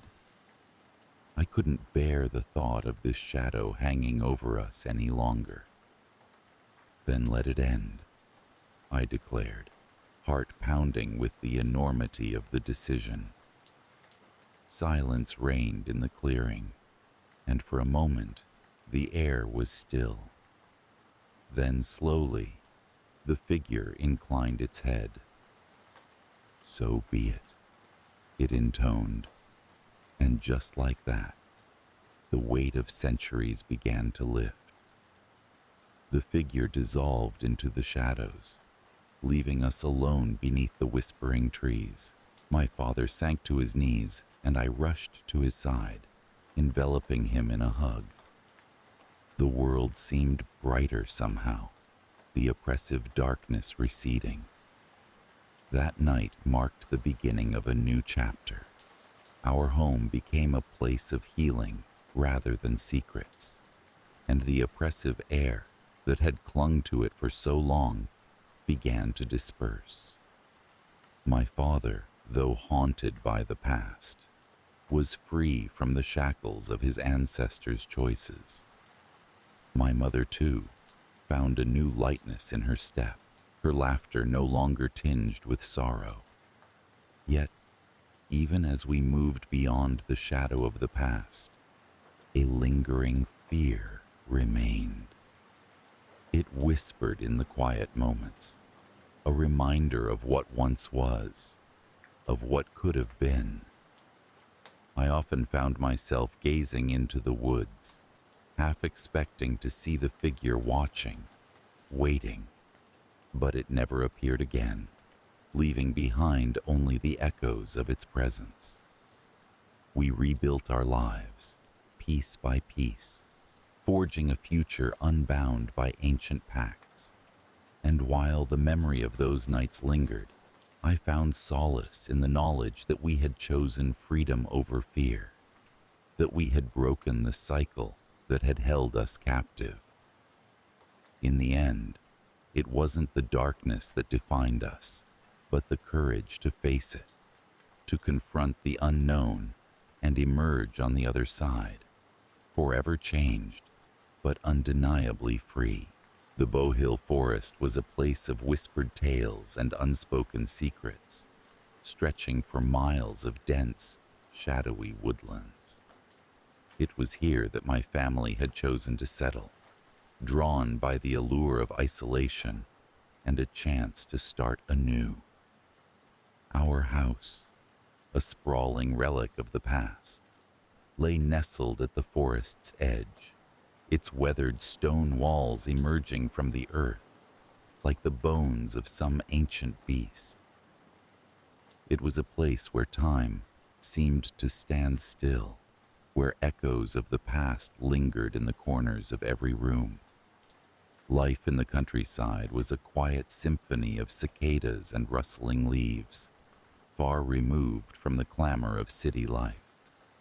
Our days began with the soft hum of morning light filtering through thick curtains, and our nights were punctuated by the distant hoot of owls and the gentle whisper of wind through the trees. My parents, in their search for tranquility, appeared to have found their paradise. My sister Amelia and I, however, felt an undercurrent of something unspoken beneath the surface of this idyllic existence, a subtle dissonance that tainted the air we breathed. The first disturbance came on a day like any other. The sky was a perfect blue, the sun a golden beacon in the heavens. Amelia and I had been exploring the outskirts of the forest, chasing shadows and playing games that had no rules. As we wandered back toward the house, a strange sight caught our attention. A figure stood at the edge of the woods, barely visible amongst the trees. It was a fleeting glimpse, a silhouette that seemed to dissolve into the shadows as quickly as it had appeared. We exchanged uneasy glances, unsure if what we had seen was real or a trick of the light. That evening, as the sun dipped below the horizon, I noticed an unusual tension in the air. My parents, usually so calm and composed, seemed on edge. Their voices were hushed over dinner, their eyes darting toward the windows as if expecting something, or someone, to emerge from the darkness. I tried to dismiss it as my imagination, but the unease settled deep within me, a seed of doubt that refused to be uprooted. Days turned into weeks, and the presence of that shadowy figure lingered like a specter in my mind. I began to notice other peculiarities, subtle shifts in the fabric of our daily life. My father's late-night escapades into the basement, the soft murmur of voices that seemed to emanate from the walls, and the locked door at the end of the hallway that was always kept firmly shut. Amelia and I dared not speak of these things, but I could see the same questions mirrored in her eyes. One night, curiosity overcame my apprehension. While the house lay silent under the cloak of darkness, I crept from my bed and made my way down the creaking stairs. The air was thick with anticipation as I approached the basement door, my heart pounding a frantic rhythm in my chest. The latch was cold beneath my fingers as I turned it, the door swinging open with a reluctant groan. The basement was a cavern of shadows, the contours of the room obscured by a veil of darkness. I hesitated at the top of the stairs, my breath caught in my throat. But something compelled me to descend, drawn by an invisible thread that wound tighter with each step. The air grew colder as I reached the bottom, the scent of damp stone and earth filling my nostrils. A single bulb hung from the ceiling, casting a weak yellow light that barely penetrated the gloom. The room was cluttered with forgotten furniture, stacks of old newspapers, and crates filled with mysterious contents. In the corner, half hidden behind a tattered sheet, was a door I had never seen before. It was unremarkable, save for the heavy padlock that secured it, a silent guardian to whatever lay beyond. My fingers traced the outline of the lock, its cold surface a chilling reminder of the secrets kept hidden from us.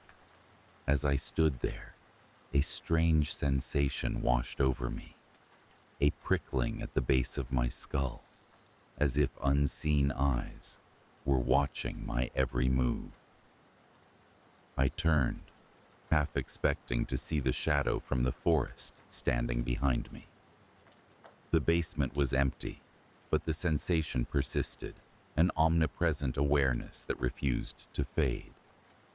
Returning to my room, I found Amelia awake, her eyes wide, with the same fear that now gripped me.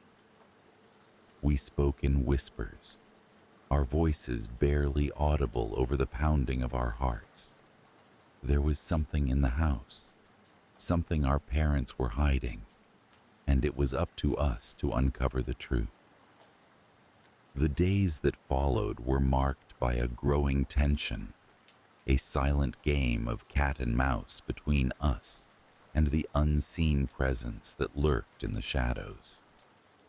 We watched our parents closely, noting every odd glance, every hurried conversation that ceased when we entered the room. The locked door at the end of the hall became an obsession, its secrets a tantalizing mystery we were desperate to unravel. One afternoon, while our parents were out, Amelia and I seized the opportunity to explore. We approached the locked door with trepidation, our hearts a wild symphony of anticipation and fear. The door was solid, its surface worn smooth by years of contact. We tried the handle, half hoping it might give way, but it held firm. Frustration bubbled within us, a tide of impatience that threatened to overwhelm. As we turned away, defeated, a soft creak echoed through the hallway. The sound was faint, almost imperceptible, but unmistakable in the heavy silence. We froze, the hair on the back of my neck standing on end. The creak came again, this time accompanied by a soft, rhythmic tapping. It was coming from behind the door. We exchanged a look of mutual understanding, a silent agreement to retreat for now and plan our next move. Whatever was behind that door, it was alive, and it was aware of us. The escalation was subtle, a series of small incidents that, when pieced together, painted a picture of mounting dread. Our parents' behavior grew more erratic, their patience with us wearing thin. We found ourselves under constant watch, their eyes scrutinizing our every action. The freedom we had once enjoyed was slowly eroding, replaced by an invisible cage that closed in tighter with each passing day. Driven by desperation, Amelia and I devised a plan. We would wait for the cover of night, for the moment when the house lay still and silent, and we would uncover the truth hidden behind the locked door. Armed with a makeshift toolkit of hairpins and determination, we set our plan into motion. The night was oppressive, the stars hidden behind a shroud of clouds. We moved silently through the house, our footsteps a careful whisper against the hardwood floors. The door loomed before us, a sentry that barred our path to discovery. My hands trembled as I worked the lock, the hairpins bending and twisting under the strain. With a soft click, the lock yielded, the door swinging open with a reluctant moan. A narrow staircase descended into darkness, the air thick with the scent of damp stone and an underlying musk that set my teeth on edge. We hesitated, our courage faltering in the face of the unknown. But we had come too far to turn back. Steeling ourselves, we descended into the depths, the shadows closing in around us like a living entity. At the bottom of the stairs, the corridor stretched before us, a claustrophobic passageway that seemed to extend into eternity. The tapping sound was louder here, a steady rhythm that pulled us onward. We moved cautiously, every creak of the floorboards a reminder of the fragility of our situation. The corridor ended in another door, this one unlocked and slightly ajar. We exchanged a final glance, nerves frayed and hearts pounding, and pushed it open. The room beyond was a stark contrast to the rest of the house. It was starkly lit, the walls lined with shelves filled with old books and strange artifacts. In the center of the room was a crude altar, and beyond it, shackled to the wall, was a figure that should not have existed. The resemblance was unmistakable. The figure was a mirror image of my father, gaunt and unkempt, his eyes wild with fury and despair. The sight was a jarring collision of reality and nightmare, a moment frozen in time that shattered the illusion of our lives. Before we could react, the door behind us slammed shut, the sound reverberating through the room like a death knell. Panic surged through me, my mind grappling with the impossibility of what I was witnessing. The figure on the wall, our true father, began to speak, his voice a broken whisper that echoed in the silence. He spoke of betrayal, of a brother who had taken his place, a stranger who had wormed his way into our lives and stolen everything he held dear. The tapping sound, he explained, was his desperate attempt to communicate with us, to warn us of the danger that lurked within our home. With a newfound resolve, Amelia and I worked to free him from his bonds, our hands moving with a frantic urgency. The air was charged with an unspoken fear, a knowledge that our time was running out. No sooner had we freed him than the impostor appeared, his face a mask of fury and desperation. In that moment, the house seemed to come alive, the walls closing in as the shadows deepened into an impenetrable void. The confrontation that followed was a blur of movement and sound, a cacophony of fear and defiance that reverberated through the very foundation of our home. In the end, it was the truth that set us free. The impostor, faced with the undeniable reality of his deceit, crumbled beneath the weight of his own lies. He fled into the night, leaving behind a trail of shattered illusions and unanswered questions. In the weeks that followed, the house slowly began to heal. My father, though scarred by his ordeal, gradually returned to us, his presence a comforting balm on our wounded hearts. But the shadows that had once loomed so large never entirely vanished. They lingered in the corners of our vision, a reminder of the fragility of our lives, the thin veil that separated us from the unknown. The forest, once a place of mystery and allure, now held a different kind of fascination. The trees whispered secrets in a language only they understood, their branches reaching skyward like bony fingers, grasping for the heavens.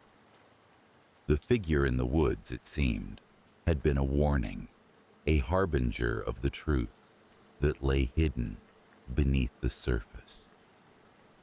Though the immediate danger had passed, the fear remained, a constant companion that walked with us through the corridors of our minds. We spoke little of what had transpired, choosing instead to focus on the present, on the life we had rebuilt from the ashes of deception. And yet, in the quiet moments, when the wind whispered through the trees and the shadows danced across the walls, I felt the presence of the forest, its silent vigil, a reminder of the darkness that lurked just beyond the light. It was a darkness that could never be fully banished, only understood and, in time, accepted. For in the heart of Bowhill, where the ancient trees stood as silent witnesses to the passage of time, I had learned a truth that would guide me through the shadows of my own existence. That the greatest horrors are not those that come from without, but those that lie hidden within. And it is only through the light of understanding that we can hope to conquer them.